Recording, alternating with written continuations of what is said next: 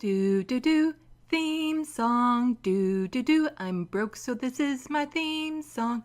Do do do, just imagine this is an awesome theme song. Do do, theme song. Left of the box.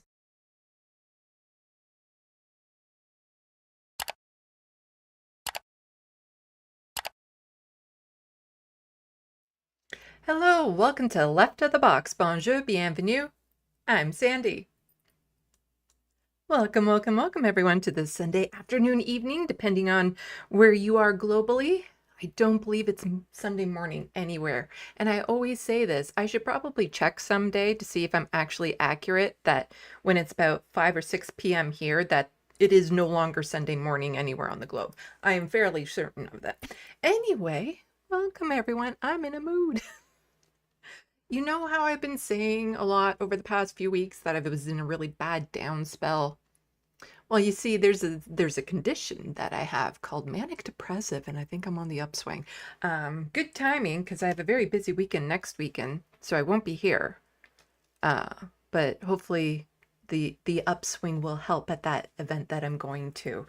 So it's put me in a very discombobulated mood, I guess. Like I'm all over the place, but that's normal. It's just I'm feeling a little bit better about being all over the place, I guess you could say. It is what it is. But welcome everyone. So far in the SandBox, we have Etchbox, Hermitrologist, Rich P1K, John Davis, and Pendulum Dragon. Oh, there's Soul Life. Hello everyone.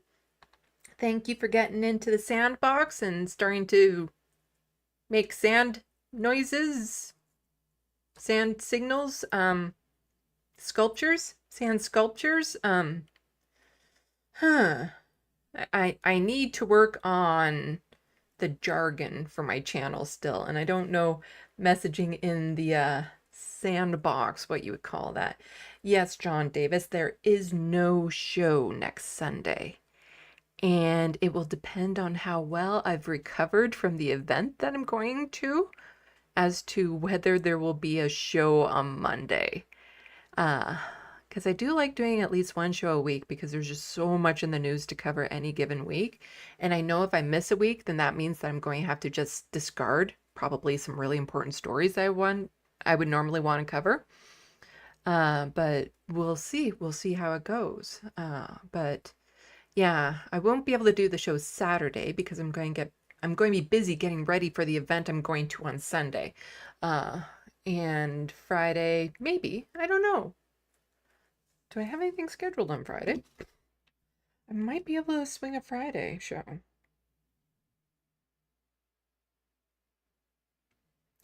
Okay. So instead of Sunday, maybe, I'm not making any promises, I might be able to swing a Friday show.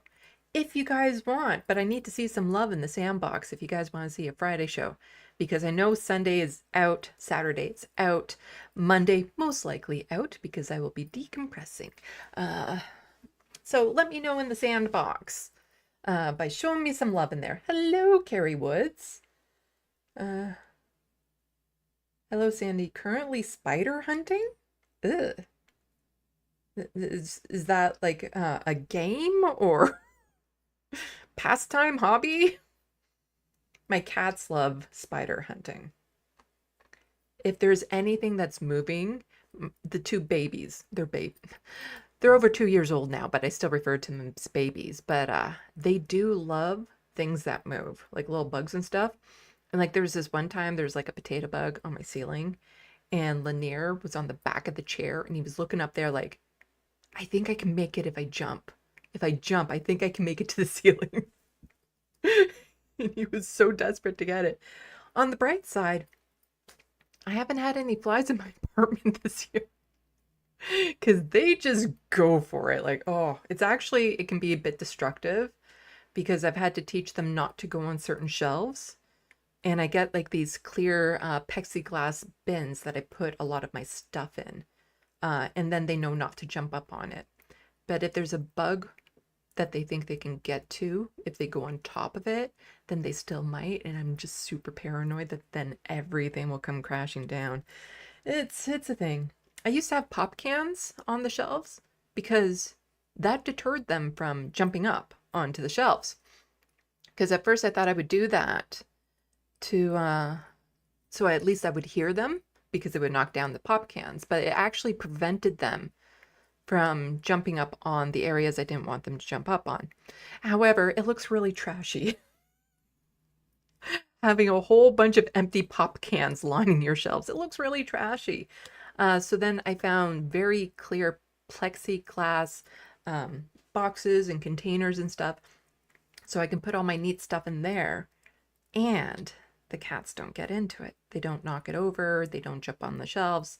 So fingers crossed that works. But then that also means that if they knock over one of those plexiglass containers, they're knocking over everything that's in it. And the floor in my building has no give. Anything touches the floor at any sort of speed, it breaks.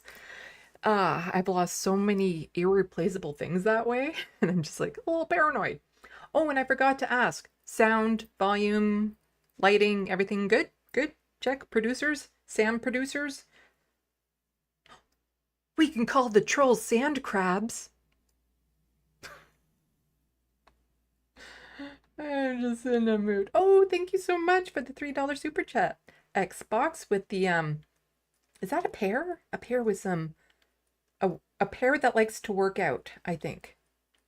I think that's what it is. I think that's what it is. But you know, every Sunday I keep on saying to myself, I'm going to start earlier. I'm going to start earlier. And I've even been working really hard to make that happen. Because on Saturdays, what I'll do is I'll start working with my dockets and, you know, at least doing that part of the work. But along with the mania also comes like, I'm going through Twitter and they're like, oh, like. So I have like a bazillion more likes than I normally have that I have to filter through. because that's how I mark things for what I'm going to be presenting to you guys, is I like them on Twitter. And then sometimes it means that I have to look up an alternative news source or another article to go along with it and stuff. So that's a lot of work. And so I've been doing that on the Saturdays. I'm thinking, you know what, it'll give me a lot of time. It'll give me a lot more time on the Sunday to, not have to be sitting here all day. And then I was on this computer, and since I've been watching a lot of Owen Jones content lately, because I don't know what it was exactly that really got me to notice him, but it's been the past few months. Maybe it was his last appearance on the Majority Report. I don't know, but somehow it clicked, and I started watching a whole bunch of his content. The same way I used to watch a whole bunch of the Majority Report, like old episodes and stuff, to see, what were their takes on said incident way back when. And so luckily Owens Jones' channel hasn't been around as long as the Majority Report channel, because then that would be so much. But my God, he posts a lot. He has a ton of videos up, but it was very interesting just going back to seeing how he dealt with coronavirus and trans issues, queer issues, and all that sort of stuff. And so I've been watching a lot of his content. So everything related to Owen Jones now is popping up. And then there was a premiere of a video on Navarro Media of an interview with him. And so I'm like, okay, so now I'm actually in the premiere and I'm commenting. I even got one of those little crowns at one point. Ooh, I'm getting very active in somebody else's chat for a change. And I was this close. I was so tempted because I still have no clue if he's seen the drawing. No idea. And I was this close to being like, do I actually do a super chat? I think I've only ever done one super chat, and it was like 4 years ago when my channel was still in the 2 digits. And it was to David Dole on the Rational National when he was doing his live shows live. And it was a way of him trying to get to shout out my channel by mentioning, hey, can you please plug my channel, Left of the Box, new channel, stuff like that. And then he didn't rate it. And I think it was just he missed it because there were so many other things going on. It's like, God damn it. So I used to also be a member of his Patreon way back when. Yeah, so I was this close, but then I'm thinking, what are the chances Owen Jones actually watched the premieres of an interview that he was in for a different channel? So I will still, because here's the thing, it's getting to the point that I'm worried it's too much. Autism, it's a pain in the ass sometimes because I don't know I can't gauge appropriateness sometimes. And I don't know, like, there's a part of my brain that's saying, he's seen it, he doesn't want to comment, let it go. Because not everyone is going to respond the same way as Sam Cedar did. Because I've sent 2 drawings to Sam Cedar. Well, I sent one, and I gave him one when I went to the live show in Boston. And he reacted to them online. And his reaction was gold. If you guys haven't seen it, let me know, and I will show you it. Because it's not like I recorded them and had them on loop over and over and over and over again. So let me know if you haven't seen it. And I'll let you know. And then we can maybe have some fun and watch Sam Cedar react to my drawings live online. So a part of me is worried that Owen Jones has seen it, but he just doesn't want to comment, which is, there's no obligation for him to. I'm not owed anything just because I drew a picture of someone. But then a part of me is also like, he gets swamped with so many messages and tags and stuff like that, that the chances of him actually have noticing it is slim to none. So I'm of 2 minds of it, and I don't know which way to go. But I still love showing off the drawing and talking about it. So we will do that. So I will be talking about the drawing again at some point. We'll see. We'll see if we get some pond jumpers in, because I know No Justice is live right now. Everyone, go check out her channel, Cross the Pond, talking about UK politics. And quite graciously, she often raids my channel afterwards, which I super appreciate. So everyone, go subscribe to her. then, you know, if we get some pond jumpers, I will stop what I'm doing and talk about the because it's like I posted it originally on his birthday.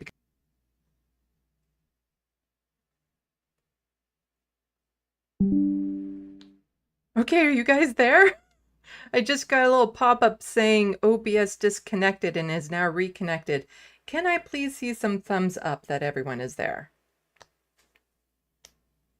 Because I'm getting a what happened from Hermeteorologist. Just can I get a thumbs up? I know there's a delay, but I'd like to see that. Okay, yeah. What was the last thing you heard me say? Hello, Jeannie Bottle. Hello, Bobby. JK, hello.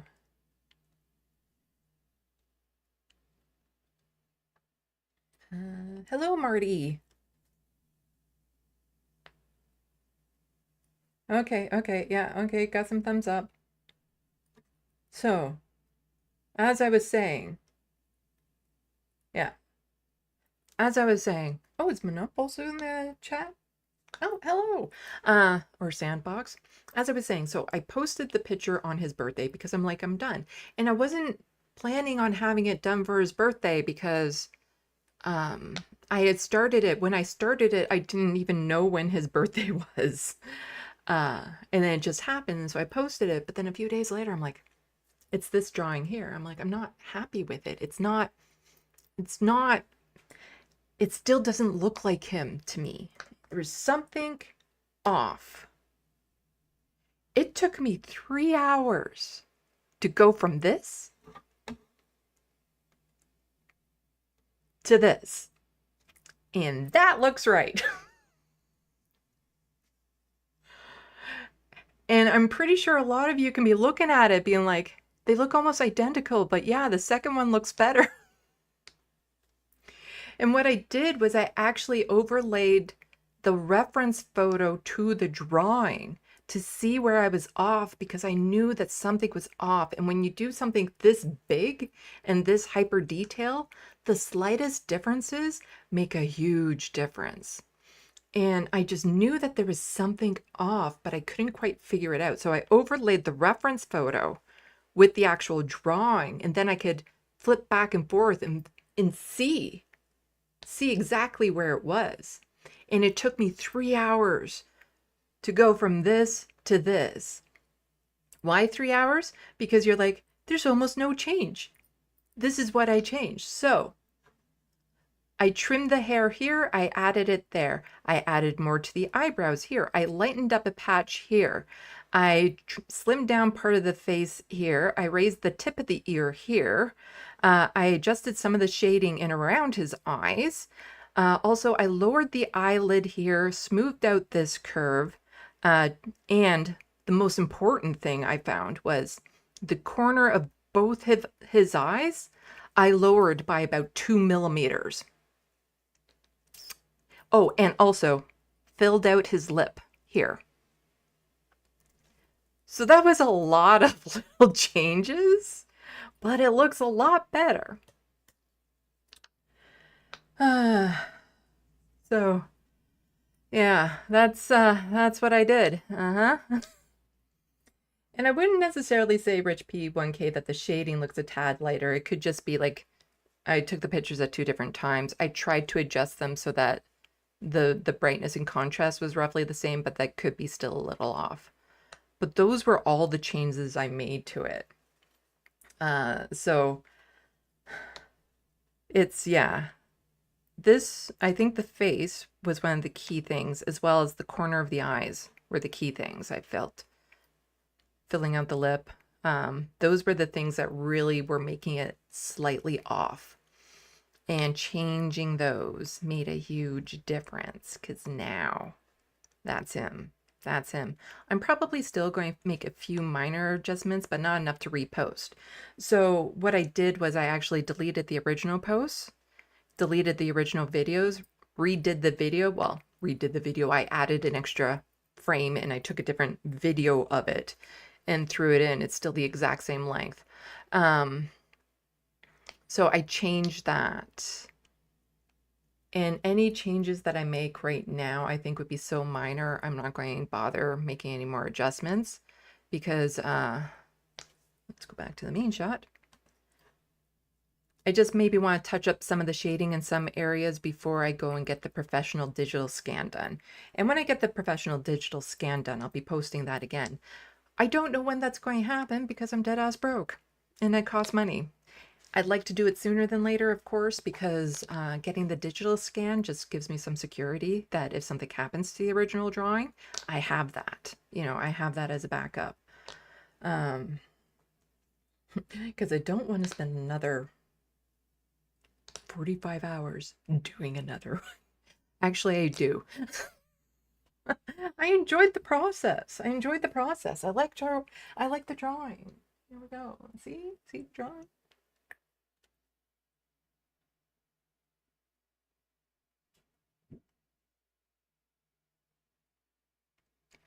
But the thing is that the camera doesn't do it justice. I wish I could show people with their own eyeballs. I still haven't had like an official art showing or anything, which would be super nice. Anyway, hopefully I'm still connected. My computer's acting all weird today. Oh, we'll find out as we go through all of this. Also, don't forget, buy my book, buy my book. I haven't sold any copies this month. Oh, but let's see if anybody's saying anything in here. Because I'm getting super worried that like my internet is like totally breaking down. I do not need a 4K camera, Rich P1K. I do not need a 4K camera. This is fine. We're good. We're good. We're good. Don't need it. It's better not. It's better that I don't. Oh shit. Was it 84? I think I put 85 in the video. Fuck. I think it is 84 and I think I put 85. God damn it. I might be able to snip that out.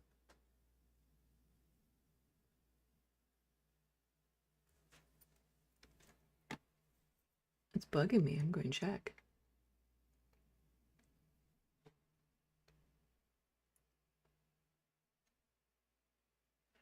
My channel. View my channel. Shorts. Owen Jones. Guardian columnist. No, we don't need the volume on right now as I'm just quickly checking. Where? No. Oh, how do you... there we go. God damn it. I put August 8th. Oh, he turned 41. Okay. I'm like, I remember I put a 5 in there and I was super freaked out, but he turned 41 August 8th. Okay, of 25. Oh my God, that freaked me out for a moment. Because I clipped some audio of him talking about his face. And he's like, now that I'm pushing 40, oh no, don't talk about my youthful appearance or something like that. And so I put that he turned 41 August 8th of the year 2025. That freaked me out for a second. Because I remember I put a 5 there. I'm like, did I put his birthday was that? No, okay. Okay, so yeah, he turned 41 on August 8th. Anyway, we should probably get into like the news and stuff. That's what you guys are here for. You're not here to see me rambling all of. I'm in a manic mood.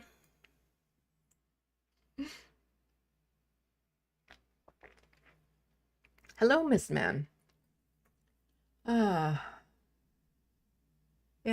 it's yeah. Anyway, I need super duper fidgety things right now.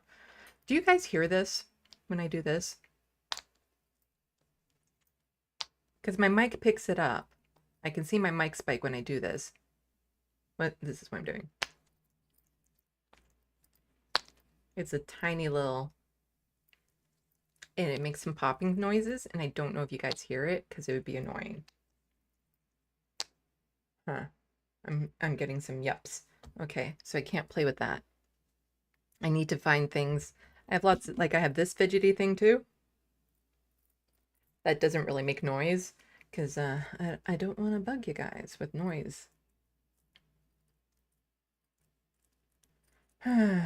Okay, we should probably get into the news. Canadian news. Lots of Canadian news. If you were on Canadian Twitter this weekend, wow, it was going. It was rapid fire. It was all over the place. It was zooming by, but there was also this grand moment of coming together. Conservatives, liberals, progressives were actually all behind the same issue, which is just kind of mind-boggling. And what it is Air Canada, the flight attendants went on strike. And we'll get into why. They have very legitimate concerns, but this is one of the first time. Because I remember when people used to go on strike, they used to always get mad at the people striking. But this time people are starting to, I've noticed the past few strikes, more and more, the people have been on the workers' side. This strike in particular, everyone except for the execs were on the worker side. Oh, everyone except for the execs and the government. We'll get into it. We're on the worker side. It was just this nice moment of, cross-party line solidarity in this one thing. Of course, there were still some, towheads online or whatever. That's not even a thing, is it? Towheads? No, it's not. It's not. Just being, what's the word? Reactionary for the sake of being reactionary. But David Dole also made a video on this today on the Rational and National. Everyone go check it out. He showed polls. If you watch my channel for any length of time, you know what I feel about polls, but he showed them. The thing is that I didn't need the poll to know. I didn't. Because you could just see the energy behind it. That even people who were right-leaning were on the side of the workers. Because when you find out the details, you're like, excuse me? So, let's get into it. Where is it? There we go. From CBC, Air Canada says it will begin canceling flights ahead of possible weekend strike. So this was before the weekend. It was on August 13th. QP gave airlines 72-hour strike notice after two sides reached impasse in talks.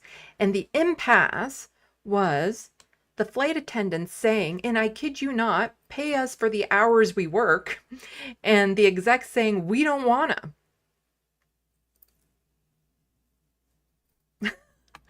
And QP is the name of that's what we call it. It's one of the biggest it's the biggest union, I believe, in Canada. So Air Canada says it will begin canceling flights on Thursday ahead of a potential strike that could see more than 10,000 flights attendants walk off the job this weekend. The country's largest airline said the gradual suspension of flights, which would see more cancellations on Friday before a complete cessation of flying by Air Canada and Air Canada Rouge. I kind of want to say Rogue because Rogue won, but it really should be Rouge won. Canada Rouge by the weekend would allow for an orderly shutdown. About 130,000 customers a day could be affected by a disruption, according to Air.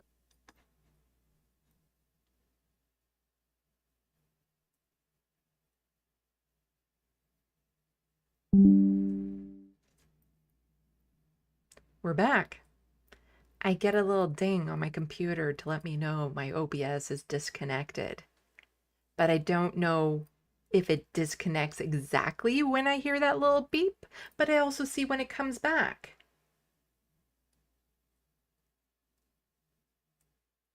Bobby. Yes. Rouge, red. Yeah. Okay. Oh, it's going to be one of those days. Hopefully this doesn't continue. Rich P1K, and then it gets spun on CNBC as the poor CEOs not being able to pay the workers because they'll have to give up some insane luxuries instead of the reality of it being exploitation of the workers. Very true. So quite often, even still, the mainstream media, what they'll do is they'll go to the stranded person in the airport and say, aren't these mean strikers mean to you for mean reasons? And, I understand the frustration of being stranded in an airport. I get that. But it's not the striker's fault. It's the company not wanting to pay them fault. Because the strike would be over if the company just paid the workers for the work they do. And more people are waking up to that. They're waking up to it. And they're getting more mad at the companies not settling versus the workers demanding their fair share. Let's see. So we don't need to go over a lot of this because the strike happened. And here's Air Canada's statement to address ongoing labor uncertainty following strike notice by CUPE, Air Canada's flight attendant union. A lockout notice was issued to CUPE today, effective August 16th. We will begin implementing our contingency plan to gradually begin an orderly wind down of operations. So a lockout notice. So they went on strike, but you're like, no, you're not going to go on strike. We're going to lock you out. Yeah. So Air Canada has been getting their asses kicked all weekend for tweeting things out. They've been getting ratioed like crazy. It's been fun. It's been fun. And here is somebody just saying, a survey found the average flight attendant in Canada, and here's where people really started to wake up to like, no, you need to pay the workers. So in Canada, workers, let's just start this over. A survey found that the average flight attendant in Canada works unpaid for 35 hours every month because airlines like Air Canada only pay flight attendants while the plane is in motion. Air Canada CEO Michael Russo received a compensation of $12.4 million in 2022, and a little bit more on that. So here's CBC just saying, Air Canada will begin canceling flights. And people immediately started pushing back, just saying, before you get up in arms, did you know that flight attendants are not paid until the cabin door closes? Departure delays, not covered. Weather delays, not covered. Checking in passengers, not covered. Helping elderly passengers, disabled parents with small kids, not covered. I did not know that. I thought only teachers weren't paid for extra labor. Because again, a lot of people don't necessarily know that when it comes to designing the curriculum, the teaching schedules, often marking papers and things of that sort, it's done on the teacher's own time. They're not actually getting paid for it. They're not getting paid for things done outside the classroom, even though it's very related to what's being done in the classroom. I kind of figured as soon as they showed up for work and were working, they would get paid. That would make sense to me, makes sense to everyone else. And that's the thing, it made sense to everyone else. Like, what do you mean? Because we're talking about a week's worth of work not being paid out in any given month, which is just ridiculous. And here we go. So somebody pointing out Air Canada executive salaries. So that was the Russo that we just saw was 12.38 million. And their CFO, 3.1 million. His COO or coup was 2.93. Another coup was 2.74. Executive VP, 2 million. A full-time entry-level AC flight attendant earns less than minimum wage, 27K before tax. So somebody in a different tweet posted that they make basically, when everything is calculated, only about $12 an hour. And the federal minimum wage is just under $18 an hour. I kid you not, they make barely more than I do on disability. That is ridiculous.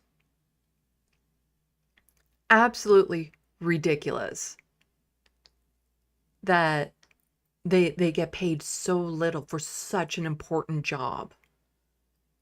Because the flight attendants, they're responsible for so much, not to mention, the potential crises that you could be in and how the flight attendants handle it, how they handle aggressive passengers. I was on a plane once with a couple drunk girls. There's all this stuff that they have to do and take care of and remain professional, again, helping the elderly people up on the plane. Maybe a child that is not with a guardian, the flight attendants become responsible for them and the switch off and whatnot. Like all of this stuff. I kind of figured as soon as they showed up to the airport and were working, they started getting paid. But no. So they also said a CEO makes 458 times more than entry-level flight attendant. Time for AC executive to take a large pay cut. Yeah, so let's just take 10 million off of that salary. I'd go for more, but I'm being generous. 10 million off that salary. Let's cap this all for them at this one. So let's cap this all for 2 million. You can afford to pay your workers. You can afford it. Who do a hell of a lot more work than these douche canoes do. And they were just posting where they got the information from. And so the internet has just been a buzz. Twitter has just been a buzz. Somebody saying this is a power image of resistance is set to become an iconic symbol of the ongoing struggle for workers' rights in Canada. And this was during one of the meetings.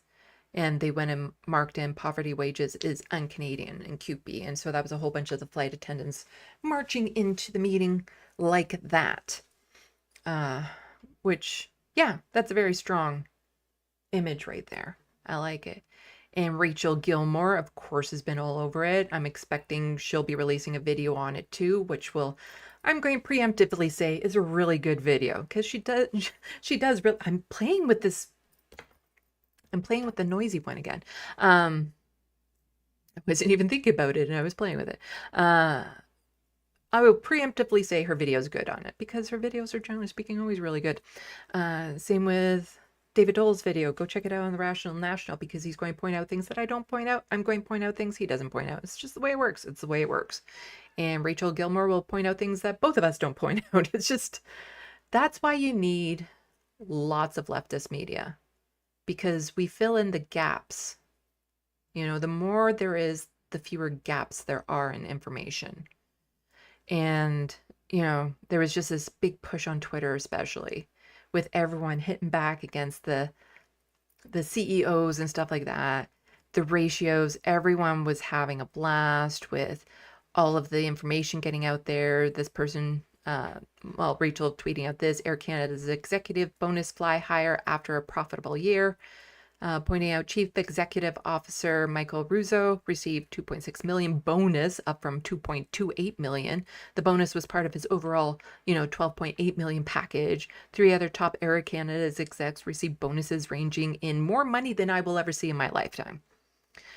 So everyone was piling on. Everyone was loving it. And the author of this article, I believe that's the author. Nope, different David, but somebody else who is quite regularly a columnist for different things, says, call me sentimental, but I think it's really nice how we're all united in hating Air Canada in those moments. It's one of those moments that this is good. We're all behind it. Everyone was abuzz. The strike had just started. The energy was high. And left wing, right wing, centrist even, were all behind hating Air Canada because we all understood the strike was a result of them not paying their employees. And everyone was behind it. And we were all, hoorah, this is great. What could possibly, are you fucking kidding me?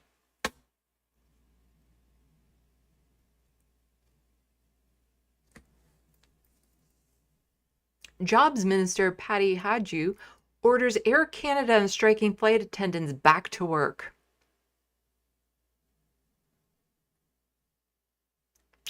So she's the jobs minister. Notice how she's not the labor minister. There is no longer a labor minister in our government. It's a jobs minister. And she took advantage of a 107 clause. David goes into more detail on it. To override the rights of the workers. So the federal government is intervening. Yes, the federal liberal government is intervening to resolve a labor dispute between Air Canada and the union representing the carrier's 10,000 flight attendants on the first day of their strike. And it's like a labor dispute. They're like, can you pay us for our hours we work? And them saying no. That's the dispute. Jobs Minister Patty Hadju announced she ordered binding arbitration for operations to resume, but it wasn't immediately clear what would happen. Air Canada said it was uncertain when its operations would resume, and Air Canada travelers, blah, blah, blah, blah. Are you kidding me? Really? Really? Let's see if this was in... there was something in one of these articles I know I wanted to touch on. I think it's in a later article. But here we go. Air Canada said it was uncertain with the operation. So after 8 months of negotiations by the parties and after meeting with both parties last night and urging them to work hard to reach a deal, it is disappointing to have to conclude today that Air Canada and QP flight attendants are at an impasse and remain unable to resolve their dispute. Yes, how'd you say it in a statement? Yes. Pay us. No. Pay us. No. Pay us. No. Like, the government firmly believes that the best deals are reached by parties at the bargaining table. It has now become clear that this dispute won't be resolved at the table. Canadians are increasingly finding themselves in very difficult situations and strike rapidly impacting Canadian economy. I'll say it in just a sec. Canadians rely on air travel to connect families and blah, blah, blah. That is why I exercise my authorities under Section 107 of the Canada Labour Code to direct the Canada Industrial Relations Board to arbitrate this dispute. She added, I am exercising this authority because it is critical to maintaining and securing industrial peace, protecting Canadians and promoting conditions to resolve the dispute despite the parties' resolution of several key differences, blah, blah, blah. This is not a time to add additional challenges to disruptions to their lives and the economy. But yeah, so Air Canada canceled more than 6. We don't need to go. So she orders Air Canada and striking attendants back to work. How about you order the CEO, the executives there to fucking pay their workers for the time they work? How about you do that? If you can order people back to work, why not end all of this by ordering the corporation to pay their workers? You see, it's always interesting the side that the government picks. It's kind of like when they say to somebody like me who lives with disabilities that they want to force us back to work somehow, even though we're on disability because we can't work in the workforce. But they want to force us back to work. Okay, fine. How about you force an employer to hire me?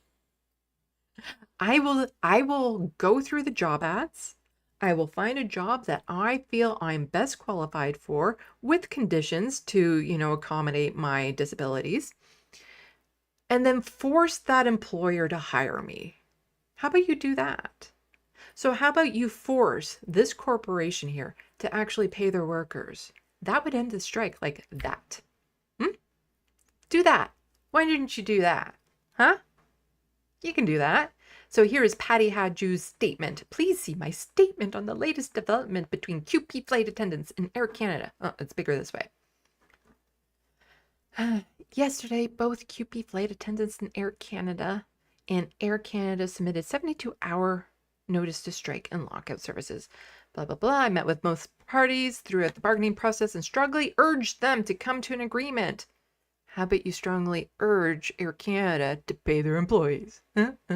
So under Section 107 of the Union Code. So Air Canada, that's the company, submitted a request that I make a referral under Section 107. So the corporation, after 12 hours of a strike, ran to the federal government and said, can you override them? Can you use this Section 107 to beat down the workers? Can you do that for us? You know, the federal government won't come to the aid of the workers, but as soon as the corporation, barks, they bark back. Like it's just, oh no. Oh, the corporation, you see, it's the corporation. They want us to force you to go back to work. So we work for them. We don't work for you. So yeah, we're going to force you back to work. To be clear, deals that are made at the bargaining table are best ones. During bargaining process, the labor minister's key role is to provide both the employer and union with the tools they need to reach an agreement. What labor minister? We don't have a labor minister. You're the jobs minister. Federal mediators are willing and able to work with both parties. Really?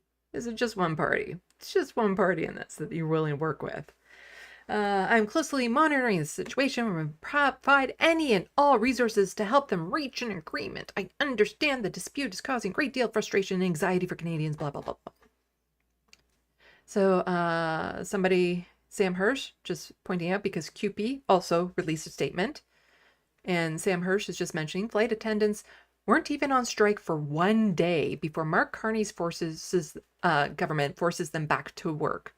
Even Trudeau wouldn't have done this so quickly. Ooh, that's a burn. Like, if you understand my channel and how much I hated Justin Trudeau and his anti-worker legislation, the amount of times he forced people back to work, all of that, I agree with Sam, though. I do. This is ridiculous.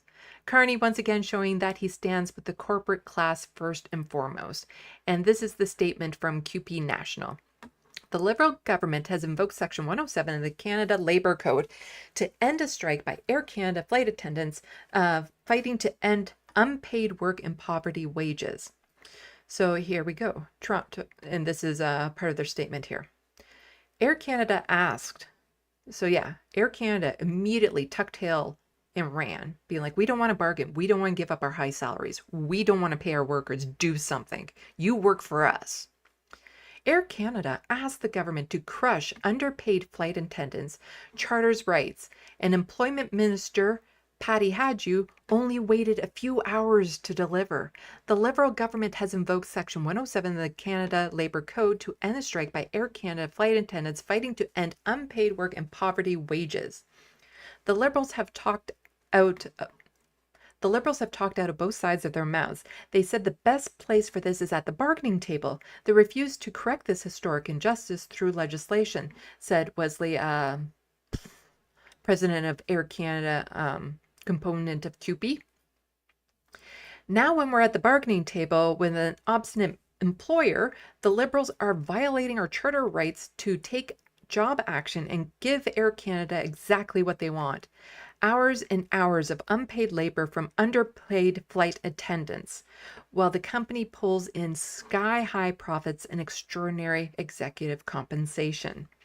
QP came to the table with data-driven and reasonable proposal for a fair cost of living wage increase and the end of forced unpaid labor.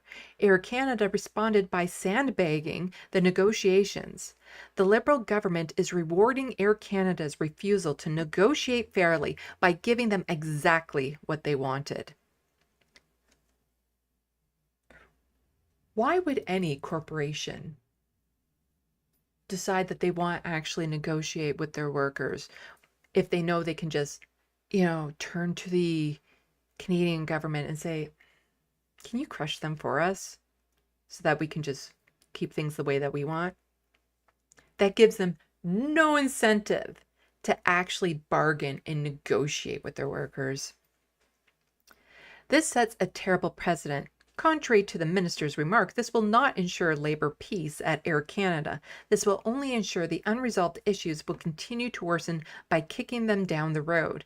Nor will it ensure labor peace in this industry because unpaid work is unfair practice and pervades nearly the entire airline sector and will continue to arise in negotiations between flight attendants and other carriers.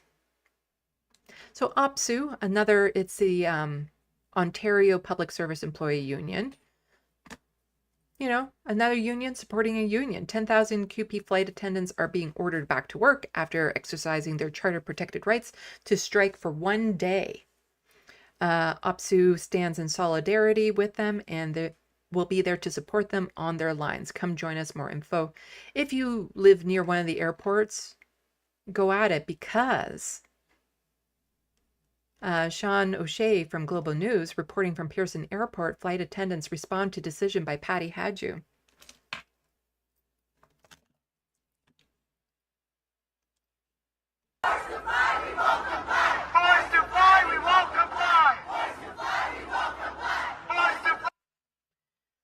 I should plug in my headphones. There we go.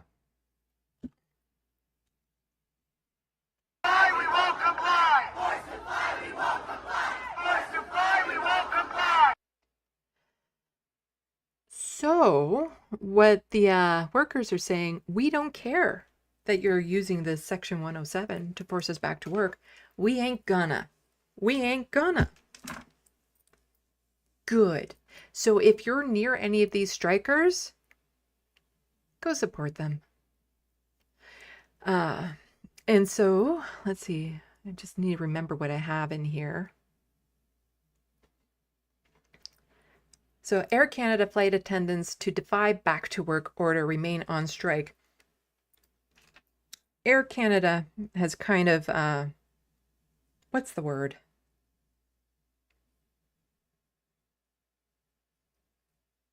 Kind of like resolved, but not resolved. They've kind of like, oh, we get it. You're not going to go back to work. So they're still prepared to go into Monday knowing it's like, oh, we might have to cancel all these flights. Airline had planned to resume flights Sunday after Ottawa issued order for a binding arbitration. So now they've postponed that resumption of flights even further. Air Canada flight attendants will defy the back-to-work order and remain on strike after the federal government ordered binding arbitration to end the work stoppage. QP said in a statement that the members remain on strike and invited Air Canada back to the table to negotiate a fair deal. We will be challenging this blatantly unconstitutional order that violates the Charter of Rights of 10,000 flight attendants, 70% of whom are women and 100% of whom are forced to do hours of unpaid work by their employer every time they come to work, it said in a statement. Air Canada and a Canadian government spokesperson were not immediately available for comment. But they were so fast to go to the jobs minister to ask her to, enforce Section 107.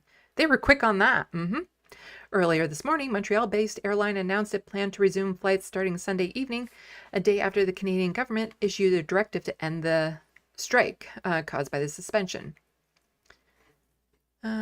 So I don't think anyone's in the mood to go back to work, Lillian Speedy, vice president of QP Local 4092, told CBC News Network at a picket line outside Toronto Pearson International Airport.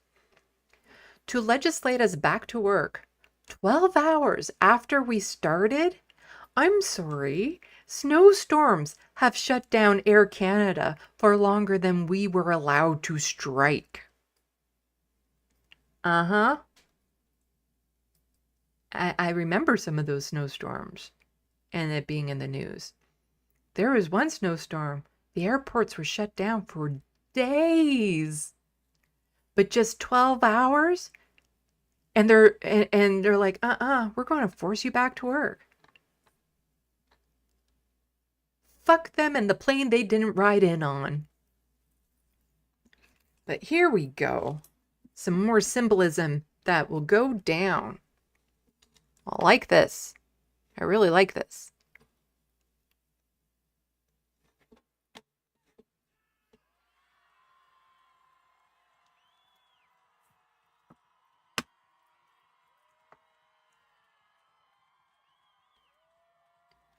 I don't know if there's no sound. But I like this. Just ripping it up. He's ripping up the back to work order, which is awesome. I love it. Love it. But also, if you're in the mood for strikes, just to let you know, OPSU, the union supporting them, the Ontario union supporting them,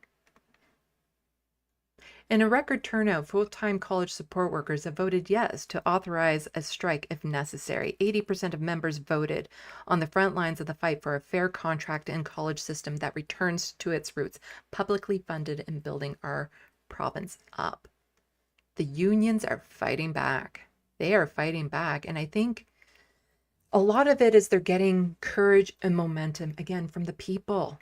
The people are supporting this. Because I think things have just gotten so bad that the average person's like, no, you fight. We need to have living wages in this country. We don't. So this is awesome. And if you don't want them to strike, how about you negotiate a fair deal with them? You can do that. Okay, let's go back. Let's check out the SandBox and see what people are saying. Hopefully I'm not freezing up too much on you guys. Okay.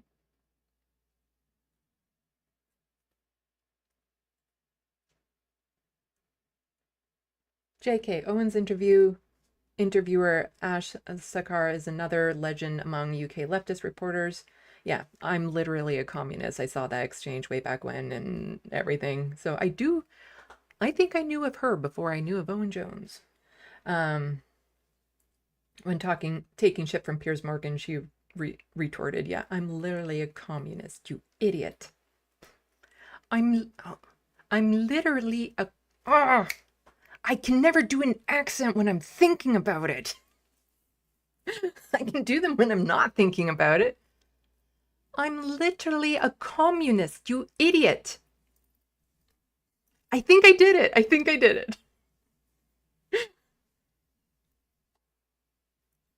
Literally a communist. No, I remember that. Genie Bottle, welcome to SandBox. I bet the CEO pays less tax than the pilot and maybe even the cabin crew, who they need to exist. Yeah. Also, it was pointed out that when the pilots went on strike,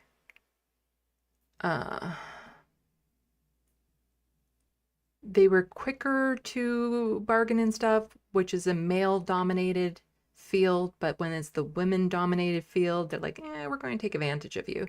Also, oh, there was something else. David Dole's video covers it, actually, what I'm thinking about, so you can just go watch his really good video.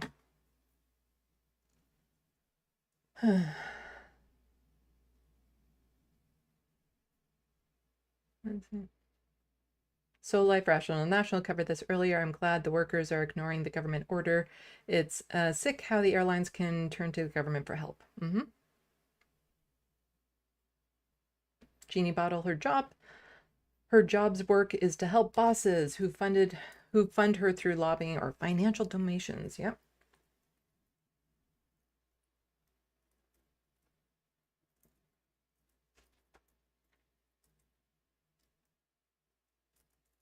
Rich P1K, be real cool to see governments who print the fucking money to stop taking marching orders from corporations, yeah?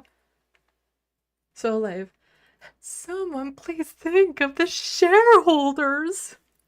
Sorry, I have to, when you have emojis in there, I have to add the emoji into my expression. That's going to be a thing from now on. Can somebody please think of the shareholders?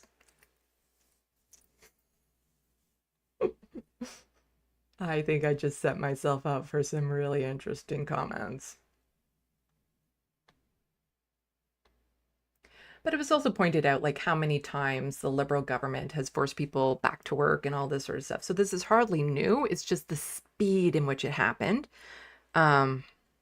was, again, kind of, I think, caught people off guard. Plus, it is, again, it's so blatant. Like, nobody has to argue this. Whereas if you show up to work, you get paid for the work you do.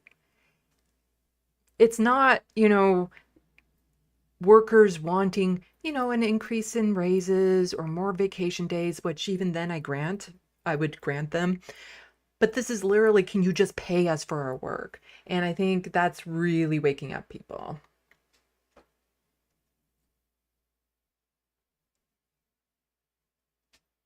John Davis, stand tall, stand united. Yep. Hello, Mark Joycey. Everyone, go check out the interview him and I did. It wasn't an interview. Sorry. No, I wasn't interviewing him. We were just chatting. I have interviews on the mind. We were chatting earlier this week about the fires in the East Coast, and I'll be doing some updates on that. The stupidity of humans never cease to, what's the word? Never cease to amaze me. Humans, the world would be so much better off if we weren't here. And also, earlier this week, on Friday actually, I posted an interview I had with Yves Angler, who is trying to become a candidate in the upcoming NDP leadership race. So everyone go check that out. I thought it was a really good interview. Although I'm learning, I messed up which angles I had which screen I was recording, and I realized after the fact I really hated that one. And so I'm still trying to figure out the proper format when I'm recording an interview as to do it. And so I know better for next time. Next time I will do it in a different format and it will look so much better. And even after when we were done, we had 2 minutes to speak before he had to go. And I actually did tell him, your tweets, they got to be shorter. That was when he first announced and we started reading some of his tweets, I'm like, these are way too fucking long. And I also had to point out, you have 2 websites. The searchable one is not the one that you want out there. Because he has his own website, Yves Angler, but the one that he's trying to promote is like Yves for NDP leader type thing. So check the link in the description box for that video. It will get you to the right site that he wants people to go to. And I said, you need to redirect your personal website for the process. I might have suggested that. There's a lot of stuff I would suggest,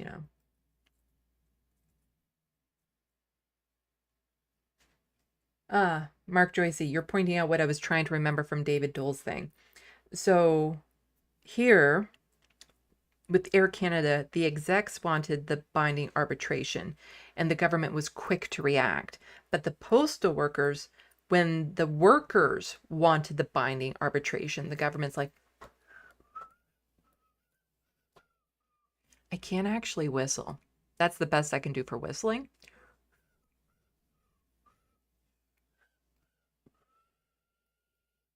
That's it. That's all I got for whistling.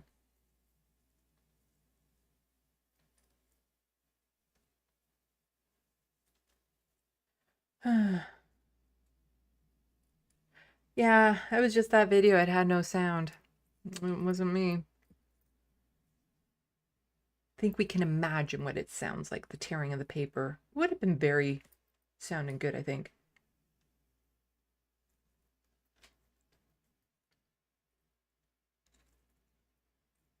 Genie Bottle, it's plain to see. Huh? I get what you're doing there. Plain to see. The government likes airlines who give them first class travel so as not to be hassled by camped seating area. Yeah. Mark Joycey, that conversation was fun. Not even 24 hours later, my province was on fire. We were trend setters. We were. Because after our chat, Mark's and my chat about the fires, well then, Lance from the Serfs covered the subject, and David Dole also covered the subject. And the province was lit on fire.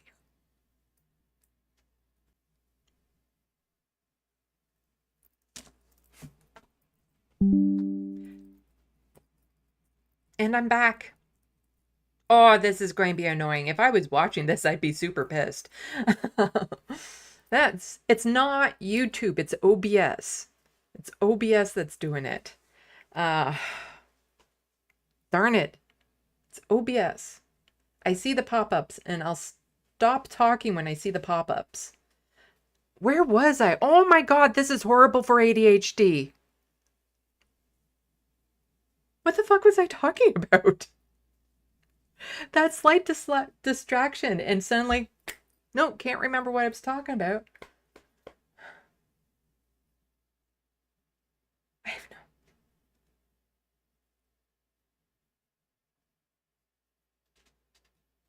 no, I have no idea what, oh right, order of operations. Ugh. So normally the order of operations that I have with all of these dockets and stuff is I start with like Gaza, Palestine stuff because there's usually enough in a week to cover. And again, I tend to stay away from the most horrific stories and focus on Canadian-centric stories. But with the Air Canada one, I wanted it to have its own docket, its own long docket, because it's been quite the ride and it's not over and there's going to be more updates on it. So I'm really going to try to amp myself up to do a live stream Friday night. Because like I said, for people who are arriving a bit late, there will not be a live stream on Sunday. I'm not available that day. Saturday, I'm going to be busy preparing for Sunday. Monday, I'm going to be unwinding from Sunday. So I will see about doing one Friday evening because I'm sure there's going to be updates to the story. But I do want to move on to some Palestine-related stuff. Again, I stay away from the most horrific stuff because our psyches are broken.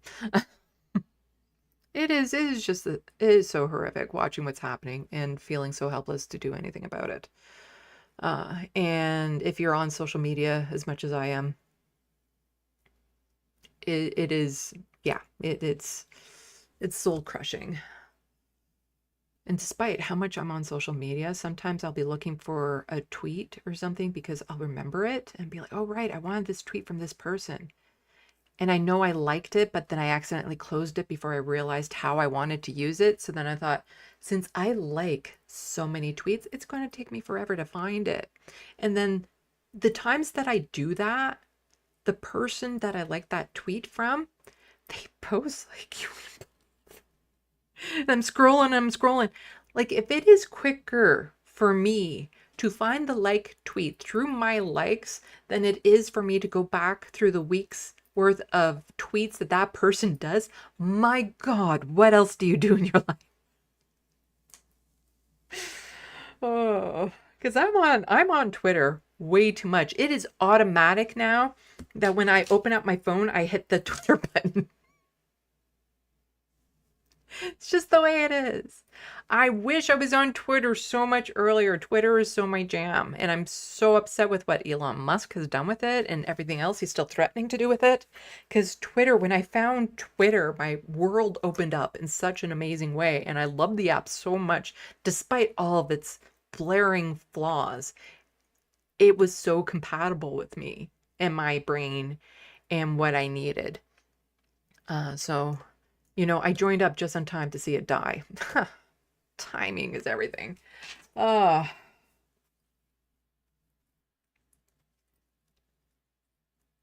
Rich P1K, it's like walking through a door frame and suddenly forgetting why you just walked into the new room. Oh, I do that. I do that. Oh. And I'll be standing there like, why am I standing here?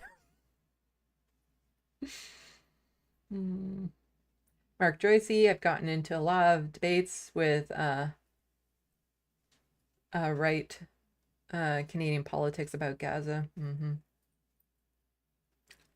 I'm nervous about getting into debates with people about Gaza because I don't think I could keep my cool. Like I would just lose my shit on them. I have no patience for people who are trying to justify or deny the genocide that's happening there. Just never.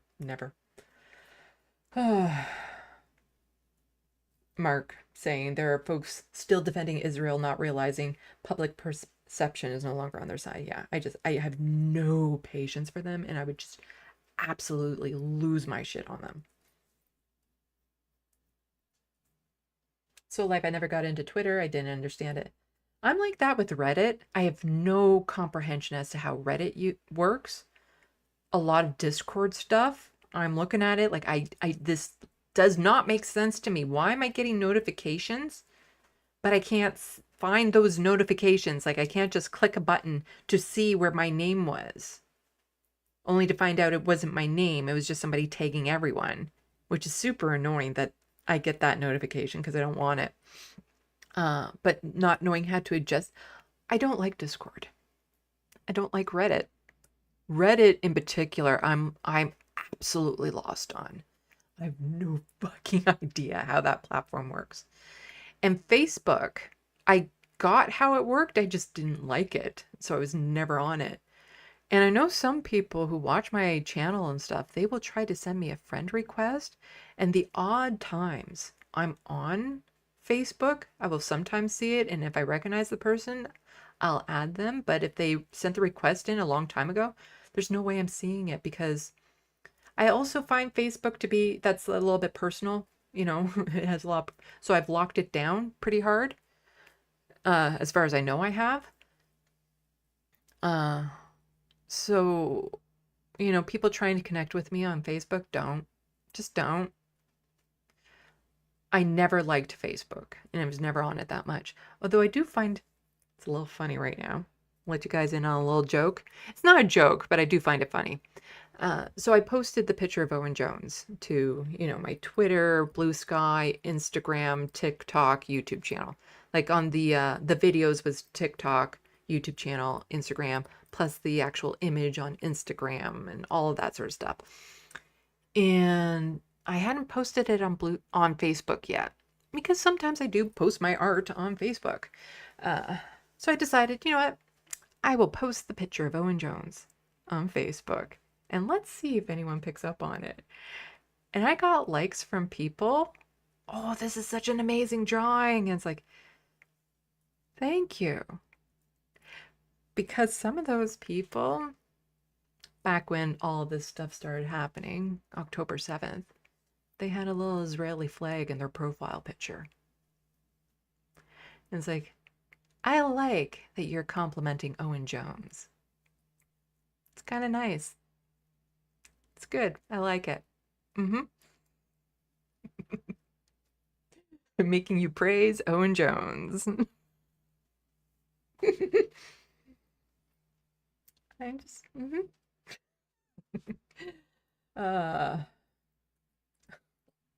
Mark Joyce is saying Reddit subreddit are Canada politics. See, I don't know Reddit enough to know that's what you do. Unless you point it out and it's like, oh, right, that's what you do. I just thought it was short form for like right wing. It's like, yeah, we all have right wing people in our lives. It's just the way the world works. So life, I was the same way with Discord until it clicked that Discord is just a forum organizer. Yeah. But should we get into more of it? We should get into more of it. We should. I think so. Like I said, we're going to cover some stuff about Palestine. Again, not the most horrific stuff, and I'm in a weird mood, so this is going to come across as really weird stuff. And I'm doing the bubble click thing again. It's very soothing, the clicking noises.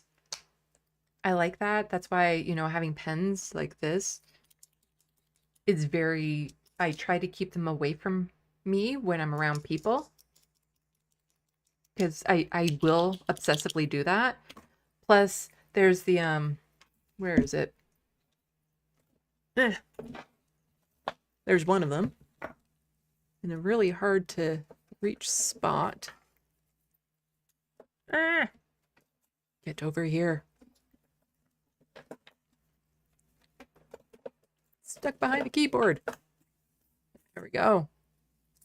Remember these fidget cubes? Yeah, I really like those, but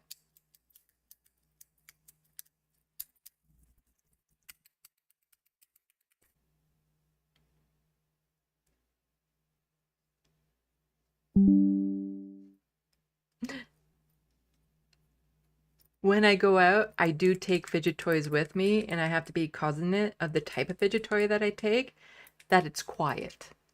Otherwise, I will do this. And yes, I saw I disconnected again. Oh, fuck, that's annoying. It's so annoying. Stupid OBS. Didn't say it needed any updates today or anything. Because normally it only acts up like this if I've been negligent on updating it, but it didn't have anything for updates today, so I don't know what's going on. But it is the OBS, it's not YouTube.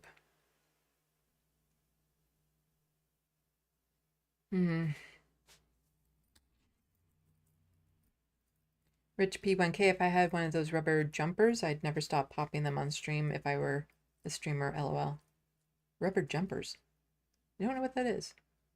Is it a fidget toy I haven't come across yet? Bobby is saying, I need a spin ring? You mean one of these? You mean these?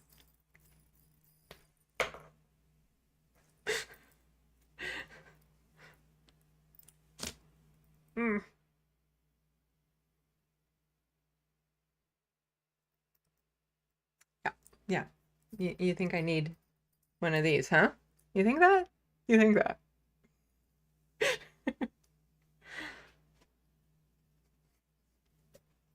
Hermeteorologist, I have magnets floating in a tube. What? I'm sorry. Magnets? You talking about magnets?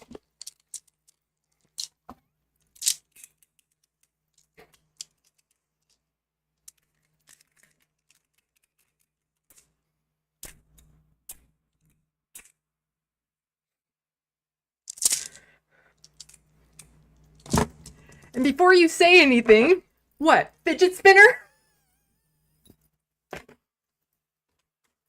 Or how about just a regular top? Huh? How about just a regular spinner?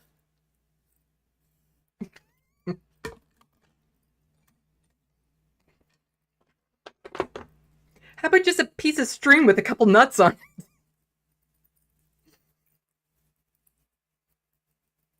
Oh, and now you're going to bring this up? Are you? Are you?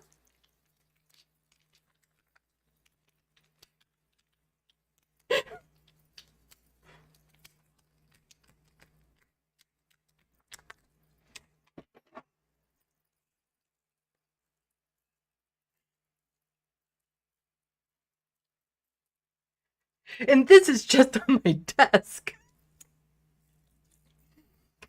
A little, huh? Just little stone things? I fidget a lot. It's the slinky on my finger all the time.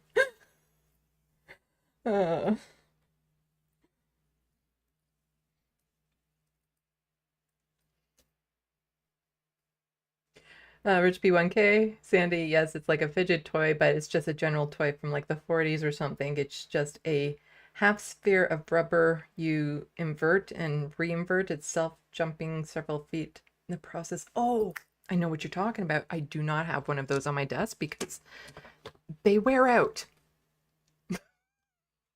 But I do know what you're talking about now. Yeah, yeah. I don't think I have one nearby. But I do know what you're talking about. Those little poppers. Yeah. I would, yeah. You'd be seeing that popping all the time. Hello, Bozed.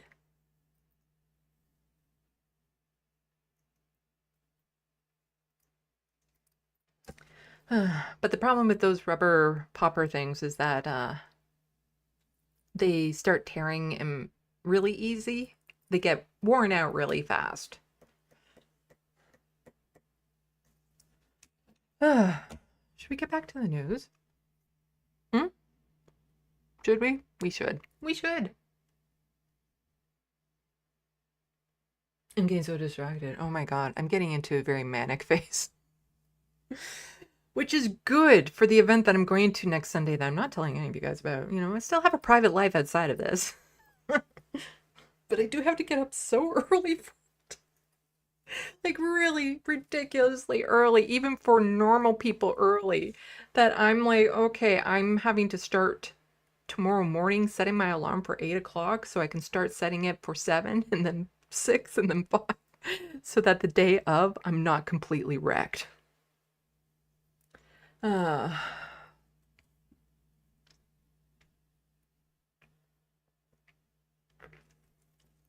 Anyway, let's get back into it. So, how does this docket go again?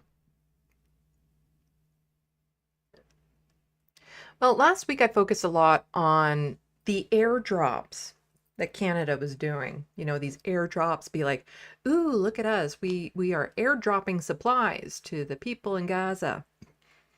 One of those unalived a person when it landed. And it's just, it's like throwing crumbs to a group of pigeons, really. Like it's so dehumanizing just having these airdrops go in instead of like forcing Israel to allow aid to go in. And the governments haven't quite stopped with this performative, like, oh, we're not horrible genociders. No, we're tossing them crumbs. You know, they're so desperate that a lot of people can't even make it to these things. But, you know, and then when people do, they're fighting over it because, you know, it's not just for them, but for the families. And it's so dehumanizing what they are doing to the people in Gaza. And Owen Jones had tweeted this out. Or what? You'll do another tweet expressing your disappointment? And so he's quote tweeting David Lammy. The delivery of humanitarian aid should never be politicized. The UK, along with 26 international partners, call on Israel to provide authorization for international NGO aid shipments and blah, blah. And then, yeah, Owen Jones is like, or what? You'll do another tweet expressing your disappointment? Yeah, bet they're shitting themselves in Tel Aviv, David. These pathetic public interventions aren't about pressuring Israel. They're about duping Western audiences into that you're doing something. Well, you know what, Owen? That is exactly what my government did. They sent out another statement.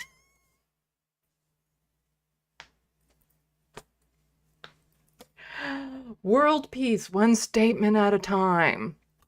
Anita Anand, the Foreign Affairs Minister, the humanitarian suffering in Gaza has reached unimaginable levels. Urgent action is needed to halt and reverse starvation.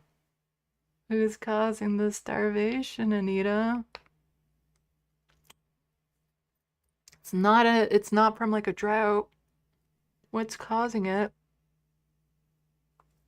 Alongside international partners, Canada is calling on the government of Israel to provide authorization for international NGO aid shipments to unblock essential humanitarian assistance.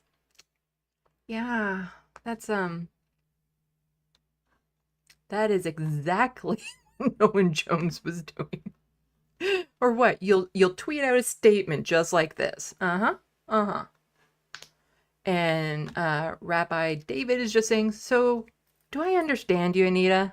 As the foreign minister of Canada, you're saying it's okay for Israel to use missile bombs, bullets, etc. to massacre Palestinians, but not to starve them? Why is that? Because starvation takes too long? Yeah. We're still covertly sending them arms, over 30 million worth. You know, they're desperately trying to find any loophole they can to still send Israel weapons. It is disgusting.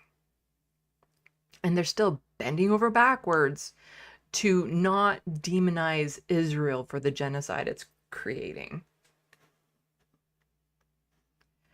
And Dmitry Lascaris is just saying Canadian Foreign Affairs Minister Anita Anand is lying shamelessly again. Canada is not doing everything possible to deliver aid to the victims of Israel's satanic regime. If Canada were serious about helping starving Palestinians, it would impose severe sanctions on Israel, adopt a law barring the sale or delivery of military equipment to Israel, terminate the Canada-Israel trade agreement, and prosecute Canadians who serve in Israel's genocidal military. I'm on board with all of that and then some. It has done none of these things. Moreover, airdrops have killed Palestinians. That is one of the reasons why humanitarian organizations, including Doctor Without Borders, have condemned them, and we went over that last week. The government of Mark Carney is taking us for fools. Don't be deceived by its sick charade. And this was another one of Anita's statements sent out. Canada aid continues to enter Gaza. We are doing everything possible to ensure that essential aid is being delivered to Palestinians who so desperately need it. We continue to call on the government of Israel to unblock land access completely so that aid can flow uninhibited. Thank you to the Kingdom of Jordan and I don't know how to say that name, for continued support in facilitating the flow of Canadian humanitarian aid, including 9 tons today. Just slap a Canadian flag on that. Let the starving people in Gaza know that these crumbs came from Canada. Make it all patriotic like that. Slap the Canadian flag on it. That's what they need. Nothing to cook the food with, of course. No water. Medicine. How about intravenous fluids for the people who are starving? You know, medical tents, maybe? There is no line. That's the thing. They kept on saying statement after statement, and I've gone over this on my channel. Oh, this is the last straw. There is no last straw. There's always more straws. There's always, the line doesn't exist. It's done in pencil, so it can be erased and moved. There is no line for Canada to finally condemn Israel for what it's doing and really just call them out by name. Like, she's just saying, can you unblock it? They're not saying, hey, Israel, what you're doing is horrific.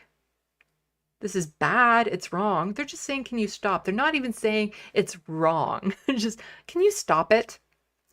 Just stop it? Would you stop it? Yeah, world peace. One statement at a time. Go Canada. And Rachel Gilmore also tweeting out, 20 minutes before this tweet, I emailed Anita Anand's office to ask if they plan to sanction Israel over its murder of journalists. They acknowledged my request. The fact that they won't even name Israel here doesn't make me optimistic about the response I'm going to get. Yeah, so foreign policy. This also goes through Anita Anand's office. Canada condemns the killing of Al Jazeera journalists in Gaza. Journalists are civilians. Targeting them is unacceptable. We call for full accountability and for the protection of media everywhere.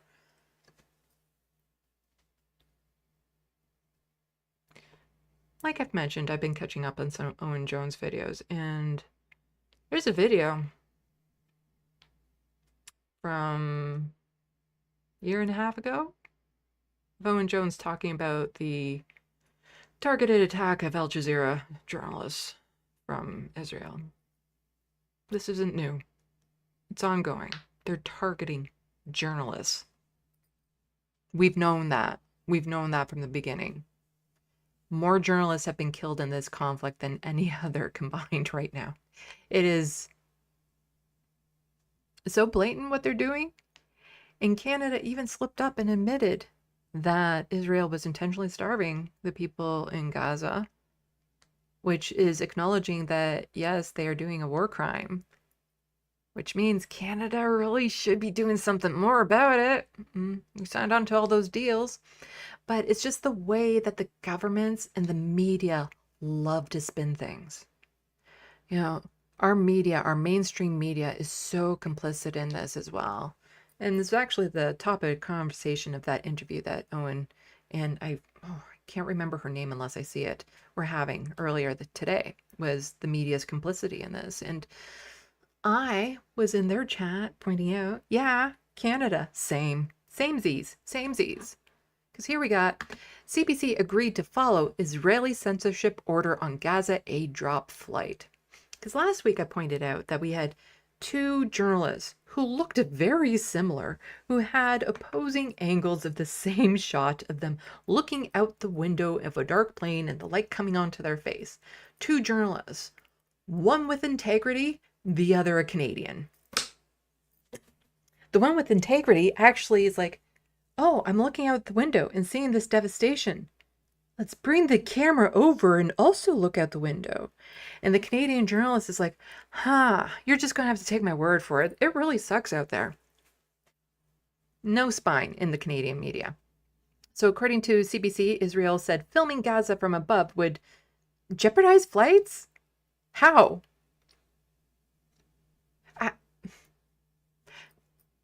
How does filming out of one of these planes as doing an airdrop jeopardize a flight? The CBC made an agreement with Jordanian George. It's too early in the stream for me to suddenly randomly forget how to say words. Air Base Commander Jordanian, got it. Air Base Commander not to record or show aerial images of Gaza while reporting on board a recent aid drop flight, according to spokesperson for the public broadcaster. The agreement was based on instructions from Israeli officials. The Jordanian officials said the Israelis warned that filming out of the plane's window over Gaza would supposedly jeopardize flights, wrote CBC head of public affairs Chuck Thompson in an email to the Maple. Filming out the windows was not permitted. This was made clear to us in advance by the Jordanian officials, wrote Thompson. Tis, tis, we weren't allowed to do it. Oh, shit, this other journalist did exactly that. Oh, we look bad. Ask if either Israeli or Jordanian officials elaborate on how filming out of the plane's window would jeopardize flights. Thompson deferred to the officials themselves. Meanwhile, the British broadcaster ITV News seemingly did not agree to the same censorship order and showed footage of the destruction of Gaza caused by Israel's nearly 2-year bombardment of the enclave. An ITV segment broadcast on August 4th opened with stark images of the Gaza landscape in ruins in a voiceover. And again, showed it last week. There has been investigations, reports, whistleblowers. We know the Canadian mainstream media is compromised when it comes to this subject. We know they have silenced Palestinian and Muslim journalists and reporters and anchors and commentators. We know this.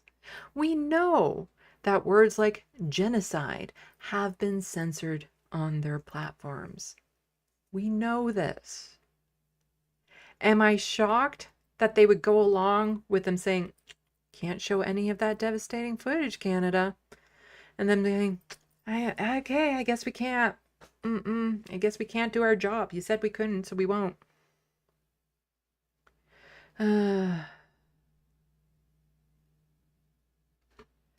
Jason Toney, director of the advocacy group Canadians for Justice and Peace in the Middle East Media Accountability Project, told the Maple the CBC's editorial decision to not film Gaza clearly acquiesced to Israeli directive and they failed the Canadian public. I think it's just another example of Canadian media complicity in the ongoing genocide. Tony said that simply describing the destruction of Gaza verbally, as the reporter did, was not sufficient given the unique opportunity the CBC crew had to visually lay bare the devastation caused by Israeli attacks. We hear the numbers about what percentage of Gaza has been damaged or destroyed, and those numbers are very shocking. But without a visual accompaniment to understand the scope of that destruction, Canadians and people around the world are really limited in what they're able to grasp of what's really going on in the ground. The only visuals that we're getting out of Gaza are very limited. They're what Palestinian journalists on the ground are able to show us, and we know that they are not only trying to report, they're trying to survive. According to Reporters Without Borders, Israel has killed more than 200 journalists in Gaza since October 23, including at least 46 who were targeted specifically because of their journalistic activities. and talking about the recent ones. We know this. I'm going to toss the rest of this into the SandBox so that people can read up on it. The Maple is a good resource for news.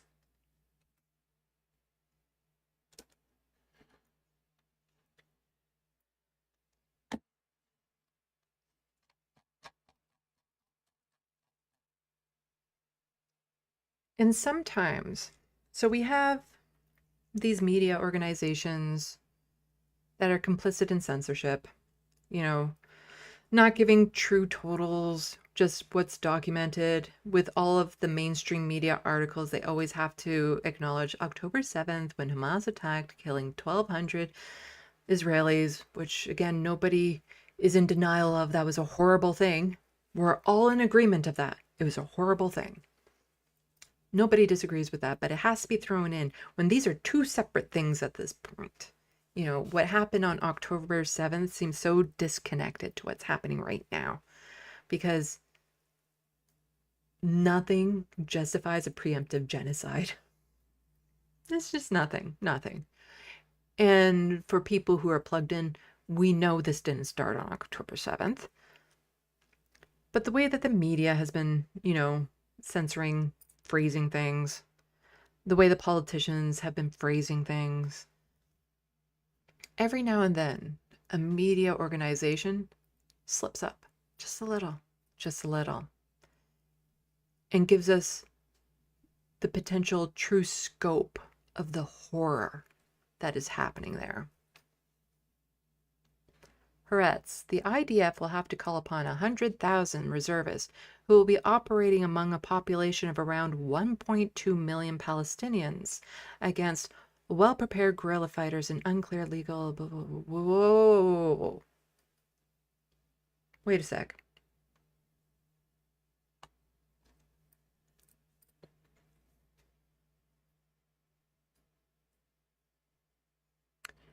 If I recall correctly, the number of Palestinians in Gaza before October 7th was 2.3 million.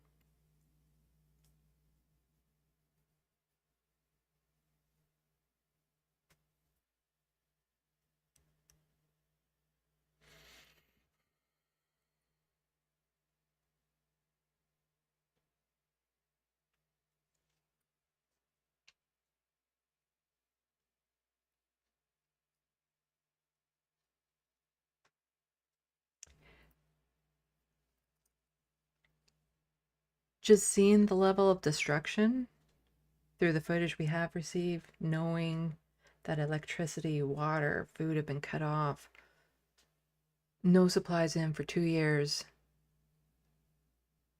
it wouldn't surprise me if this slip up is accurate. And it's devastating to think of that. The true scope of what has happened over there,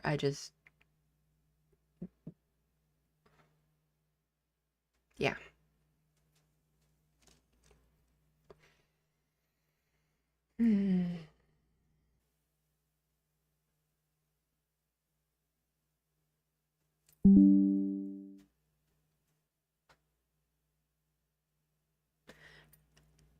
At least the disconnects doesn't seem to take long. It reconnects pretty quickly on OBS. I'm sorry about that, folks. I have no control over it. I have no idea what's into OBS right now. But here we have capitulation for a film that does nothing but manufacture consent for an ongoing genocide and glorify an IDF reservist. Cameron Bailey met with Heather Reisman, Henry Wolfman, former Toronto Mayor John Tory, and TIFF Chair Jeremy Ramos. Shameful. And so what they're talking about is TIFF. That's the Toronto International Film Festival. It's a big deal. TIFF is one of the film festivals that if you want to be anything, you get your film in that. And apparently there is a movie, a documentary, that was originally banned. But then as soon as these Zionist organizations got involved and pressure put on, they changed their minds like that. Again, there have been so many instances of a Palestinian song want to be sung. There was those issues around Remembrance Day, a Palestinian song, and all of a sudden everyone being shut down. Like, how dare you? You can't have a Palestinian song at a Remembrance Day. A Palestinian song about peace. You can't have that at Remembrance Day.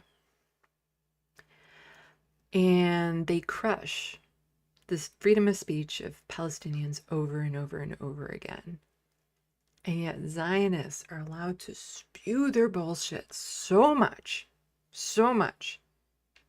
This should not be in the International Film Festival.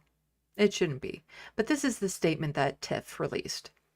Dear members of the TIFF community, over the past 24 hours, there's been much discussion about TIFF's decision to withdraw its invitation to The Road Between Us, the ultimate rescue for this year's festival. Both TIFF and the filmmakers have heard the pain and frustration expressed by the Zionists, and we want to address it together. And I'm just inserting and replacing that word because that's exactly what happened. We have worked together to find resolution to satisfy important safety, legal, and programming concerns.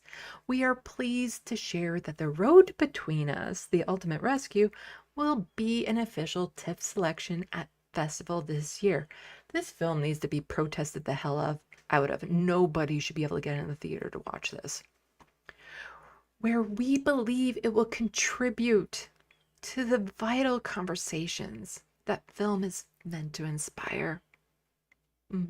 We need to have a conversation about the Zionist side of this genocide. In this case, TIFF's communication around requirements did not clearly articulate the concerns of the roadblocks and blah, blah, blah, blah, blah. And this is the film that we're talking about. Documentary about October 7th Hamas attack to screen at TIFF after resolution with director. The Road Between Us was pulled over legal clearance of footage security issues. The Toronto International Film Festival says, okay, we cover that. TIFF CEO Cameron Bailey, filmmaker, said, pain and frustration, a joint statement, The documentary follows a retired IDF general, Noam Tibbin's mission to rescue his family during the Hamas attacks, during which 1,200 people were killed and more than 250 hostages were taken, according to Israeli tallies. Earlier this week, the festival organizers, they pulled the documentary because it didn't meet certain requirements around security concerns and blah, blah, blah, blah. This is just propaganda bullshit. That's all it is. It's propaganda bullshit. What about the safety concerns of, like, Palestinians, who are currently having their families slaughtered?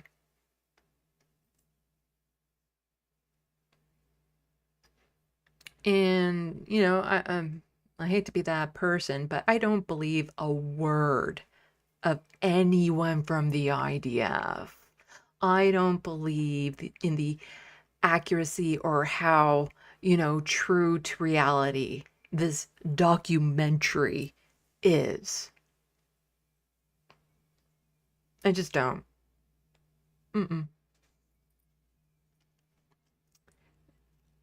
Anything that comes out of a IDF's mouth, I just, no. Don't believe it. Don't believe it.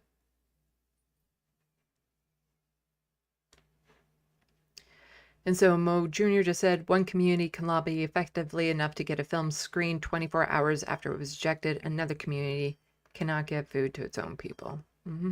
Yeah, we can lobby to get this film back, but can we lobby, organizations and governments to actually get food into Gaza to stop the starvation? No.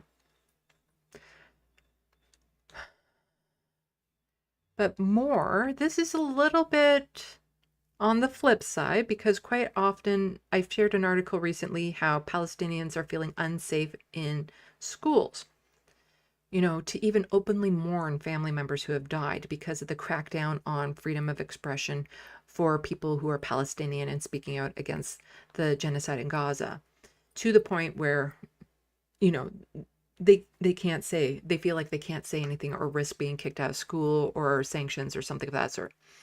This has been a bit inverted for a change. So Joy Henderson was just pointing out, apparently supporting Palestinian students is discriminatory to Jewish people. Zionists really do suffer from main person syndrome. And so Israel Now just tweeted out, breaking news, the Elementary Teacher Federation of Ontario passed a pro-Hamas motion discriminating against Jewish teachers and Jewish students. Do you want to know what that motion was that's so discriminatory? Elementary school teachers voted 71% to create resources addressing anti-Palestinian racism and teaching Palestinian history. So according to that Zionist hole, just teaching Palestinian history is discriminating against Jewish people. Teaching about anti-Palestinian racism is so discriminatory towards Jewish people, according to that person. But this is, some actual progress. Samira, yeah. So the Federation, representing 83,000 teachers, passed historic motion affirming Palestinian identity and to teach Palestinian history. 71% of teachers voted in favor. Zionist groups in Canada did not want the motion to pass. Nope, they did not. So much so. Remember, we're in Canada. We're in Canada. This is how someone dressed up to go to the meeting. Samira. Elementary school teacher is wearing his Israeli army uniform to the annual meeting with the Golani Brigade patch on it. His name is Eli Morin. This is outrageous. How can Palestinian families feel safe sending their kids to his classroom?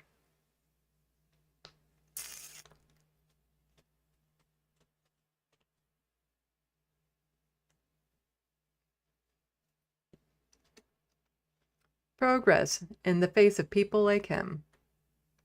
And EPG, he is a doctor who has, he was on one of the flotillas trying to get to Gaza, and he was, with help, Israel detained him and all that sort of stuff.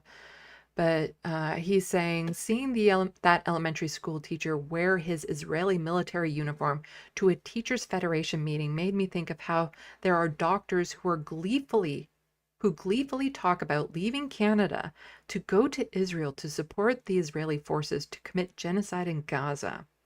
So it's not just people going to join the IDF. There's the Find the IDF Soldier, Canadian IDF Soldier list that I've promoted a few times. And we know that there are Canadians that go over there specifically to fight in the IDF. Apparently there's also doctors.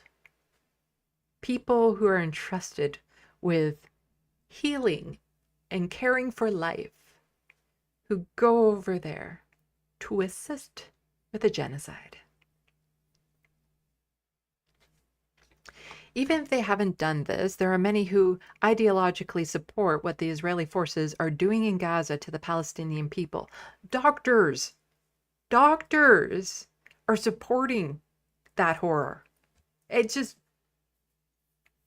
of all the professions. The systemic anti-Palestinian racism in medical institutions in Canada is deeply problematic. There are some extreme, egregious examples of racism spewed in front of others, including medical learners and patients, because they have employed impunity for so long and not properly treated like the war criminals they are. One example I learned about was how a Zionist surgeon who was performing neck surgery on a Palestinian patient had afterwards told medical learners that he wished he had slit their throat because they were Palestinian. This joke shared by this surgeon was even later shared in another operating room, again in front of other medical learners. Multiple medical learners reported this incident and nothing came of it. Hospitals and medical schools are enabling the systemic anti-Palestinian racism in Canada. How can you trust doctors like that to give you the best care to their ability when they're that fucking judgmental and racist and horrible and bigoted? How can you trust that a teacher like this will have the students' best interests in mind and support and nurture their education if they're just like that? These people don't belong in those professions. And I know it gets depressing sometimes seeing all of this. And it feels like nothing is happening, nothing is ever being accomplished, nothing is ever done. But the thing is again, that's the mainstream media's work. Because we're not seeing what is actually happening on the ground. It's easy to get overwhelmed with all this negativity and think nothing is coming, nothing is happening, nobody is doing anything. Because the media does not report what is happening. That there are people out there, there are groups out there fighting back, pushing back, protesting, marching. There could be a march going on in your city and you wouldn't even know. There's been, places of protest in my city and I haven't even known. Because the media doesn't report on it. But it's important for people to know that they are out there and they are fighting, and to look into your own community, find out if there's one happening near you that you can go and participate and join in and network and find other people that believe in the same things that you believe in, that, are fighting a good fight. But this is from Eves Angler. Again, had an interview with him, posted it Friday. Everyone go check it out. Saying protesters are holding a silent protest at CBC's Montreal headquarters to denounce its role in enabling Israel's genocide in Gaza. Protesters accuse the network of editorial decisions that dilute the truth, marginalize Palestinian voices, and amplify Israeli military perspectives. And we know that for sure. Oh, there's music on that one. Never mind. I'll just mute that. There we go.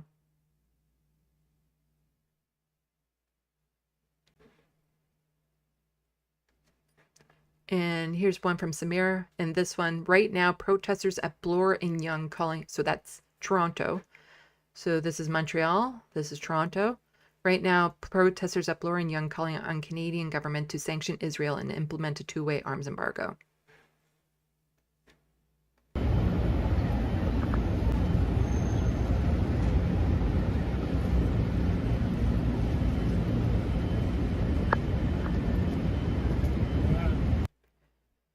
The Globe and Mail killed Anas, CBC News killed Hossam, the Toronto Star killed Dua, CTV News killed Fatima, the National Post killed Amaza. And I think they're talking about different reporters and the news organizations that stayed silent about it.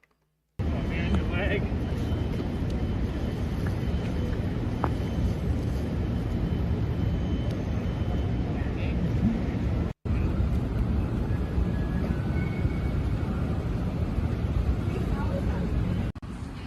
Go fuck yourself.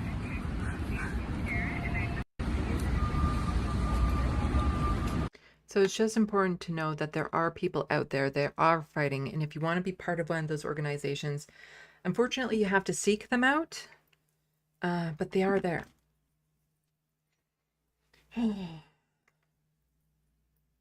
Okay, let's check what is going on in the SandBox. And I need any of those open? No. Let's close those. I think I need to start closing down some of these tabs again too. If I've already gone over them, just given the weird way my computer's been acting. I'm just terrified I'm going to close a docket that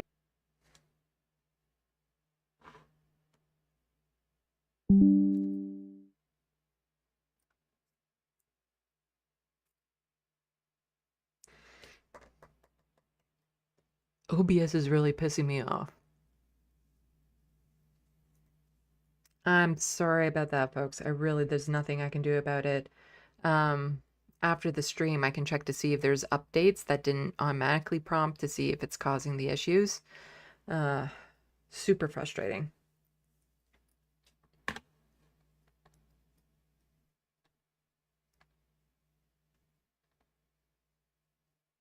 Okay, that's when we were talking about fidget toys.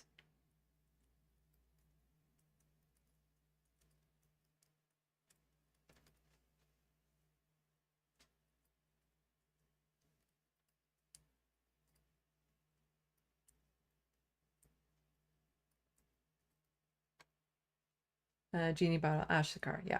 I remember her name when I see it, but I can't think of it off the top of my head. Sarkar. Sarkar? Yeah, Sarkar. Ash Sarkar. But I'm horrible with names. I'm really bad with names.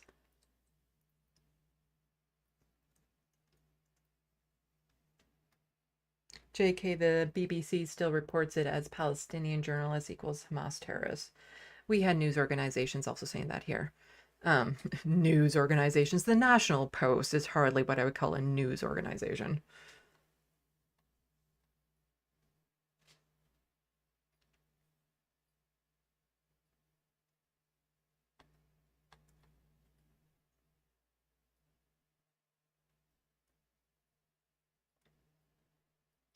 Let's see what people are saying.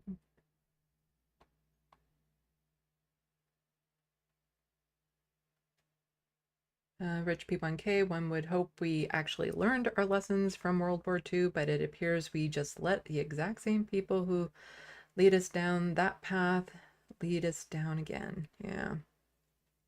I actually got some work done on my TYT video, and this will make sense in just a second.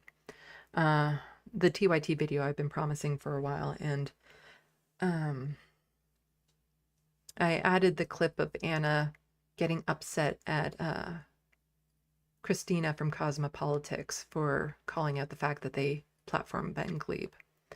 And Anna getting really upset about that. And here's the thing. If you wouldn't platform a Nazi on your channel and they claim they would never do that, then you shouldn't be fucking platforming a Zionist. That's it. That is it.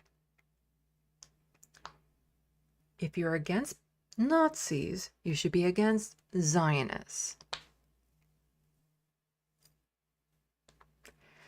I actually got some real work done on that video for a change. It's still a long way from getting done.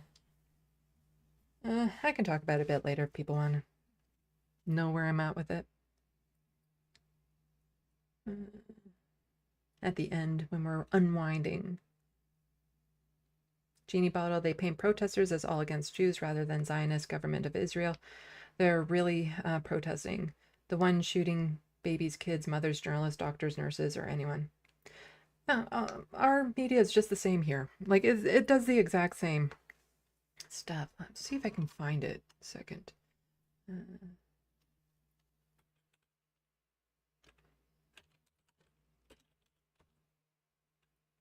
Claims. Oh.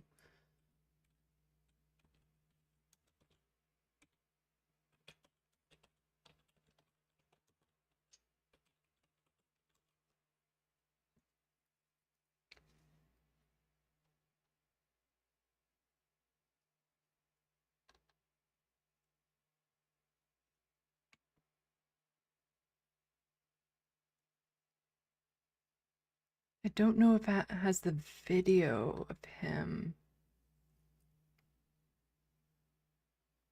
So there was a protest that happened a while ago, and the media and governments were saying it was an anti-Israel protest. It was a pro-Palestinian, but the media and stuff were painting it as a anti-Israel, and they were upset because on the path that they were walking,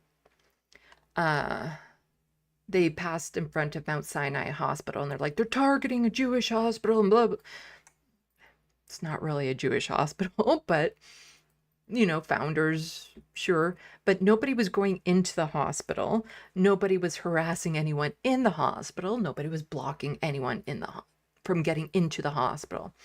But they were making a huge thing about, oh, there were people like climbing the scaffolding even, and doing like really horrible things. And and it was really bad.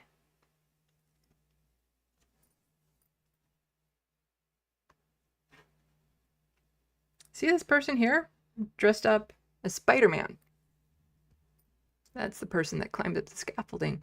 In fact, he was climbing up lots of things on the path, and this was a predetermined path for this march, peaceful march, this pro-Palestinian peaceful march that Justin Trudeau called out as like a hate march. But this guy here was like, oh, he's so bad. He's dressed up really actually kind of kick-ass in Spider-Man for Palestine. That's who it is Spider-Man for Palestine, climbing up different. Oh, look, now he's on the lights. And that's a really cool shot, actually. Look at that. He's even on the Eden Center, not the Eden Center. But they were trying to make it seem like... I remember this article. I actually went over this article at the time. You know what? I'm going to toss this article into the SandBox so that people can be reminded of this. But the outrage from like Justin Trudeau and our political leaders and the media and stuff was just like, were you watching the same thing? Like, are we talking about the same thing here? Really? Really?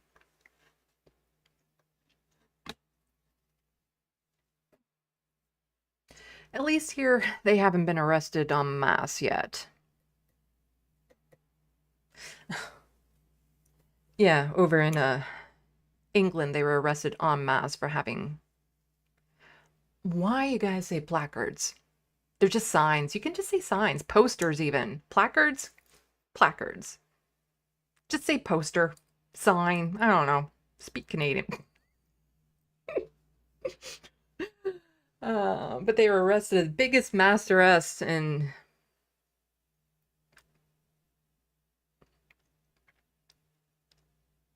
I'm not sure there was another biggest mass arrest in peace times. For simply having a sign with Palestine Action on it. We're against genocide, Palestine Action, yeah. But there have been protesters here who were arrested for like putting paint on the windows of Indigo because the CEO of that Indigo was supporting an IDF organization, funds for IDF soldiers type thing. And she contacted the chief of police directly in Toronto because, CEOs have that power to go and arrest people, and they did, So, yeah. Where were we? It jumps. It jumps. Where were we? Oh, there we were.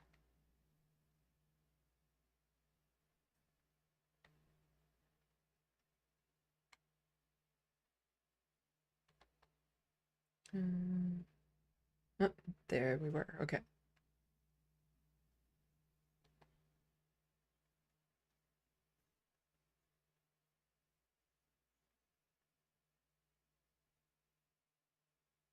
Rich P1K, I blame YouTube until proven otherwise for the interruptions. Well, I have a pop-up that says OBS has disconnected temporarily. Like OBS has disconnected. And then a beat later it says OBS has reconnected. So I know it's OBS. Rich P1K, I don't think I saw that clip of Anna getting mad at Christina. Well, you'll get to see it in my video. It's part of it. And she didn't call out Christina by name, but yeah. And it ended their friendship very publicly. Oh, where were we?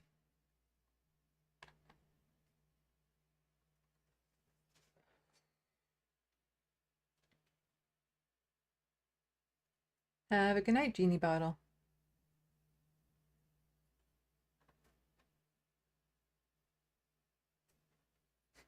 BCAP placards.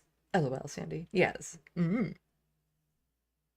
BCat, I heard Justin and Katy Perry are dating. Well, I hope for her sake they have visiting hours at the Hague. That's all I care about that. There has been a couple pictures about them. I don't care. I don't care. JK, the English language, the Canadian language. At least you know how to spell your words. I'm just saying. Americans don't. They don't. They always forget the U's.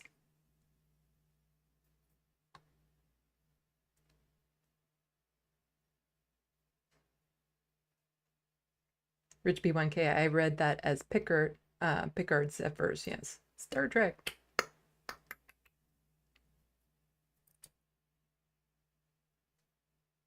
Rich B1K, wait, does this mean Jenkins? No, they're not watching this space. No, there's a TYT video I've been working on for God knows how long. And my brain works funny. Like how I was able to just recall that article. I can recall videos and clips and stuff, and it's how I do my dockets too, like how it organizes the information and how it makes it into a narrative and stuff. And so I have a bazillion clips and stuff from Jenk and Anna and from other people that I'm organizing into these videos about TYT.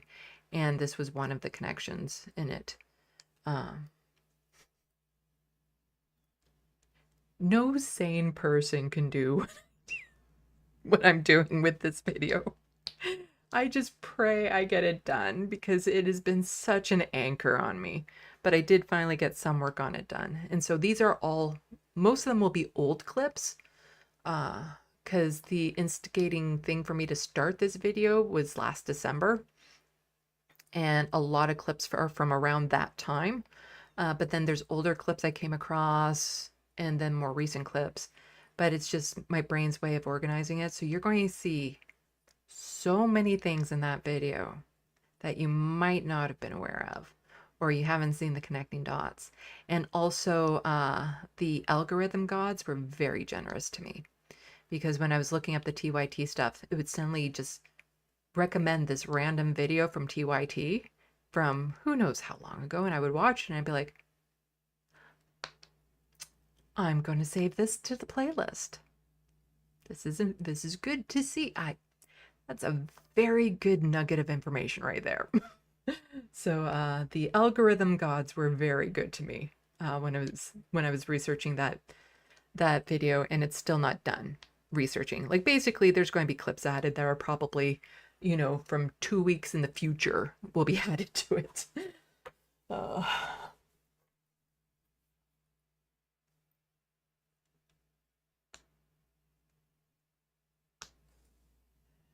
BCat, LMAO, Sandy. Indeed, Sandy. Yes. We're not the ones forgetting you in neighbor.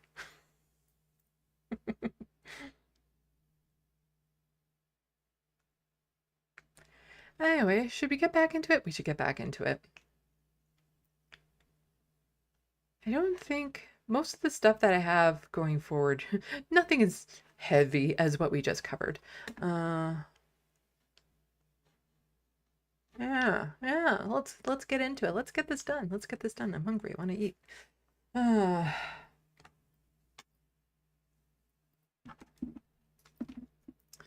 You remember that little dweeb who wanted to be Prime Minister? Pierre Poilievre, PP, or as lovingly referred to, Skippy, who's currently trying to win a seat back because he lost his, and instead of accepting that loss, he decided to have a temper tantrum and parachute into Alberta in a riding that was 80% conservative because he couldn't accept that he wasn't good enough. It's not about the merits. No. He can't keep his mouth shut sometimes. And ooh, yeah, that's happening like tomorrow.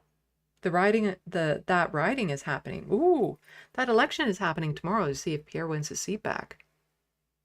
Well, not his seat back, but to win a seat, to get back into power. That's tomorrow, the 18th. Huh. I'm busy tomorrow evening, though, so I won't be popping on for a live stream. Maybe Tuesday. I don't know. I don't know. I'm starting to lean that I might need to do that Friday live stream to give updates on that. So he's up for wanting to get a seat in Parliament. Tomorrow is the election in Battle River Crowfoot. Crowfoot Battle River? Can't remember the name of the noun, the order of the nouns in adjectives. But, you know, he's a dweeb, and he always, you know, there's certain things that's like, just keep your mouth shut. Just keep your mouth shut because you're going to get called out on it.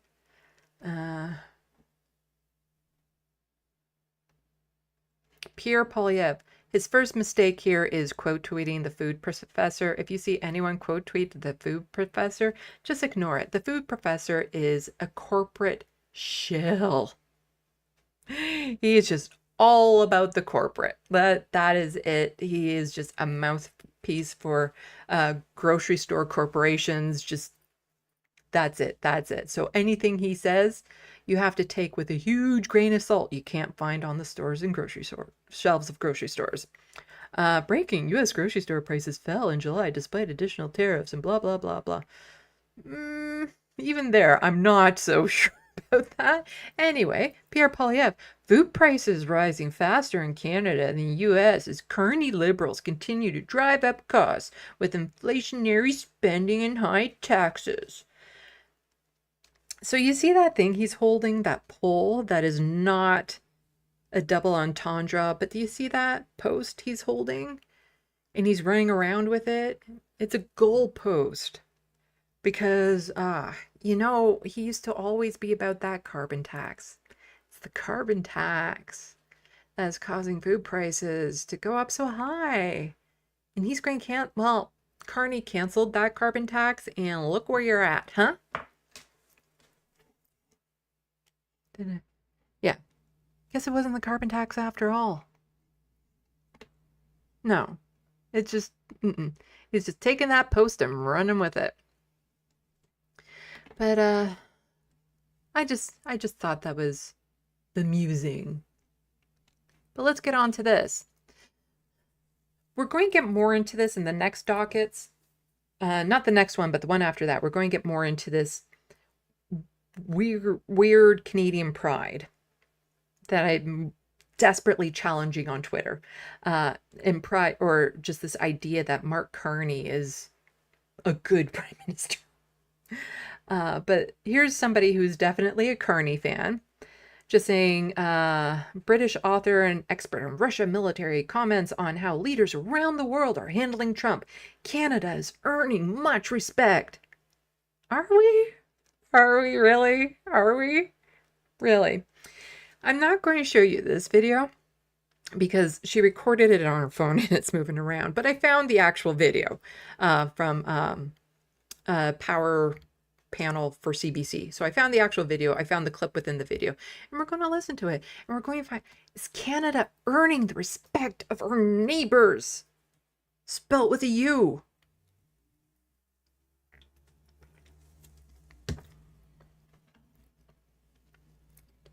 Let's find out. So this is about the summit that happened. Audience, I'm just curious, do you think there's any role for Canada to play in this moment? Well, one of the things that has been ongoing throughout the non-US members of NATO is a search for leadership, a search for somebody that will actually take the reins and show where this organization needs to go in this new reality where the United States cannot be counted on as the cornerstone of the alliance. Now, I agree. We cannot count on the United States. previously, we were looking to Eastern Europe for that, for those countries that understood where the threat was coming from and were doing the most about it. We were thinking of countries like Finland and Poland that would step up and take the reins and show the direction. But now, of course, you have Canada emerging as a player in that right as well, simply because we now have threats from two directions. We have problems from East and West, and there's a big difference. East and West? We have problems coming from East and West?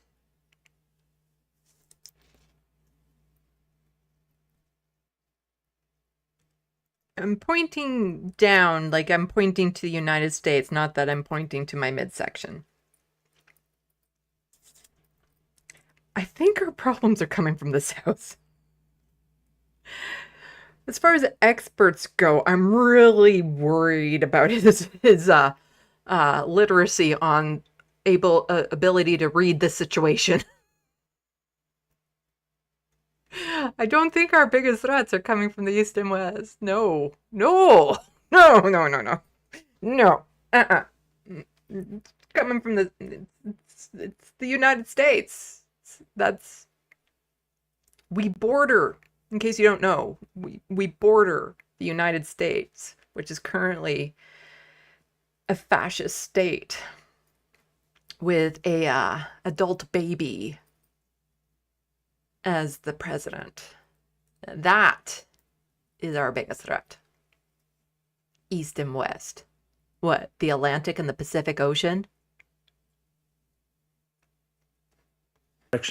But now, of course, you have Canada emerging as a player in that right as well, simply because we now have threats from two directions. We have problems from East and West, and there's a big difference between how Mark Carney has dealt with the Trump problem to how most European leaders have.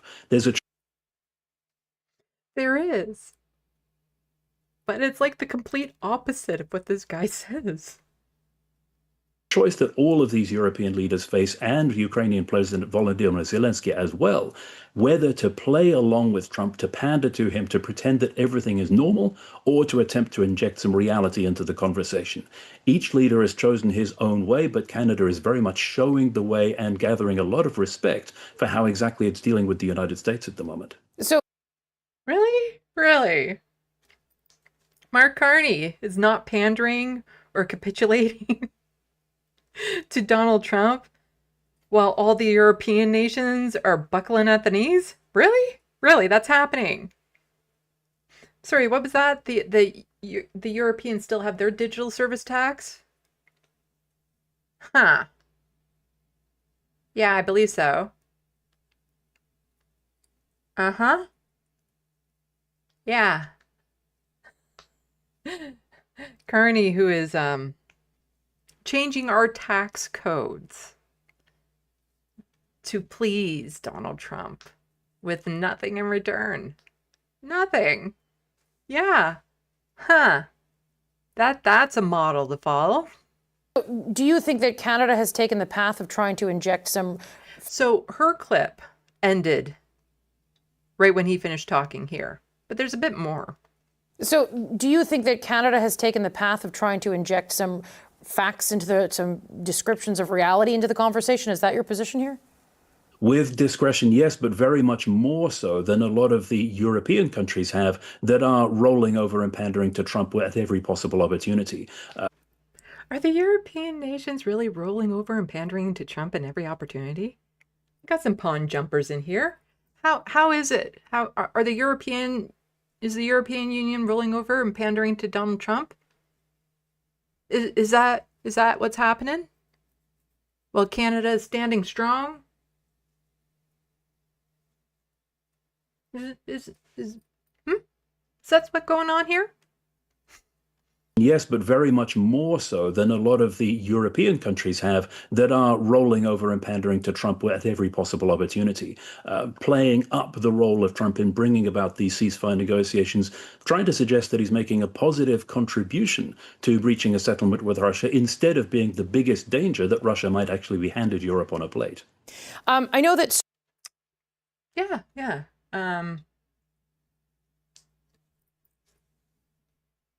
Mark Carney for you. And you know, at this same summit that happened, Mark Carney, you know, future world leader, according to this guy,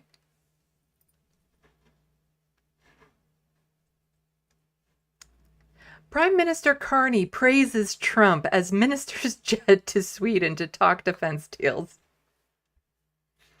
So Mark Carney, who has capitulated Donald Trump over and over again, has decided to increase our military spending, NATO spending, you know, going along with the Golden Dome thing, changing our tax code, not really doing anything, then maybe some counter tariffs here and there, but nothing to actually end this trade war that we're under with Donald Trump right now. That is the leader you think the European Union should be following.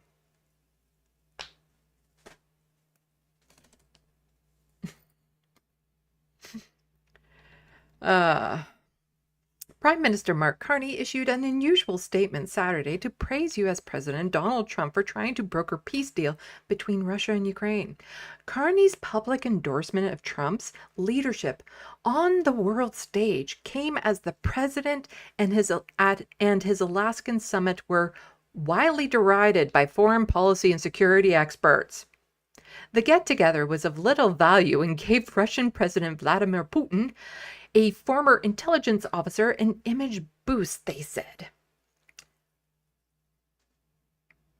By the way, in French, it's Vladimir Putin. His name changes in French. I kid you not. And his name is Vladimir Putin. I have no idea why it changes in French, but it does. So this future leader that we have, this global leader, Mark Carney, it is like, Trump did that good thing at the Alaskan summit, where the rest of the world is like, what are you talking about? That was a shit show.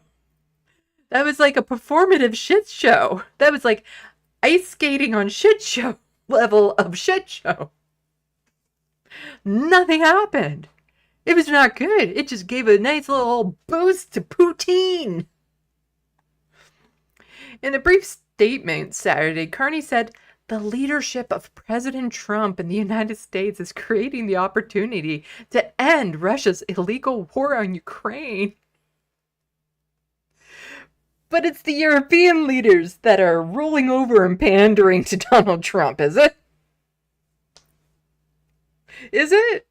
Really? Really? European leaders are just like, yeah. Not even they are giving credit to Donald Trump for the performance at the summit. Robust and credible security guarantees are essential to any just and lasting peace, Carney continued.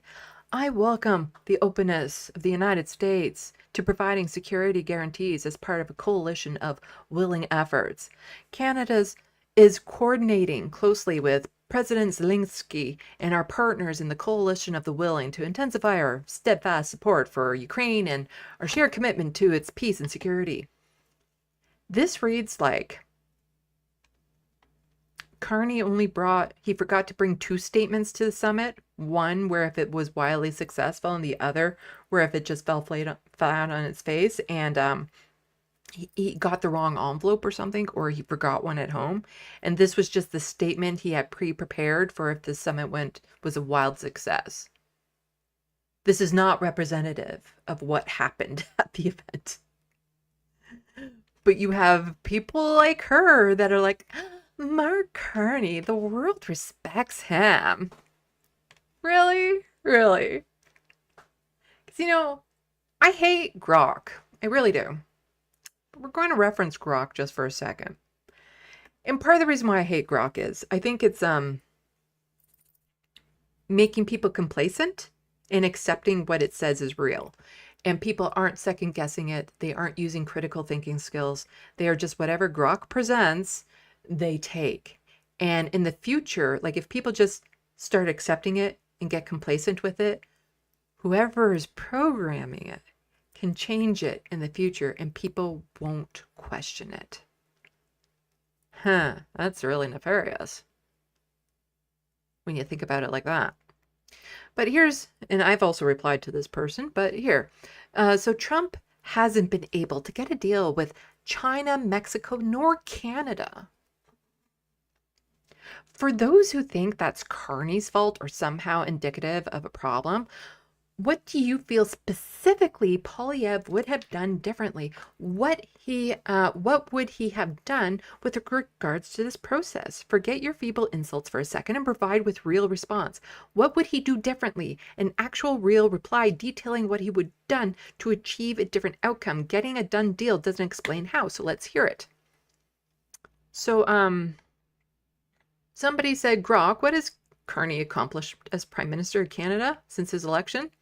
Since March 2025, PM Carney has secured a Liberal win. A Liberal election win?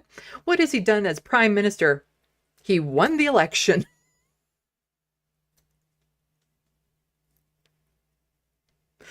Yeah, okay. He repealed the consumer carbon tax to ease costs. Oh, but it's not. No, low income people like me don't get our rebate checks anymore, which hurt us. And a tax by default is not bad. Lots of taxes are actually a good thing for different things. And if done fairly, really good. So that's, but they're not saying what are the good things he accomplished. They're asking just what he has accomplished. So he won the election. He repealed a carbon tax that was very valuable to low-income people, passed the One Canada Economy Act, that Bill C5, I think is what it's talking about, which is a horrible bill. So horrible, the Conservatives are like, no, I can go through. We're fine. We can go through. Just push it through. We're good with it. We're good. You get no arguments from us. Mm-hmm. But he did that amid trade tensions. It doesn't really do anything with our relationship to the United States. It's about more local Canadian stuff. And bolstered Ukraine support via diplomacy. How is that an accomplishment? That's not even an accomplishment. Critics highlight fiscal shortfalls and climate policy reversals. And, well, I have a few more critiques as to what the Carney government has done. But I also replied to this person. Now, I have no real ill will towards this person. I think we actually are mutuals. Are we? No. Okay, I thought we were because they pop up in my feed so often. Obviously a liberal. Obviously kind of blinded to the liberals. But I did reply because I had a real answer. PP would have done most or all of what Carney is doing. That's the problem. Polyev wouldn't have done anything differently. Canadians voted Carney in because he was a banker, a grown-up capable of dealing with Trump. Instead, we got the Maple Labour Party pushing a con agenda. The reasons Conservatives haven't pushed back on Carney's bills or policies is because he's doing what they wanted to do and then some. The only reason con supporters are pushing back is partisan team rules. The same reason Lib supporters aren't waking up to Carney's 180 since the election. Those should be some hit tweets right there. I'm spitting facts. We are the Maple Labour Party pushing a conservative agenda here in Canada. But this is the problem.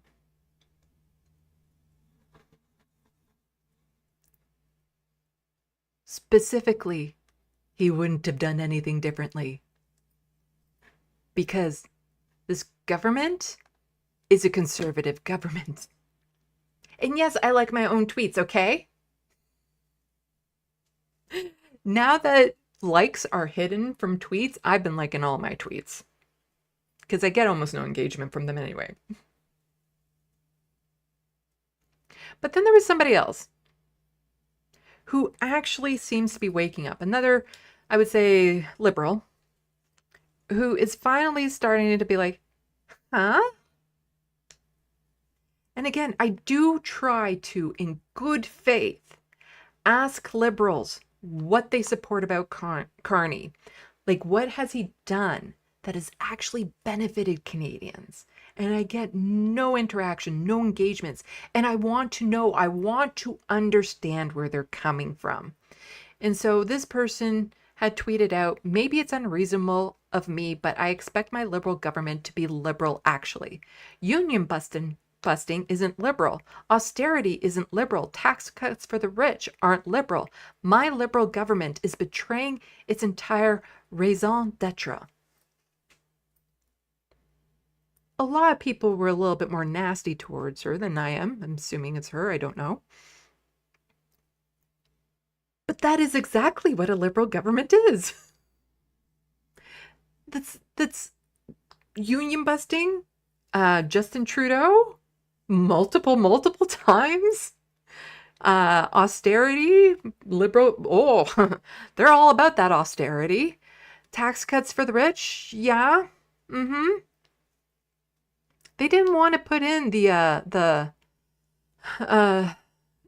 capital gains tax that was in that. They were forced to do that basically from the NDP, but they're all about cutting those taxes for the rich and not adding taxes onto the rich.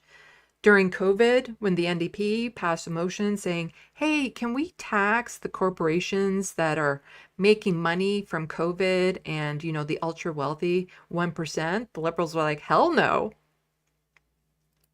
This is exactly what the liberal government is and has been. And so I try to engage, and I'm glad you're upset with what Carney is doing, but this has always been the liberal way. What is it that's changed to make you see it now? And again, this is an honest question I'd like to understand. I really would. What is it now? And I think part of it is the Air Canada union busting.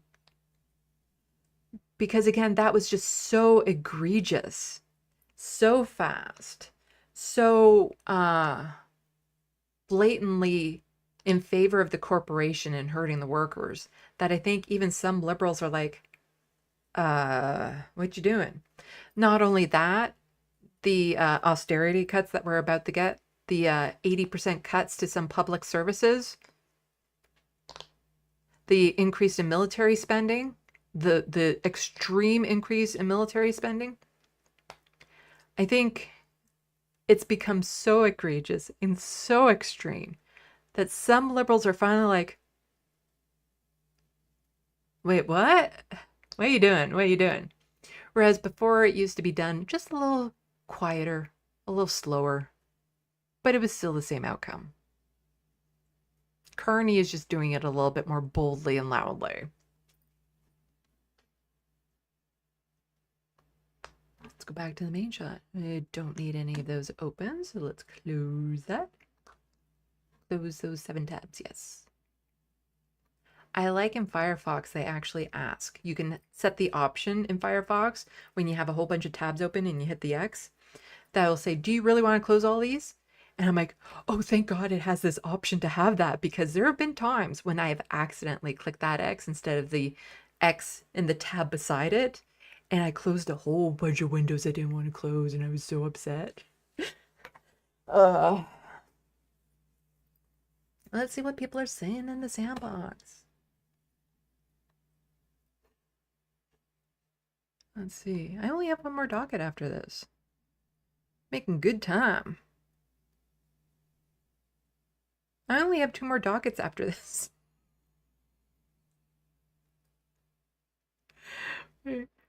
Yeah, I only have 2 more dockets after this. Making good time.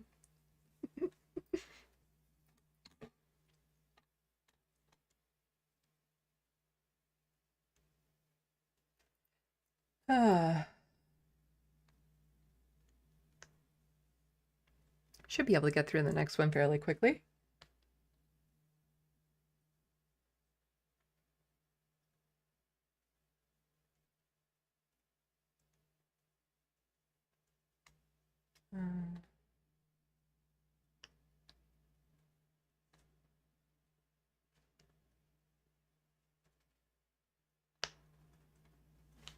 People talking Star Trek. JK, NATO is the biggest problem. There are definitely issues with NATO. But there's this one movie I've been watching on repeat recently. And I do that if there's a movie I like and it's just fun nonsense. I will watch the shit out of it. Like, I will watch it over and over again. If it's just kooky, doesn't take itself seriously type thing, and it actually has to do with NATO.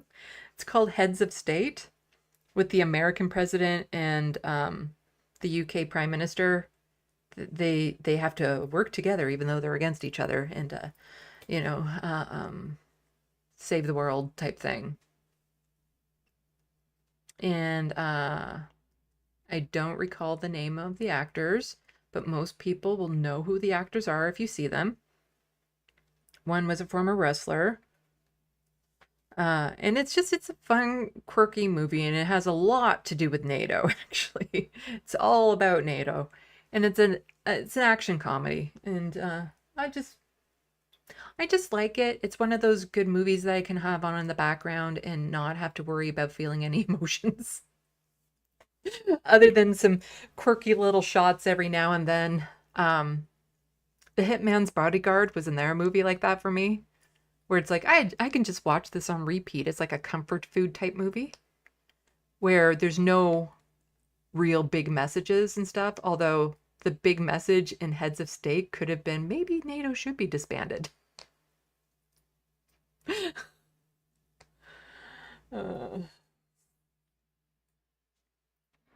But it's a fun watch. But it's just the one point where they're coming across some people, the American and the UK president, and somebody says, "You Yankees?" And the American president's about to say yes, but the British one says, "No, we're Canadian." Does that still work? Does it?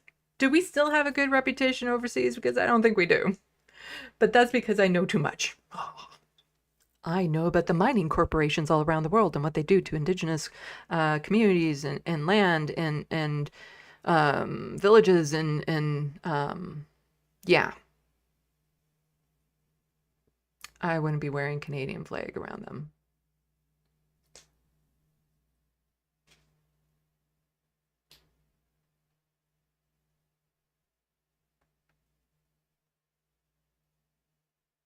Rich P1K, so can I nickname Putin Curled Gravy Man?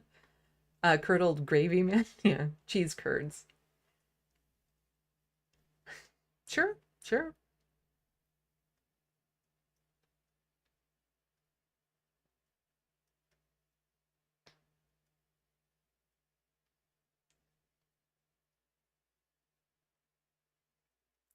Let's see.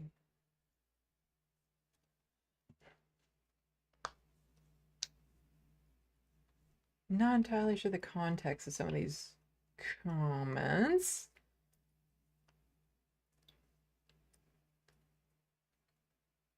Rich P1K, BCAT, a college textbook, and my friend had lumped democracy, communism, and socialism under the liberal umbrella. Well, when I say liberal, I mean centrist and right of center. It's like American Democrats. Establishment. Although the conservatives are pretty establishment too.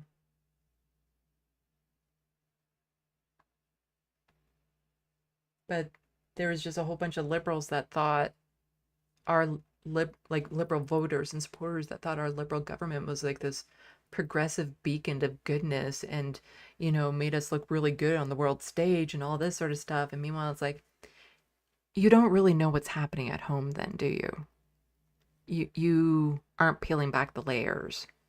You aren't seeing what happens to people with poverty, people with disabilities, indigenous folks. The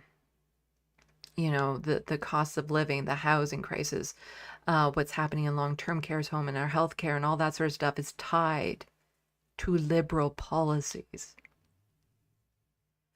It's the conservatives and the liberals are working together.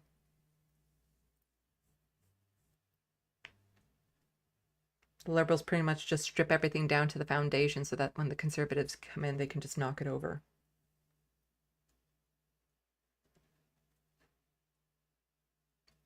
Hello, the Wild West.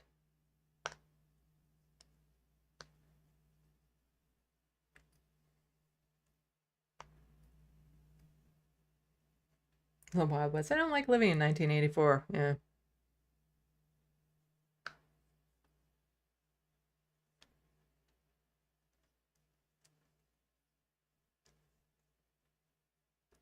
Oh no, Soul Life. Well, my brakes and steering gave out half-mile into my journey. I managed to coast to a cornfield and walk back. I hope I can find a friggin' Uber out here. Oh my gosh, I'm so sorry to hear that. That must have been scary. I hope you get home okay and everything. And you're okay, right? Like you weren't injured in that, hopefully.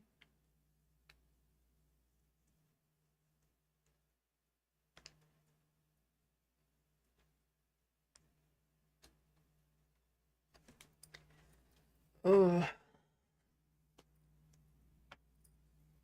Oh, I don't know if Soul Life heard that because there's the BRB.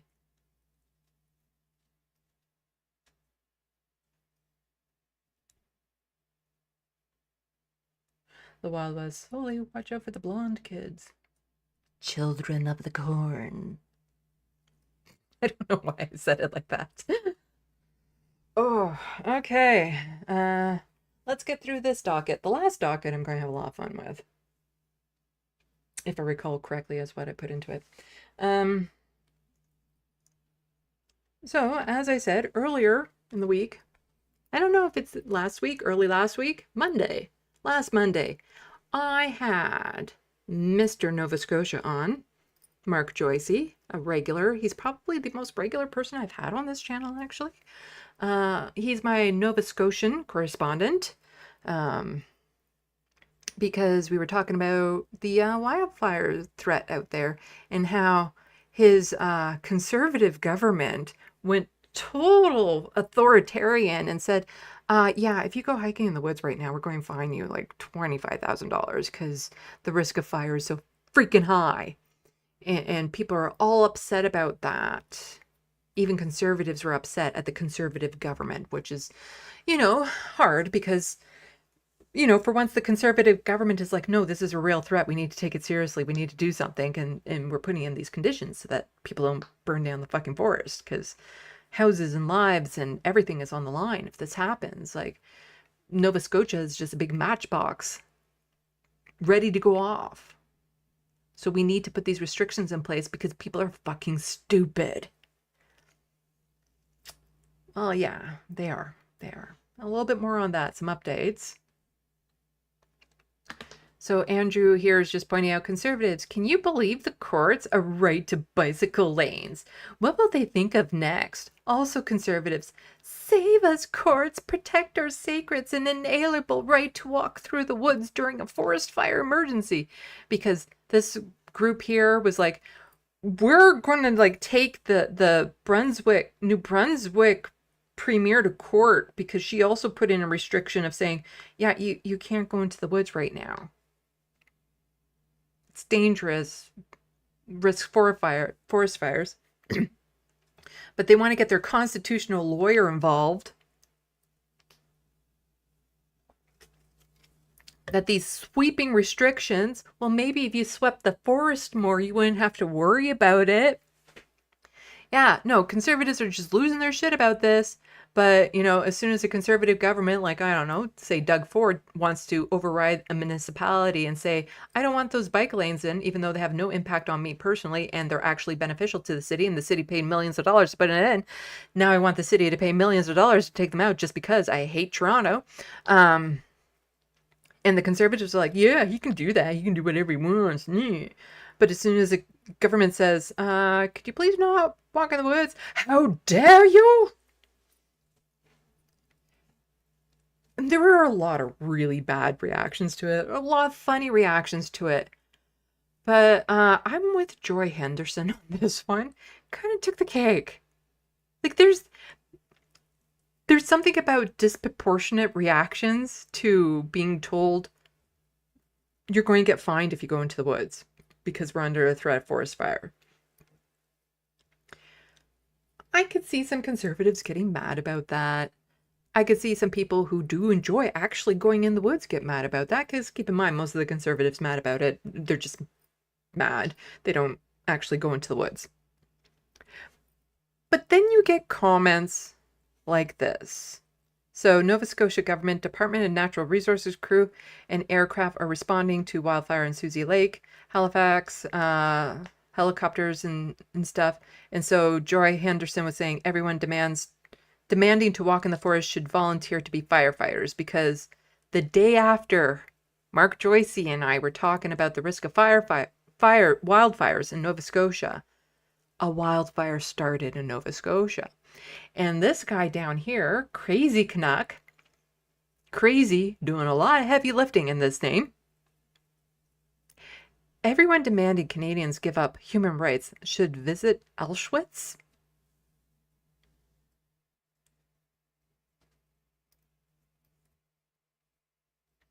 Comparing getting fined for going into the woods because of the very real threat a forest fire might happen.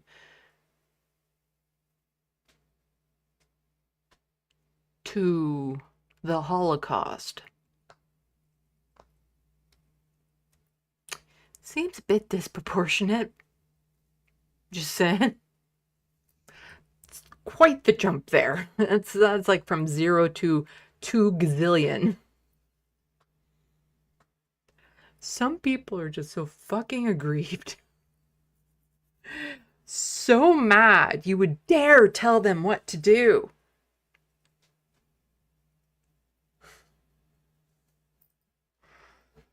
But here's the thing.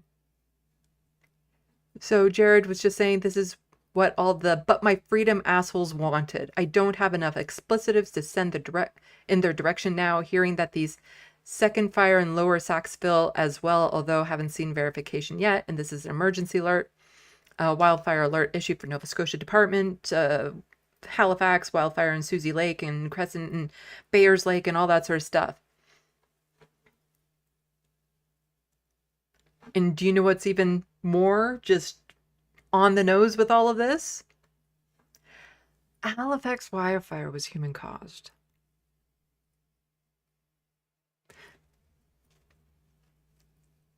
So there was a good reason to have those bans in place. Open fire found by crews when they arrived on scene at Bayers Lake Business Park. During a news conference, that makes it impossible to hold. During a news conference, manager of the Forest Protection said crews found an open fire when they arrived on scene Tuesday afternoon, but whomever started the fire wasn't around. That makes it impossible to hold the person accountable. Fortunately, though, it's being held as evacuation orders are being lifted. So, hopefully it doesn't get too out of control there. But, firefighters' lives are now at risk. People's homes, people's lives, the wildlife, the forest, all at risk because some dumbass said, "Fuck you and your rules. I'm gonna go light a fire."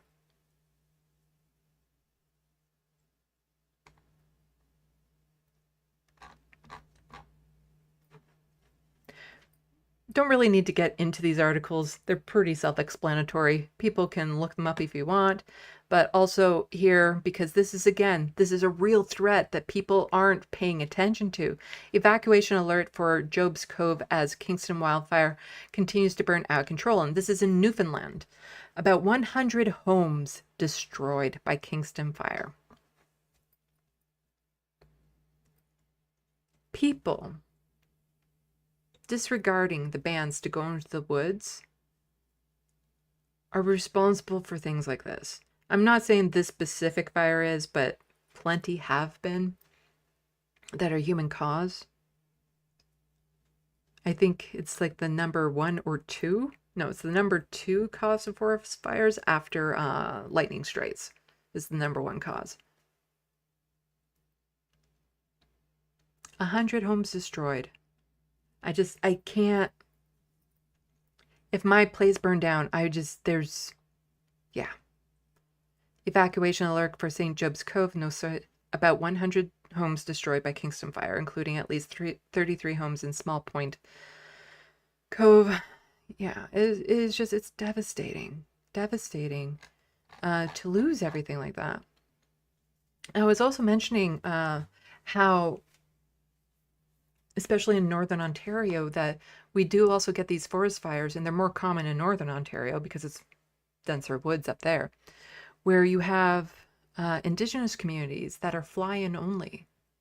A lot of them don't have like all-season roads or a road, and so they have to evacuate on these tiny little planes a little bit at a time.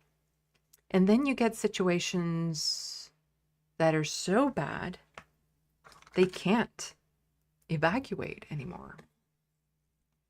This is from APTN News. York Landing First Nation in northern Manitoba declared a state of emergency 2 weeks ago. Today, protest was held outside Manitoba Legislative Building in support of the community. The community's ferry is shut down due to low water levels, leaving more than 600 people stranded with wildfires burning nearby. The community's other concerns from the low water levels include the growing cost of rising food prices, a potentially contaminated water supply, and expensive flights out for people who need to leave the community. So their main way of getting out of the community was the ferry. And because of climate change, the water levels have dropped so much the ferry can't float. And there are wildfires around them now. York Landing leadership says it's time for an all-season road to be built and for water to be released from the Churchill River diversion. The province of Manitoba says it's working with Manitoba Hydro to address York Landing's needs, and the utility company is supplying additional boats to help with transportation. Rebecca Chartrand is the MP for the... So, yeah, just wanted to point that out. Oh. But, corrupt Ontario. It's a good count to follow if you're on the hostile fart sauna. Pointing out an article from a few years ago. These aren't donations, they are down payments. And this is long banned in Ontario. Private hospitals could soon reappear. And this is from March 9th, 2022. And yeah, that donation was a down payment because here we have, I started off the day in Windsor at the site of the Future Fancy Family Hospital where we celebrated an incredible donation to the hospital foundation, blah, blah, blah, blah, blah. So they were just getting what they wanted, this family. Private hospitals coming to Ontario. It's the government for the rich. That's what they're doing. It's the last thing we need. And then Michael Hurley here, just from QP, pointing out Ontario has the fewest nurses to patients of any province or the UK. I was dissing the UK earlier about, at least we have it better off here when it comes to healthcare, slightly, but still better. Sorry. Kind of have to eat those words, at least in Ontario. A UK study found hospitals with the worst staffing had patient death rates at 26% higher. Yeah, a major study released today calls for minimum nurse-patient ratios in Ontario in place in BC. Yeah, that's the healthcare. It's falling apart here in this country, in this province, and too many people are asleep, like those liberals we talked about earlier. They're just not paying attention, and they won't realize until something so egregious happens, it's in their face, or until they try to get those services and find out they're not there. And so here's somebody who's basically trying to do the same thing with a lot of people who are supporting Doug Ford as I'm trying to do with Mark Carney. Like, why are you supporting him? What has he done? And he's just pointing out, like, here are the things that Doug Ford has done after 8 years in Ontario. What exactly is better? And I did those videos right before the election and after the election, and I wish they picked up more traction, but he got reelected on this track record, and it's so disturbing. And the thought that he could probably get reelected again today is, again, just really disturbing. So housing situation is hardly less bleak than in 2018. If anything, more people have given up in their dreams. It's actually worse. It's a lot worse. Housing startups are behind. More people are unhoused. It's actually really bad. Congestion infrastructure is in a worse state today. We can't imagine building it without lighting money on fire. We pretend graft and corruption isn't fleecing us.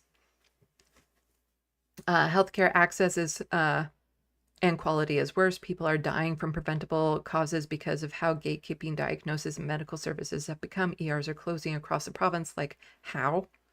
We are spending $7 billion annually hiding skeletons in the closet for electricity sector. Most of the blame is not on the former Liberals at this point. The province took an axe to the reputation of its college and university system by transforming it into international student Ponzi schemes. Most of this was provincial doing. Corruption and elite extraction has become endemic. We are by far the province with the most graft.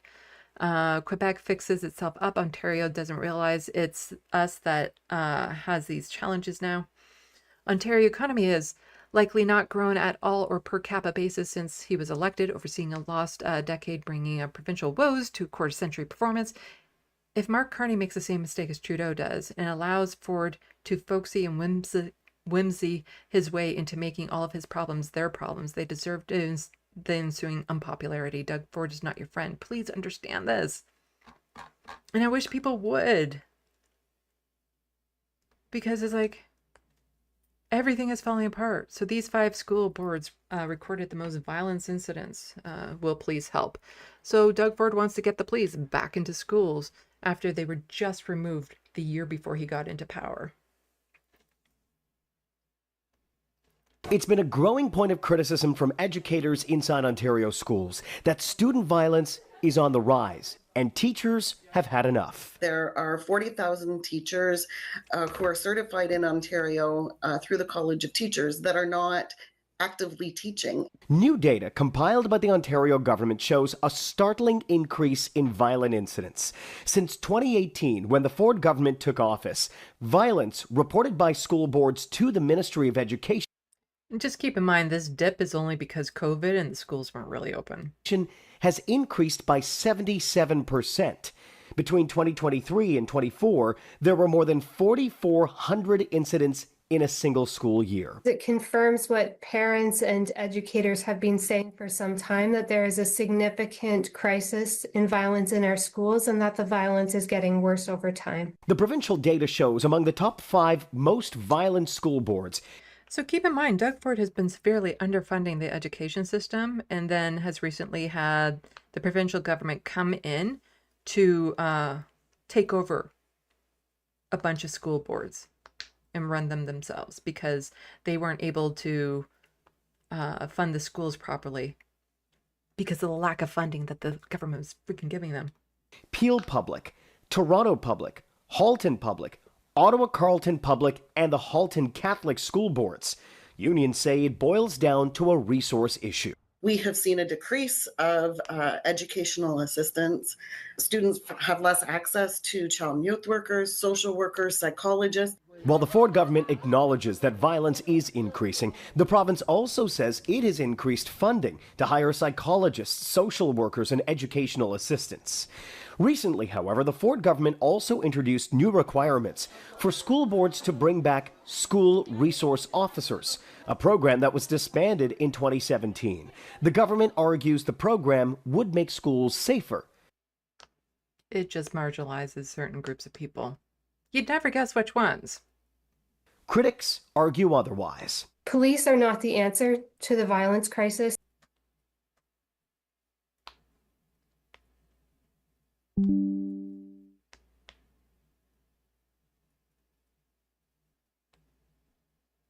Yeah, the schools need more funding, not more cops. They need, classrooms that aren't over 30 students. They need specialized instructors to help with children with specific needs. They need, there's just so much, and it's not just in the schools, it's outside of the schools. Parents need more security. They need to be able to, not be stressing because they need a roof over their head or feed their kids and all this sort of stuff. It is a multi-layered issue, and just throwing cops in there and what? Starting to criminalize children? Start giving them records when they're kids? This doesn't work. We know it doesn't work. That's why it was canned before. But, Doug Ford loves them cops. And just a little bit more, again, about his failures. This is Doug Ford from 2023. T. Dot resident does a good job of rehashing these clips and stuff. So again, if you're on the Hostile Fart sauna, give them a follow. So failing to build more homes threatens to erode our core Canadian values, so far unwavering, blah, blah, blah. For our immigration. Yeah. Doug Ford failed at this. Failing to act would worsen the housing supply and affordability crisis.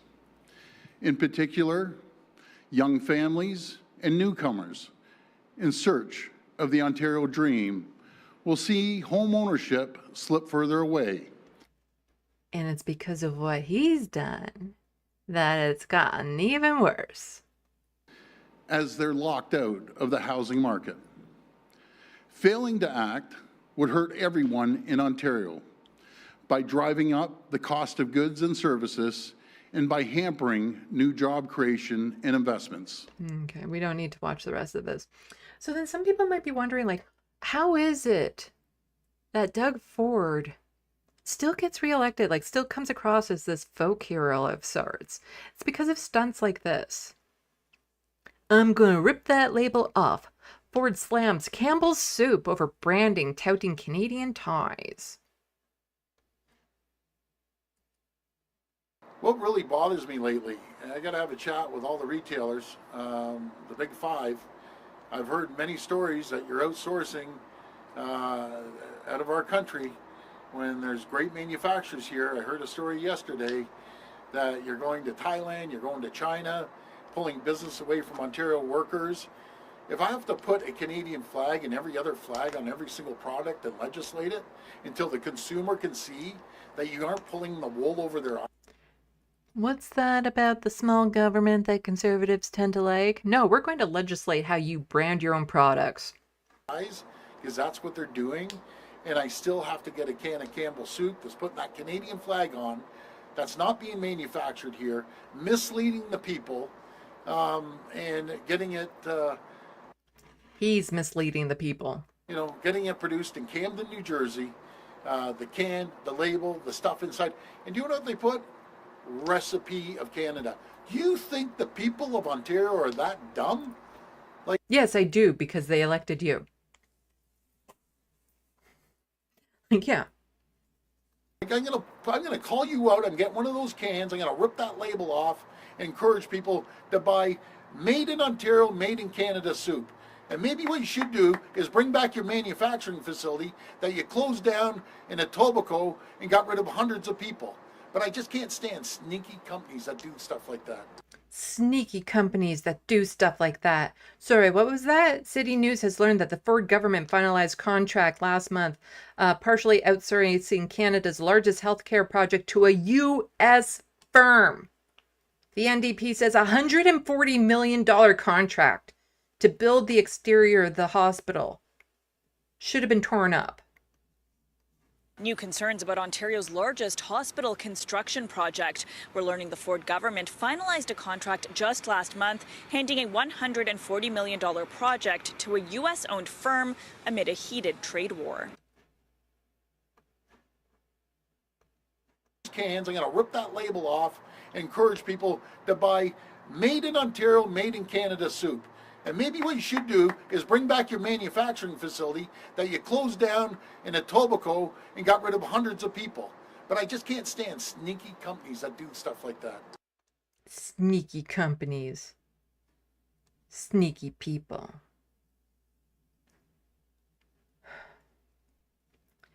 But it's because of just performative stunts like this, he gets a pass. Because people aren't paying attention to where the money is actually going, what he's really doing. They just be like, yeah, Campbell's Soup shouldn't have Canuck flag on it if it's not Canuck soup. Oh, so frustrating. Close docket. Okay, now we only have one more docket. Doing good for time.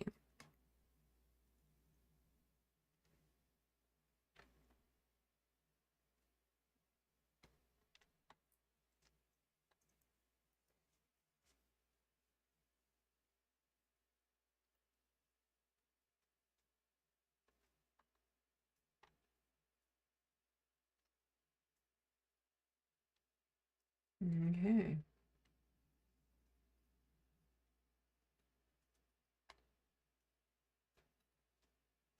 I don't know if it's the same Andrew, the Wild West.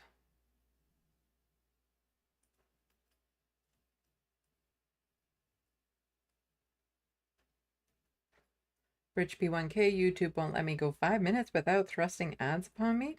I put it down to the lowest setting. JK, maybe he thinks they are building concentration camps in the woods. Not entirely sure what that's in reference to.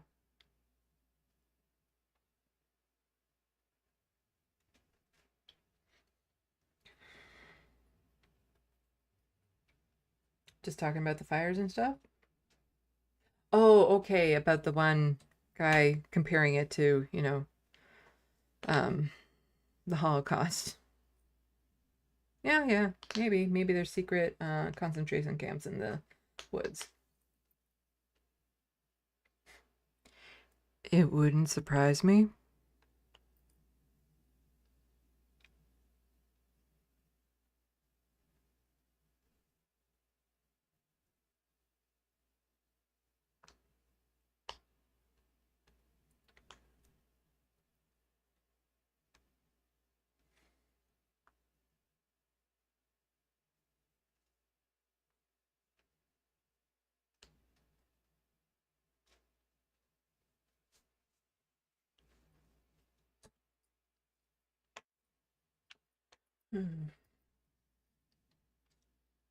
I hope you're okay, Soul Life.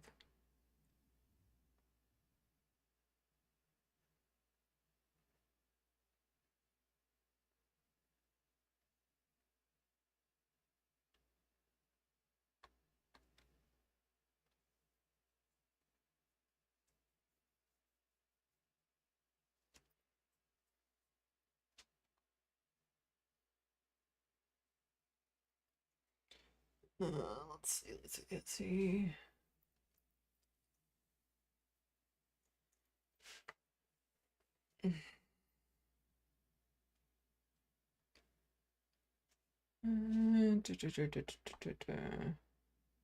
JK, but surely all Campbell soup should be made in Scotland.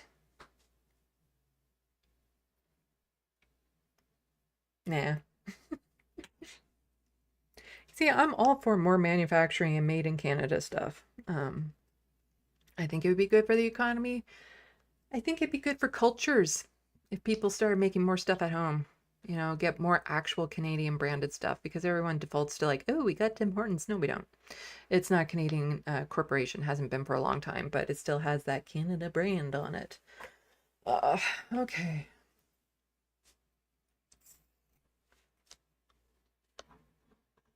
Let's see. So some not so fun stuff and some quirky stuff. Some stuff that I'm just going to have fun with. It's the odds and ends docket. Let's see. So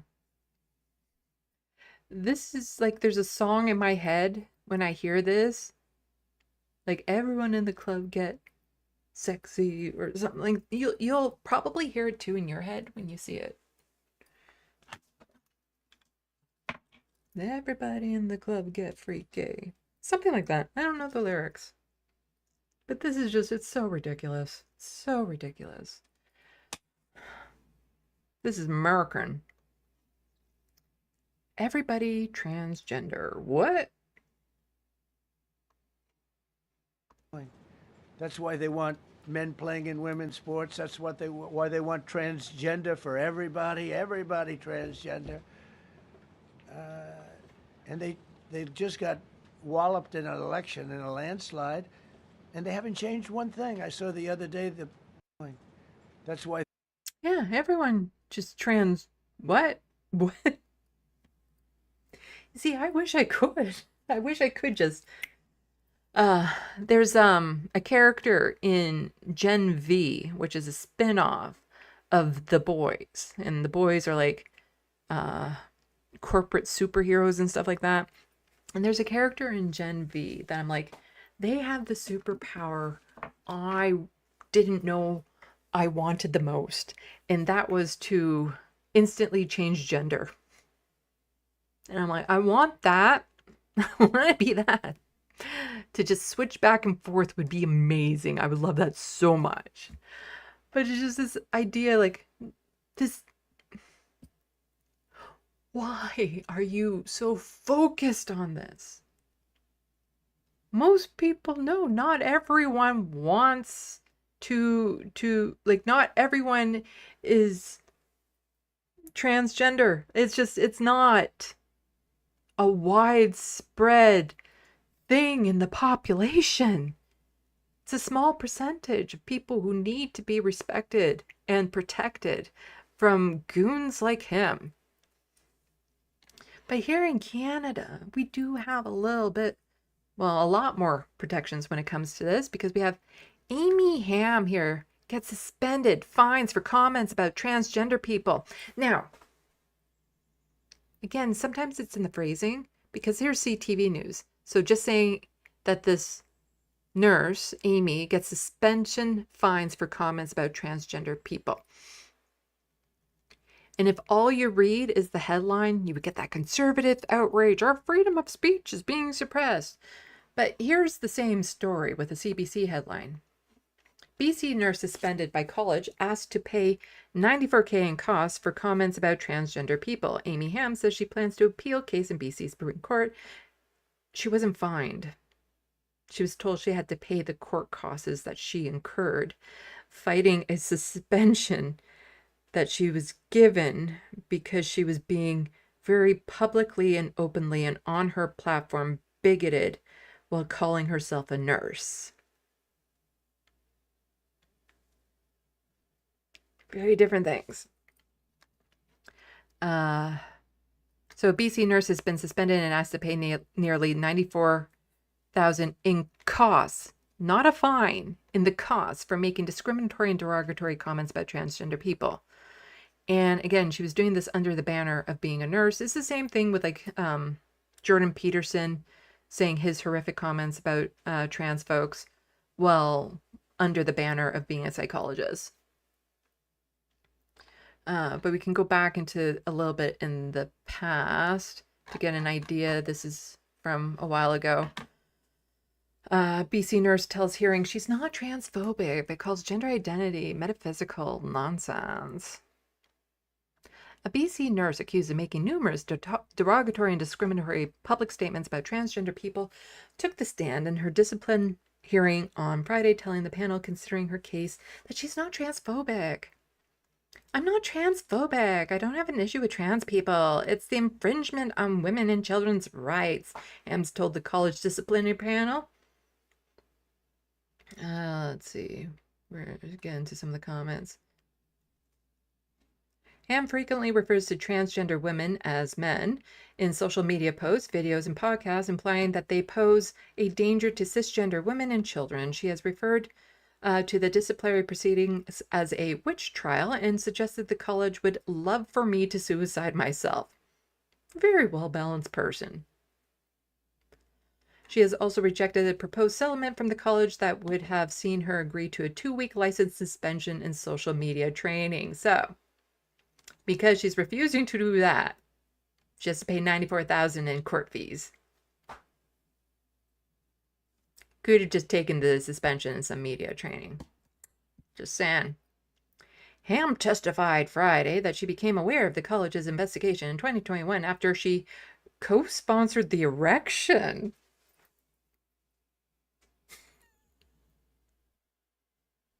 That just sounds dirty. Co-sponsored the erection of a billboard reading "I Heart J.K. Rowling" in support of the author, who has made public comments that have been criticized as anti-trans by LGBTQ groups and other advocates. So she erected something because she loves J.K. Rowling. She helped, she sponsored an erection. Because she loves J.K. Rowling so hard. She told the panel she's particularly concerned about transgender women having access to women-only spaces, including prisons and change rooms. She pointed to, a one case versus all the trans women who are harassed and assaulted in the most horrific ways in these places. Nonetheless, Ham told the panel she always uses people prefers pronouns at work because that's her employer's policy, not because she wants to, but that's just policy. She doesn't see us as human. Whether or not I agree with certain policies, I limit my advocacy for changing policies to outside of work, she said. On social media, Ham has tweeted sentiments such as, "We have eyeballs and we will continue to use them to misgender you." She has suggested adults who identify as non-binary are making extremely embarrassing displays of narcissism and low intelligence, says the woman who co-sponsored an erection of a billboard to support J.K. Rowling. Says the woman who's now paying $94,000 in court fines because she couldn't take a 2-week license suspension in social media training. I hope they get every penny out of her. But also from Amnesty International. So in Saskatchewan here, there's been issues with the conservative government there, Scott Moe, who used the notwithstanding clause to force teachers to misgender very vulnerable students who are transgender but are afraid to come out to their parents at home or the families. And so the teachers have the choice of outing them to their families or misgendering them in school. And when that was ruled as unconstitutional, because it is, Scott Moe used the notwithstanding clause to say, I don't care about your rights. However, a new ruling from the Court of Appeals in Saskatchewan in a challenge to the province's pronoun laws is a meaningful victory for human rights, in Canada Amnesty International says. In a decision released Monday, the court ruled that the UR Pride Center for Sexuality and Gender Diversity constitutional challenge against Saskatchewan anti-trans pronoun laws could move ahead despite the provincial government's use of the notwithstanding clause to shield the bill from being struck down in court. So what this notwithstanding clause was it wasn't even, it was also about banning them from going to court to determine if it was unconstitutional. But now the court is saying, no, they're allowed to do that, even with this notwithstanding clause in place, forcing teachers to misgender vulnerable students. So, we do have courts here that are better in the United States. We do have protections here that are better than other places like, the UK, which is just horrible.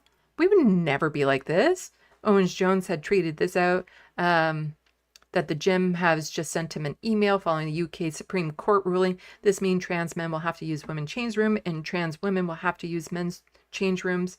This is clearly absurd and will just mean trans people are driven from these gyms. Like, the UK, the States are so fucking backwards when it comes to this type of thing. I'm glad I live here in Canada where things like this would never happen. Nope, we're far more civilized than, oh shit. Right, there's this. Quebec's new trans inmate policy goes against human rights advocates, says, where they're forcing trans women to go to male prisons where they will be assaulted brutally and harassed. Just the half a dozen of them in the entire province.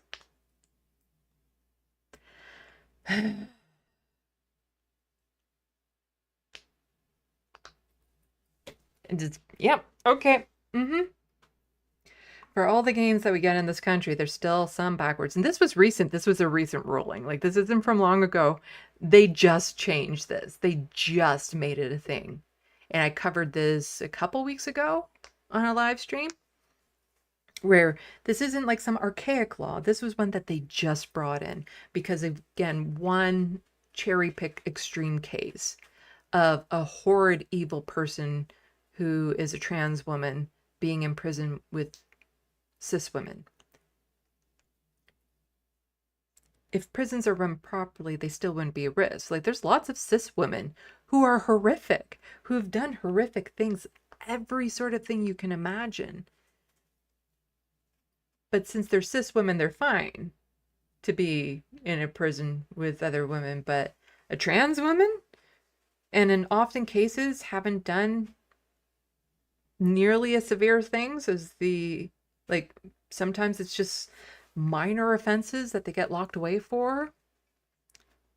They now have to face potential abuse and torture. When I say potential, it's almost guaranteed. But still, at least we're not like the States here in Canada. We would never be this bad. Look at this. From Evan Loves War. If imprisoning innocent people for being poor is fascism. Unrelated topic. Regarding the president's efforts in Washington, D.C., do you have any specifics about how homeless people will be dealt with, where they would be moved to? What does this look like? I do, yes, and it's an important question, so thank you for raising it. The Metropolitan Police Department, with the support of the new federal agencies who have been surging on the streets of the District of Columbia, are going to enforce the laws that are already on the books here in Washington, D.C. For far too long, these laws have been completely ignored, and the homelessness problem has ravaged the city. So imprisoning innocent people for being poor is fascism, and I totally agree with that sentiment. I'm glad I live in Canada where we are safe and we don't have to face fascism and all shit. Right. There's this. Enough is enough. Doug Ford says Ontario could hand encampment drug users $10,000 fines or prison. People who can't afford to live in apartments, who might be drug users and have nowhere else to go, are being criminalized for their situations. Right, there was that. Shit, yeah. I guess, yeah, okay. And, charging somebody who lives in a tent encampment $10,000, knowing they'll never be able to pay that, so that they would go to prison. Yeah, it's the same thing. It's just worded differently. A little bit more on that. Stiffer penalties for trespassing public drug use in Ontario bill aimed at ending encampments. Ontario Premier has said he is willing to use the notwithstanding clause to enact new legislation. Oh, so it even goes above and beyond, whereas if it's found unconstitutional, which it is, which he's planning to do, he would then override people's rights even. If you believe this is fascism, then you should believe this is fascism too. I do though. I see it. Okay. So, but at least we're not like the UK. I'm going to still thumb my nose at you pawn jumpers. We're a bit better up here. Owen Jones saying, so putting people branded as undesirable foreigners in camps. Welcome to the latest episode of Just How Dystopian Can Britain Get? Yeah, that sounds horrible. We need to process people in detention centres. We need to build proper camps where we keep people safe, whether they are migrants or the local communities. But just having people who can stay in a hotel, go out and come as they please, whether or not they're criminals, we have no idea who these people are. I don't think that that's right. Yeah, so we need to build camps.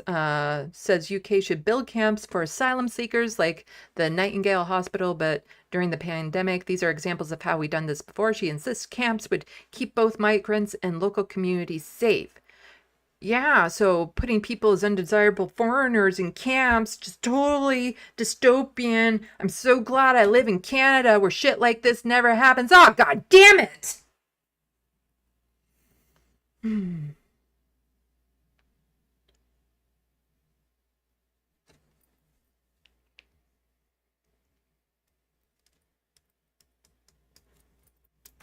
Right, there's this. Ontario extends contract to jail migrants for another year.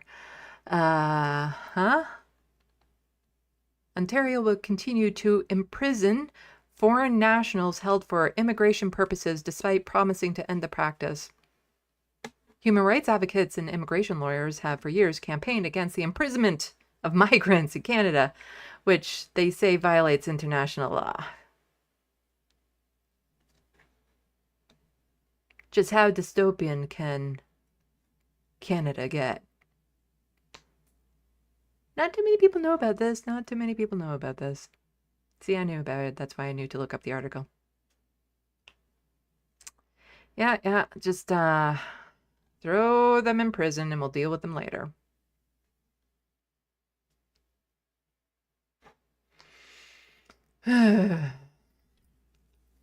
Oh, well, what else is going on in the world? We're getting some meltdowns from some conservatives over really stupid shit.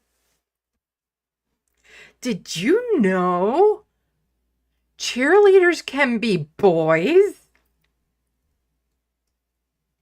Look at that.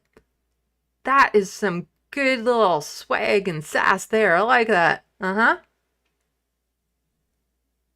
Yeah, he's got the moves. Awesome. And so somebody's just pointing out to Kevin Sorbo, as a married straight guy completely at ease with his sexuality and masculinity, I've never felt offended by the inclusion of LGBTQ folks in our society. In fact, we welcome them. I do wonder, however, what kind of repressed trauma one has to carry in their heart to have such... Yeah, there's a guy cheerleader who I'm guessing, I don't want to say for sure, you never know, who's quite possibly gay. We don't know. Maybe he's just gay passing. But yeah, as a cheerleader, God forbid something like that. Kevin Logan and their viewers just joined. Say hello. Well, hello, Kevin Logan. Welcome to the SandBox, everyone. Whereabouts are you from? I will have to look into you. We're being rated by Kevin Logan. But yeah, I'm just pointing out that Kevin Sorbo is upset that this guy here, who looks almost exactly like Kevin Sorbo, is a cheerleader. I've been a Viking fan all my life. Sigh, now I need a new team. So just because there's somebody who, again, might just be gay passing as a cheerleader, he has to quit his favorite team now. The Wild West commenting on it. Kevin's summoned to Kevin. Yeah. We're getting close to the end of the stream, and I'm getting really silly now because I've been talking for 3.5 hours. Do I need my earphone in anymore? But yeah, just the idea that having, oh no, there's somebody near me gay, that means I can't enjoy my favorite sports team anymore. Grow up. My God. How does this affect you at all? Are you that upset that you can't wank off to each and every single cheerleader anymore because one of them is a man? Again, don't want to presume his sexuality. He could be as straight as a board. We don't know. We don't know. But look at this, too. This breaking liberal women are losing their minds over this AI-generated clip of Sydney Sweeney as Snow White created by Grok. What's your reaction? My reaction to this? At least mine jiggle. And they're real.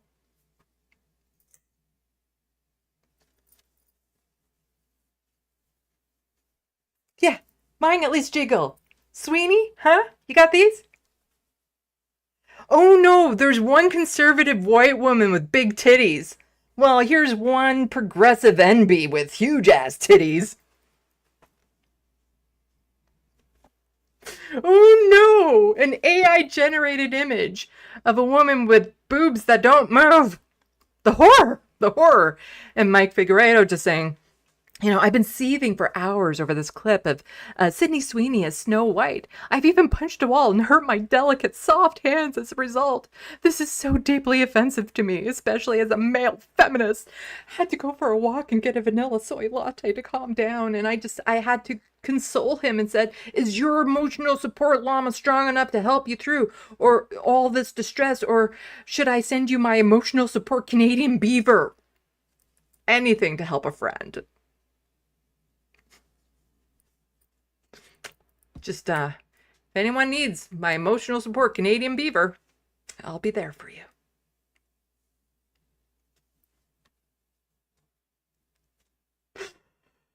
I don't know why people are so obsessed with, like, I get she's pretty and stuff, but, oh, she has boobies. Yeah. So do I.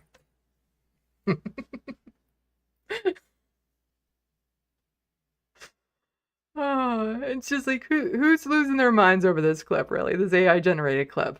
This fake cartoon. Really? Oh. What's this? Oh, right. This is horror news. PragerU videos teach Florida students that slavery wasn't so bad in commentary, and this is in response to the White House is partnering with PragerU. The conservative-based education company is already making AI content because that is how we should be educating students, is through AI content, not through critical thinking. In a series launched with the Trump administration.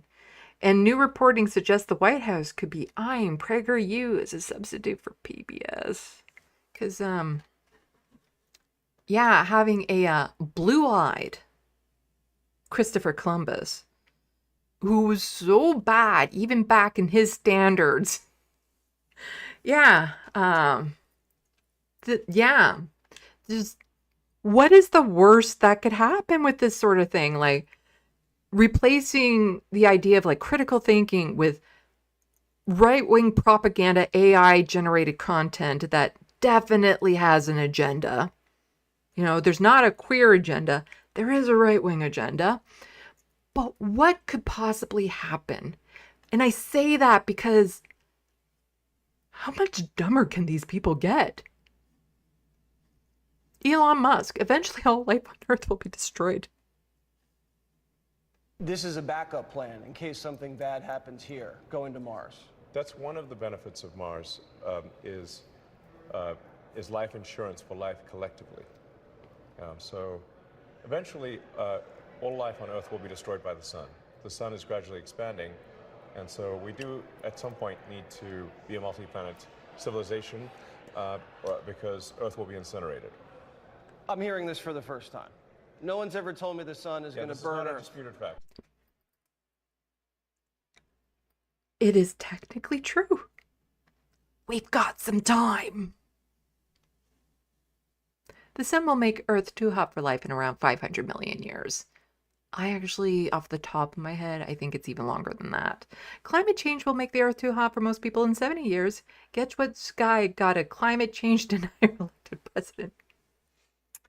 Yeah, eventually the sun will destroy the Earth. Hopefully, between now and then, we can think of something.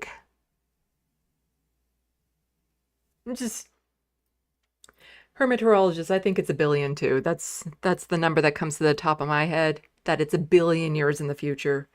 So, a little wiggle room, a little margin of error there, just in case.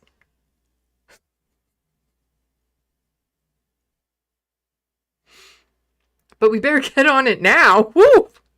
Gotta focus on the sun expanding. We gotta deal with that. That's the pressing issue. Not climate change.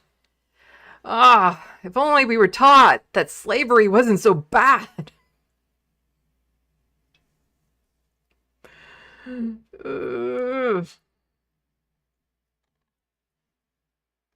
know what? Elon, you're looking a little bit thirsty. Why don't you have a drink? Have a drink on me. Have a drink. I'll just have a drink on me. do that for you.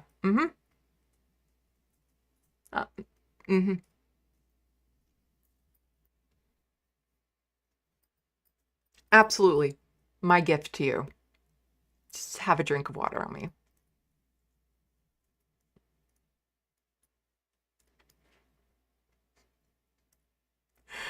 The fuck, her water bottle's exploding.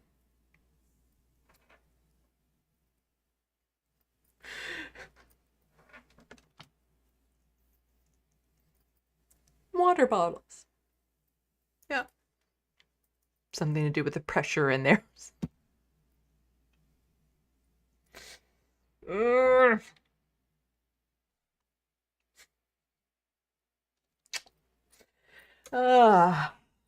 No, not carbonated water. It's the water bottle. It has something to do with the company has received reports that the water bottle shattered during use, causing some bruises, property damage in Canada, and 8 similar reports of injury and property damage in the United States.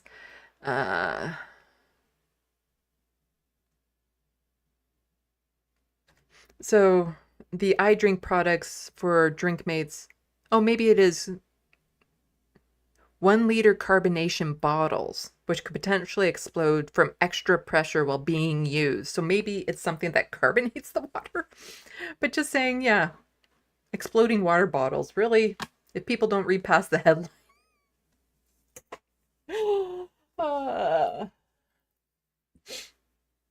So how is everyone doing? Oh, just a reminder, I will not be doing a live stream next Sunday. I will see about squeezing one in on Friday evening. My weekend is toast. Absolutely toast. Hello, Pixel Snob. How can I find out who rated my channel? Because usually it just pops up on the top of the screen. Like when we have viewer activity, it lists it. And I wish it would list like people who rated you there too. So I can go back because I'm not sure I'm familiar with your channel and I'd like to be. If you give me the courtesy of rating you, I'd like to give you the courtesy of at least checking out your channel.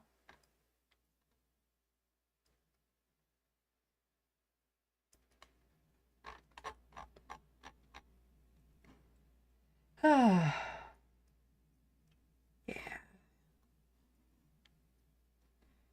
Because I also want to know a little bit about your group, where you're from, what you're doing, what you're up to. The Wild Weds works for me. Next Sunday is Pride where I live. Oh, nice. Enjoy. Yeah, I'm busy with stuff in my personal life. It should be a good event though. And I'm in a manic episode, so should make it really fun. The raids don't show if your like counter's stuck. Huh.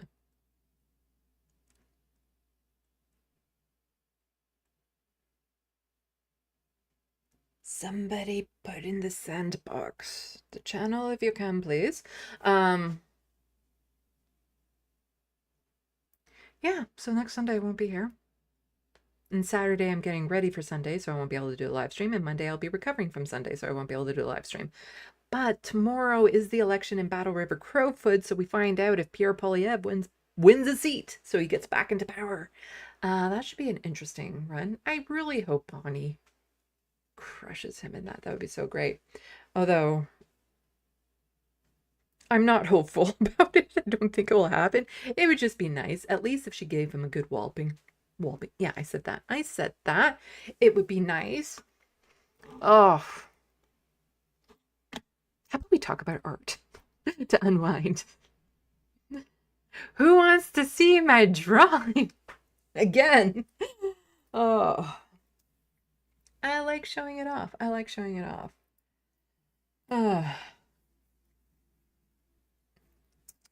I need help bringing it.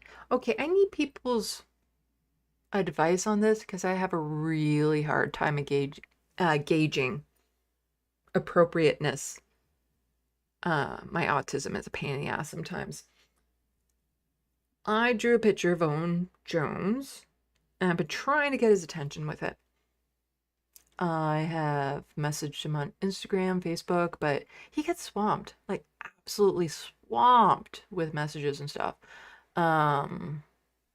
tried tagging him on socials, tried reaching out to people to reach out to him. And I don't know if he hasn't seen it or if he has and he doesn't want to respond, which I would like to respect. But if he hasn't seen it, I'd really like to pass it along. But I don't want to be pushy about it, because like I said, with my autism, I have a hard time gauging sometimes these things. And I'll admit, I have crossed lines before, not intending to, because I was having difficulty understanding certain things. Luckily, those people were my friends and forgave me and understood it and helped me and figured it out so that I wouldn't do it again. So, there's that at least. And luckily it wasn't on social media. Kevin, let me look him up on the YouTube. So I don't know if there's a good chance he has seen it and doesn't want to respond, or if he hasn't seen it and has no clue it exists.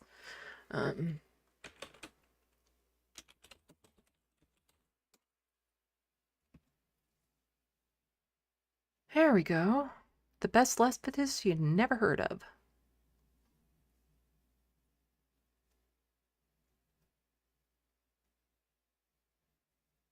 Well, thank you so much for the raid. Pop you up on screen. I'm assuming this is the Kevin Logan. Oh, that's my YouTube screen. That doesn't work when it's not an actual YouTube video, though. There we go.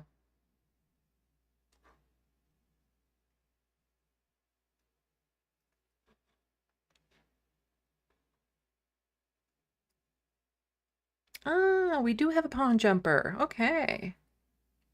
Yes, I lovingly refer to you all as pond jumpers. So I did a picture.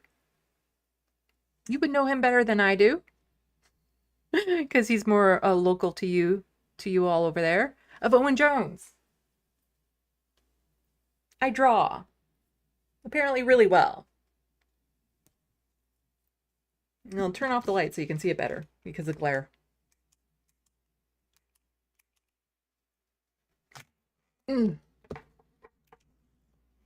There you go. Look at that.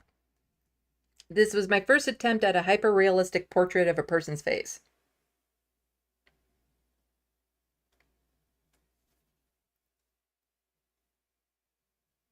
And I would like for him to see it. There we go. But I don't want to be pushy about it, because not everyone appreciates this type. Like, it's just my way of showing appreciation. Plus, I needed to draw. I was in a down spell, and I needed to do a drawing that was very high detailed and took very long, which this was both. And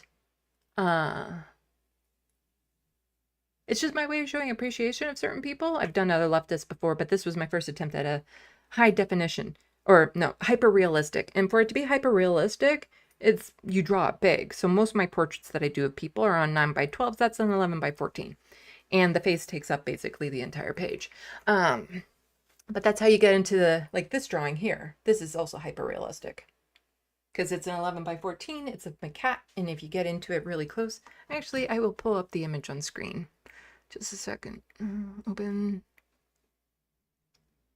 art. Let's go to here. And where is it? Oh, there we go. There we go. And then we go here. So that's that's this drawing here. And yeah, to get hyper realistic, you go big.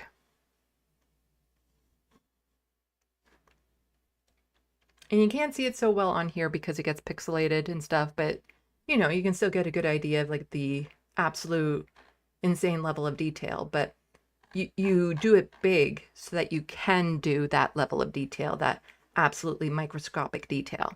And I did that with the Owen Jones drawing.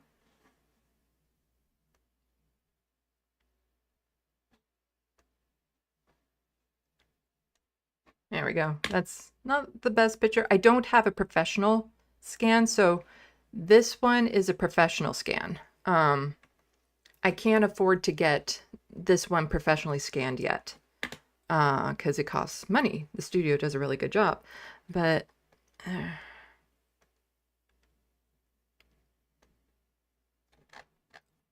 so if we go in really close, you can see the level of detail that goes into this.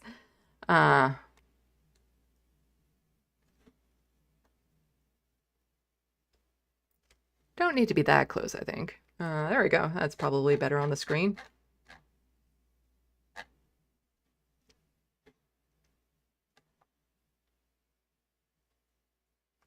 And I picked Owen Jones for a myriad of reasons, not just one reason, but primarily because my brain screamed at me to do Owen Jones. And I would like for him to see it. But the funny thing is that I originally had this done on his birthday, which was August 8th. At the time I started the drawing, I didn't know that was his birthday. I'm like, I got it done in time. And then I posted it and I tagged him and all that sort of stuff. But then I ended up deleting that and deleting the video of it and everything because this is what I originally drew. This is what was originally posted. And I wasn't happy with this. There was something not right with it. It took me 3 hours to get from that to that. But the second one, that hits it. That hits it.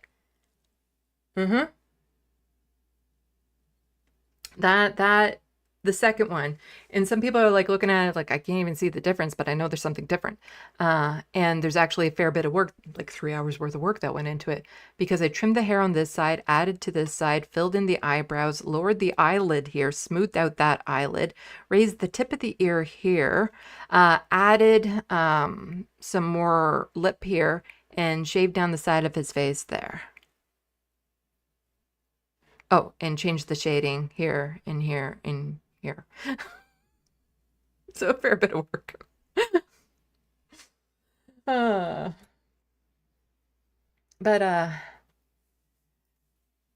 You know, because I've drawn pictures of people before and I've gotten no reactions and I've gotten some reactions. Let me just mute that for a second. But the reality is, it's not always going to be a Sam Cedar reaction. And Sam Cedar has received 2 of my drawings. One was on the 1-year anniversary of Michael Brooks passing away. I had done a portrait of Michael Brooks, and well, 2 of them. I sent one to his sister and one to Sam and the Majority Report crew. And he opened it live. He actually opened it up live on the show. And when I went to the Boston live show of the Majority Report, I had done a portrait of Sam that I gave to him there, that he then showed on air and was like, oh, wishy squishy about it. And I just wanted to show it off because I might have recorded, you know, clipped that and looped them and played them on repeat for a long time afterwards. But it was this is kind of the reaction you hope for, but you don't do it for the reaction. I did the drawing of Owen Jones for my own personal reasons. Again, it's mainly a sign of appreciation, my brain, but also I've talked about it on my show.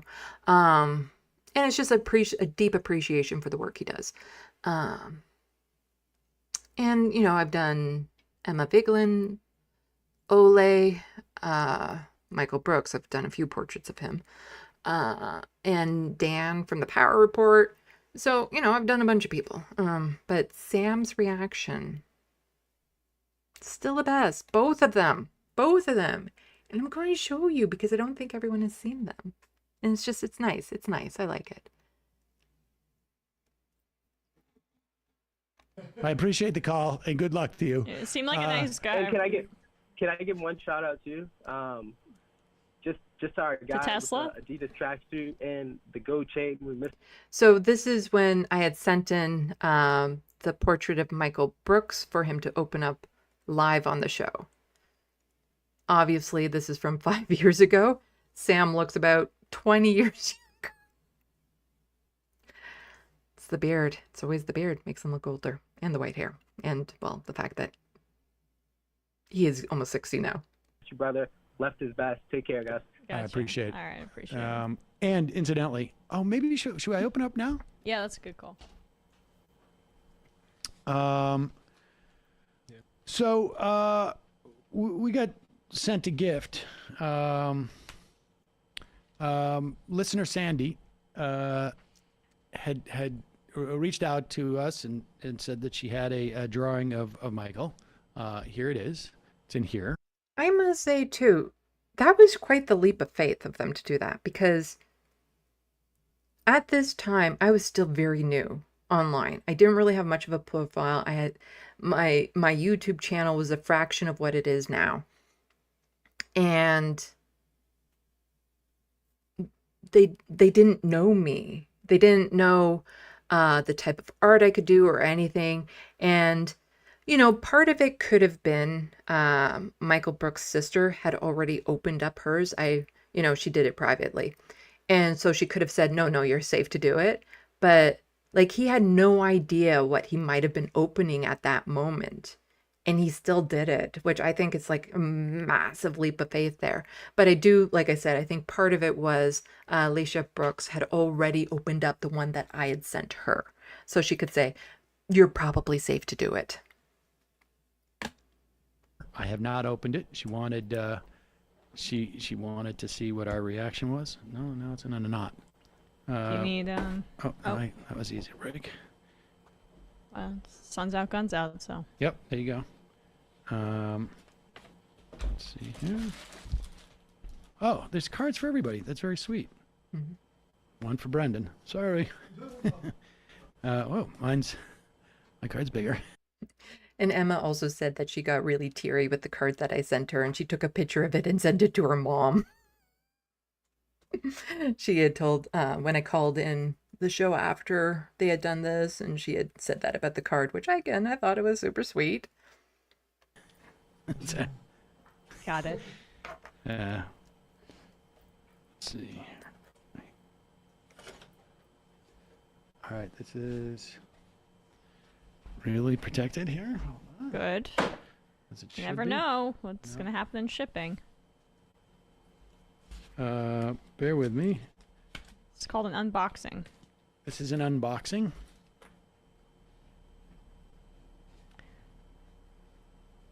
Not quite sure. No, I don't know how. I figured out how to do the packaging a little bit easier since then. This was my first time really sending artwork. So the packaging, it wasn't confusing, but I guess to Sam it was confusing. You just had to take the painter's tape off the edges and the top would pop off. But I sent instructions. Didn't seem to matter. How exactly to take the white part off? Bear with me. Here we go. Oh, this is a little bit more intricate than I had anticipated. But, oh, wow. Yeah, this is amazing. I'm not going to take it out of the protective cover, but look at that. Wow. Oh, wow. That's great. The pencil? Yeah. Wow. Holy cow. Can you turn it this way? That's unreal. Yeah, that's great. There he is in the tracksuit. I mean, this kind of stuff, like, I know it's not traced, but I can never fathom how someone's that good at drawing. And no, that's really good. Wow. We're going to put this up in the office. Thank you, Sandy, so much. Much appreciated. Yeah, thank you. That's beautiful. That's really great. It's weird.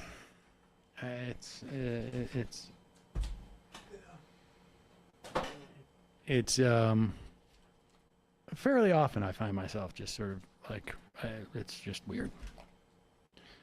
All right, let's go.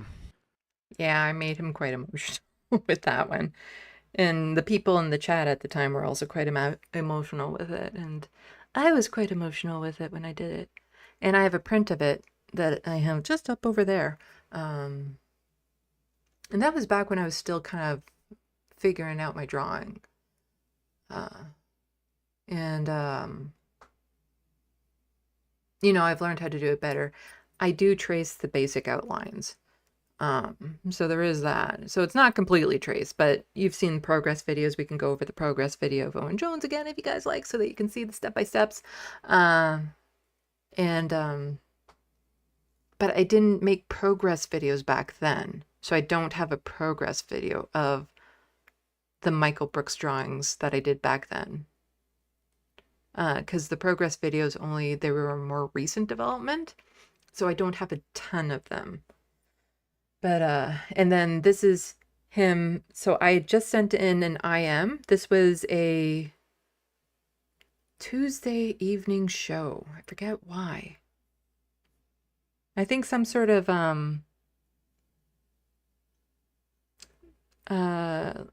like Democratic primaries or something like that was going on. And I sent in an IM because I wanted to talk about the Ontario election. And then that reminded him of this. And so, like I said, when I went to the Boston live show, I was the first in line because his sister, actually, I met up with her before the show. And she let me in, like, this is when you should get out so that you can be first and stuff like that. And so I was first in line. And I gave him the gift then. And I wish I could have seen him open it, but there was like hundreds of people waiting to do the meet and greet. And Emma wasn't there yet, so I didn't even get a chance to meet Emma. But I have a video about my trip to Boston to see the live show, so people can go watch that and figure it out. I was, you know, the autism, you can kind of get super emotional in certain areas and stuff like that. And it wasn't even until afterwards that I realized Emma wasn't there. I'm like, oh, God damn it. And it was funny because when Sam was first standing there, somebody had to turn me around and be like, he's over there. Because he was standing in a spot I wasn't expecting to see him in. I couldn't recognize him. I have facial blindness. It's really bad. If I see people out of context, I won't recognize them. And I was thinking, it's like, that guy's wearing like almost the exact same outfit as Sam. Oh, okay, because that is Sam. And I wish I could have seen him open it because his sister had texted me back just saying he absolutely loves the beautiful drawing. And I'm like, oh, I wish I could have seen it. So this is him first responding to the IM and that he was planning on showing it the next day. And so you're going to get to see both of those. Because I like showing these off. Clown Shoe Mike, I meant to ask earlier, but was too focused on the Tim Pool Binder question. Did y'all enjoy the beer? Saw Emma drinking some rainbows. Loved the show. I did, yeah, I did. Thank you very much. I had 1.5, I think, but those were So that reaction was, he saw my name. those were big hands, so they were great. I am from LeftoftheBox. I have the print. I was going to show it tomorrow, but we have apple chips and Sandy from LeftoftheBox drew an amazing picture of illustration of you. Illustration of me. Really just like sort of blow your mind level of artwork. Good. I love it. I love it. And we'll show it tomorrow on the program. That level of like, that is the feedback as an artist that just, it breaks you in a good way. It is just like to hear that, to see the sincerity in it. It's like, oh my God, oh my God, oh my God. One other thank you. At the it was so great to see everybody at the show. I mean, it's one of the funnest parts, frankly, about doing those shows is like actually seeing people. I'm just realizing that in this format, the top of the head is cut off a bit too much. What if I go, no, that one won't work. Still weird, or are... That one's a bit better.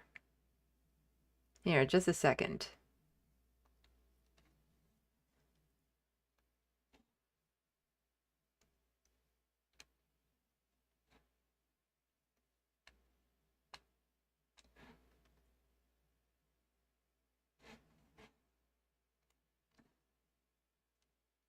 I'm just trying to adjust this.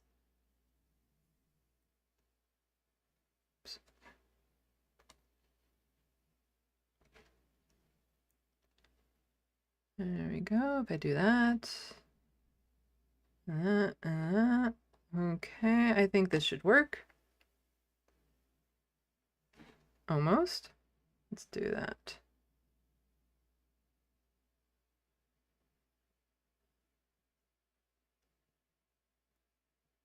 There we go. That's better. It's a little bit more centered.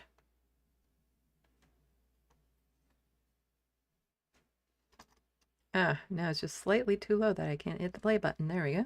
People that we get IMs from and whatnot.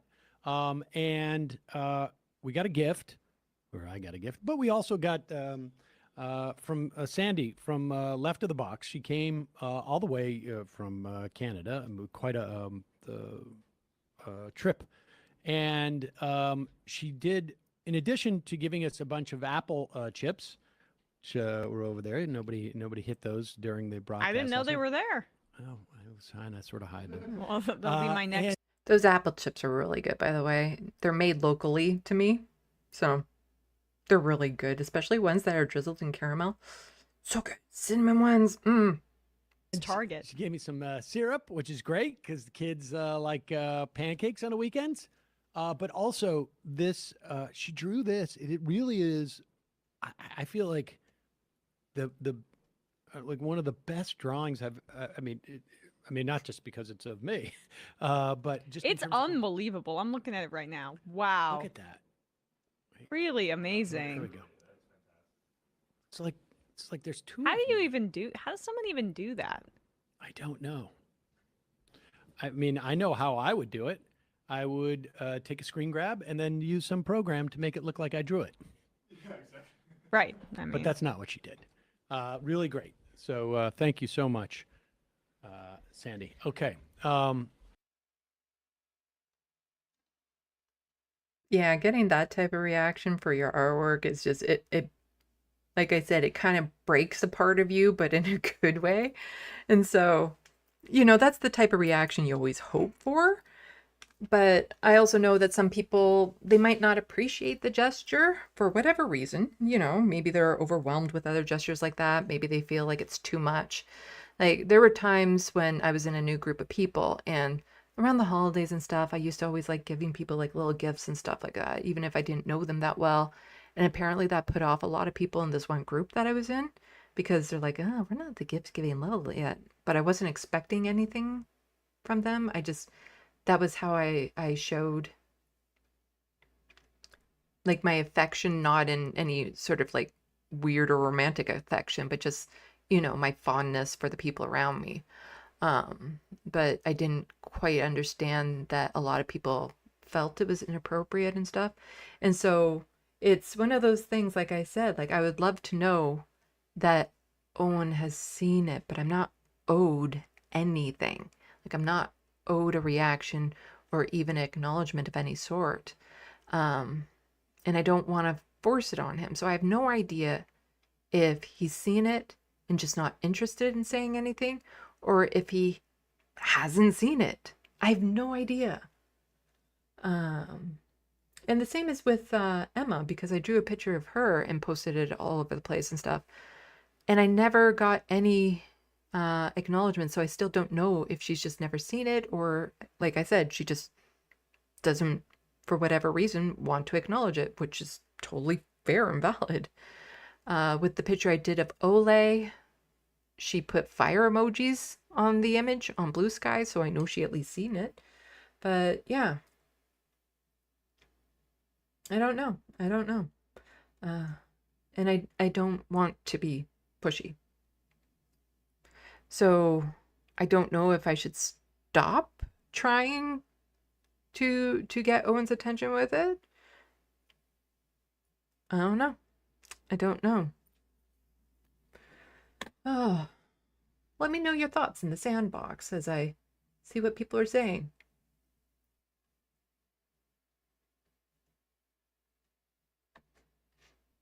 Yeah, as a younger Sam and Emma, I'm not a fan of facial hair. I'm sorry, I'm not.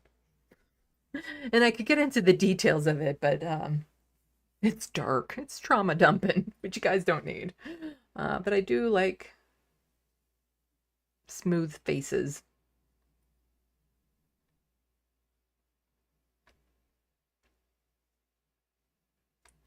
Let's see.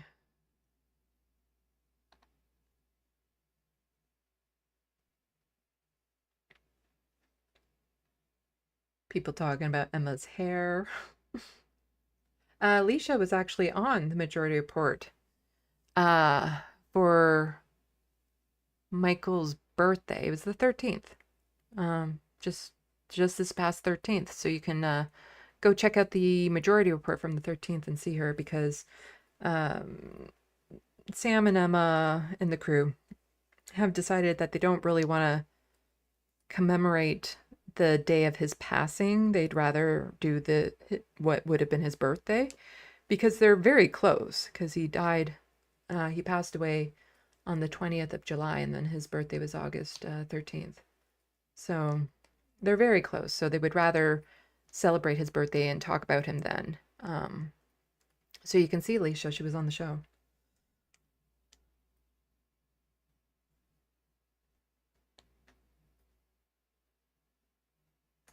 Rich P1K, I love how all the stories from TMR seem wholesome, while TYT is a continual horror show. Yeah, a lot of people have wholesome stories still from Majority Report. Good interactions with them and stuff.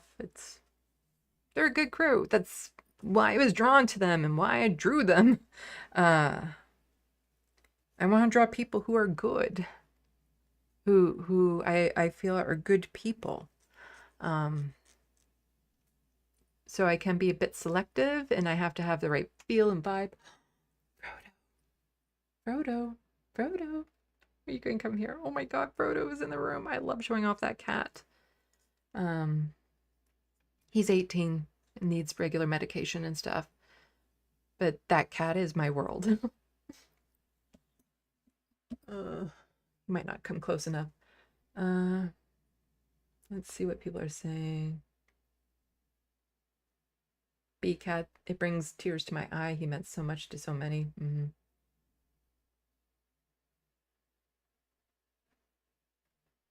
Rich P1K, B-Cat, that's probably part of the reason why he keeps insisting Sam called him a Nazi, not because he's actually upset by the interaction, but because he wants to manifest a problem where there was none. I know exactly where it came from. I do. I know exactly which clip Jank is referring to. You're going to see it in my video. I know which one.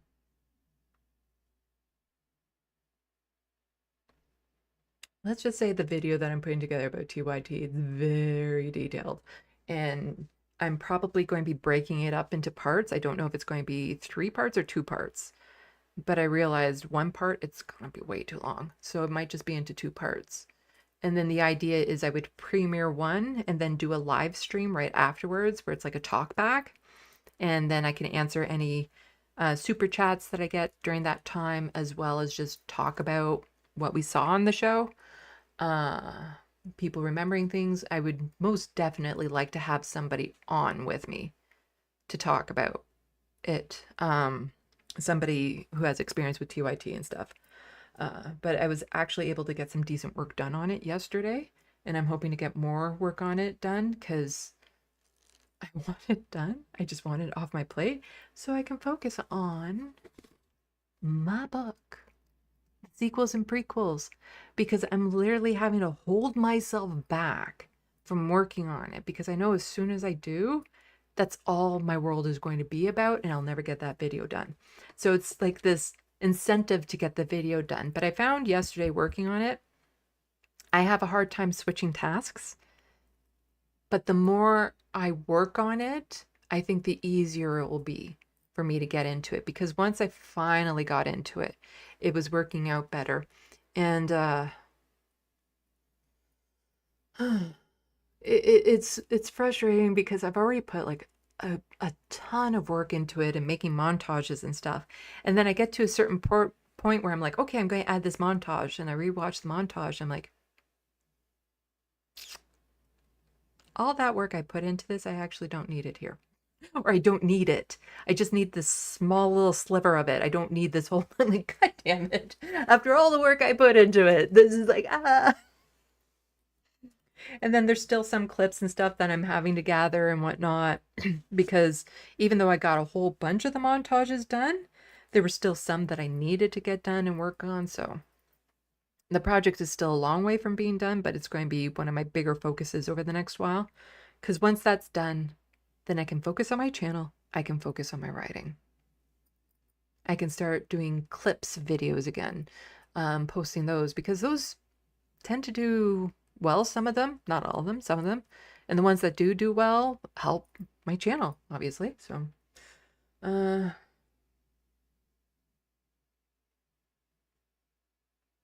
let's see.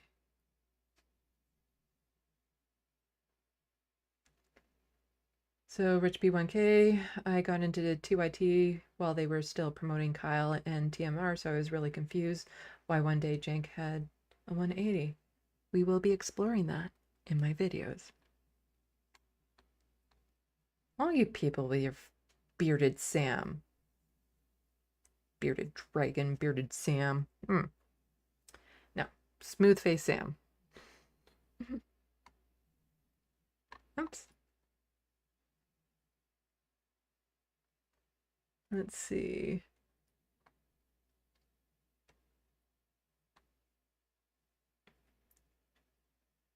Rich B1K, the fact that this space also has Jackson is pretty cool. I loved his contribution to TYT a lot. I hope this space can pick up more, if for nothing else, just to see a mad Jank. If he comes across my video, he's not.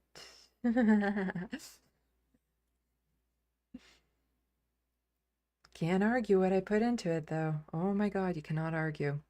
You see, the thing is that one of my criticisms of TYT, among many, is that they will reference things, but they will never show you the clip, or the full clip, or give you context. I'm going to be making public my playlist of the vast majority of videos I used for reference. And these are just the videos that made the cut into my videos. And, you know, some of them are just like, I've taken 30 seconds, 10 seconds out of this video. There are over 100 reference videos. My brain is fucked. To be able to do that, your brain has to be fucked. I hope all this work is worth it. As in, there are messages, like really important messages in these videos that I want to get out there about building leftist solidarity, about my feelings about how Jank and Anna are one of the biggest rifts to online solidarity right now. I just noticed, I have the Kevin Logo YouTube page up in front of me. He's holding a cat in the banner. I have an orange cat just like that named Lanier. Let's see.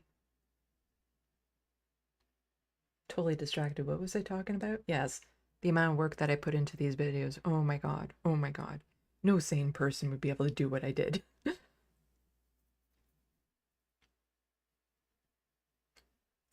And it seems clear that JR is not happy there, especially after Anna said that she feels uncomfortable talking to people outside of her race. But, you know, JR and John have, I'm sure they have very legit reasons to stay there. You know, finances, healthcare in America tied to workplaces and all that sort of stuff. Soul Life. I saw Owen guest host on another stream we all watch. I was surprised to see him there, but don't remember where that was. To guest host.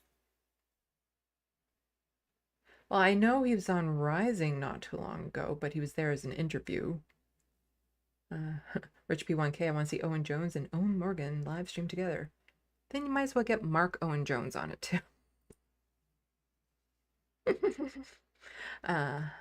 I haven't seen too much of Owen Morgan stuff, but I have seen some. It seems interesting enough.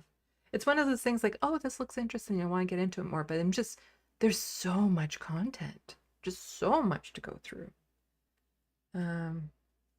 Guest host on another stream we all watch. Don't know where he would have guest hosted. Like, he's been on the Majority Report not too long ago, but he wasn't a guest host.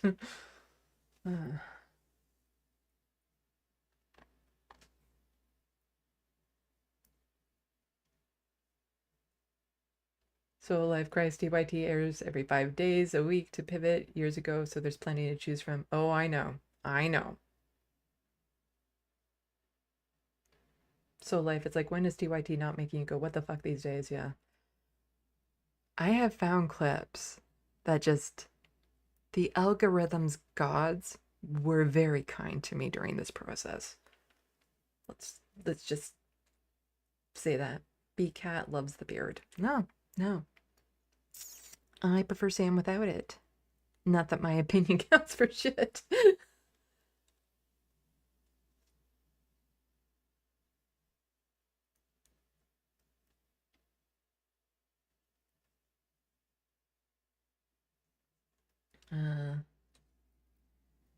Let's see.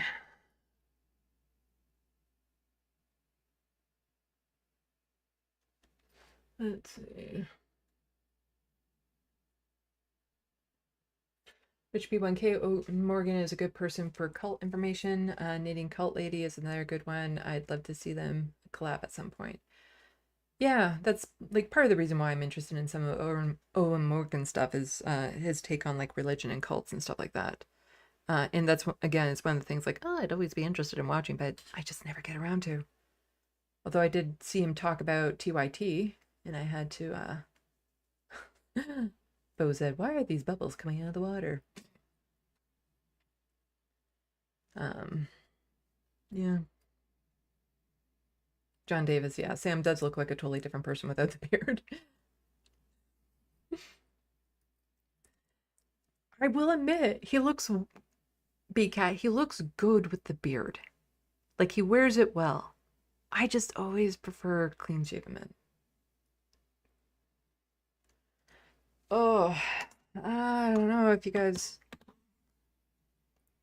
if you want to see the Owen Progress video again, or if we're getting all kind of pooped out. Or if I can do one more attempt at getting Owen Jones notice of the drawing. And that would be everyone who is on Blue Sky and Twitter, if we all coordinate when we tag him. So that it all happens at the same time. But I would need you all on board for that. And then we could set it up. I just, like I said, I don't want to be pushy. I know he gets swamped for attention and things of that sort. He's a celebrity.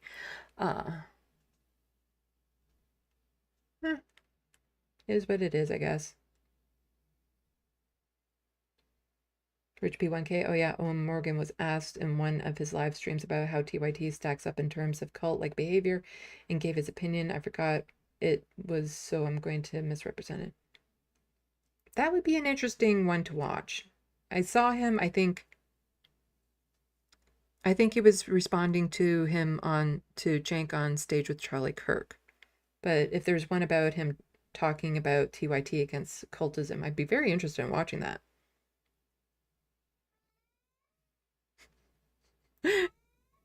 That's Frodo. I don't know if you could hear that. Let's see. I don't know. Let me know. Let me know what you guys think about my situation, my conundrum. Any feedback would be appreciated. Because I cannot gauge these things. I'm not good at that. Frodo is a very handsome cat. I wish he would come out here. He used to bug me more, where I could actually pick him up and show him to people. But now he just kind of saunters in the room, looks around, and stays out of reach and saunters out. And then you get the babies who just, when they want their lap time, they want their lap time. Anyway, I'm kind of running out of steam. I've been at this for 4.5 hours. I don't have anything else to cover. So, unless there's something else in the SandBox people want me to address, I will be on this space this Wednesday, so you can always see me there. Again, no show on Sunday, possibly Friday, depending on how I'm doing with stuff.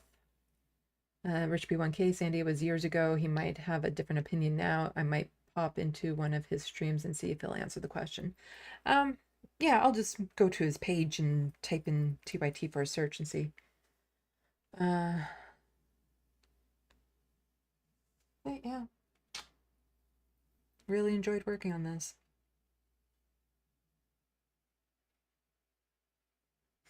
I don't know if you guys understand how big this drawing is.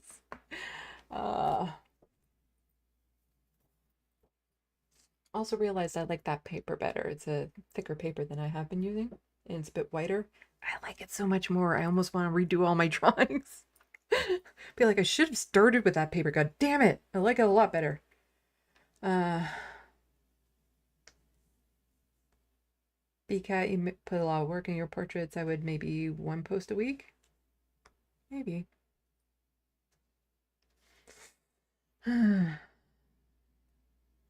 Like, I've replied in some of his tweets. I pick and choose because I don't want to be like, here's a horrible Gaza story. Here, look at my drawing as a reply. Pick and choose. You know, sometimes I can gauge what's appropriate and not. I commented under one of his interview videos recently about it. I did mention it in the Navarro premiere, but I didn't do a super chat, but I mentioned it in the stream chat. And somebody else who recognized me went and saw it and thought it was really great, but nobody, not a mod or anything of that sort. Yeah, I don't know. Because I know he does go through his tweets and stuff, so I would imagine he's seen it. But again, I have a hard time comprehending the amount of engagement he gets on Twitter and stuff because I get virtually none. So if I get tagged in anything and whatnot, or people are replying to a tweet of mine, I can see it all. Like, it's not that difficult. I can see replies, I can see tags because I get virtually no engagement. But someone like Owen gets a gazillion tons of engagement, so it's almost like winning the lottery if he notices yours or not. So I don't know. The Wild West self-published a book of the portraits. Just never translates. You know? I wish people could actually see these drawings in person. I would love to have an art showing and just actually be able to see people's reactions to them for a change.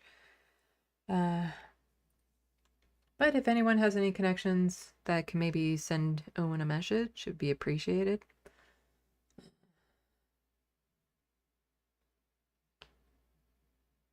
So, like, maybe it'd be better if it wasn't a tweet that might mentally categorize it in the wrong place in his mind. Yeah, I don't know. I don't know. I don't know.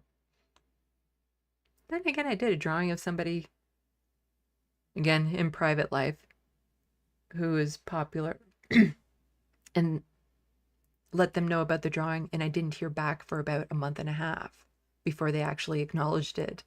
And I think it might have just taken them that long to get through their stuff. So who knows? Who knows? Rich P1K, Sandy's art tour. That would be fun. I wouldn't be able to travel to the States, though. I hate to break hearts. Okay, before we leave. Come on, Lanier. There we go. Orange kitty.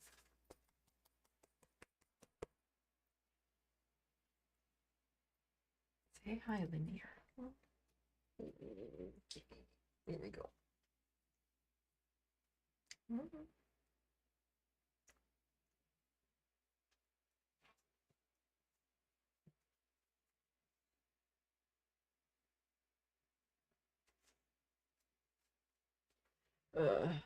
Okay.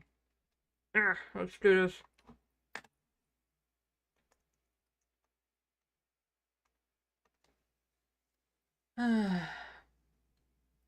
You all know the routine. You all rock. The mods rock. People who become patrons rock. People who join the SandBox rock. You all rock. You're all wonderful people.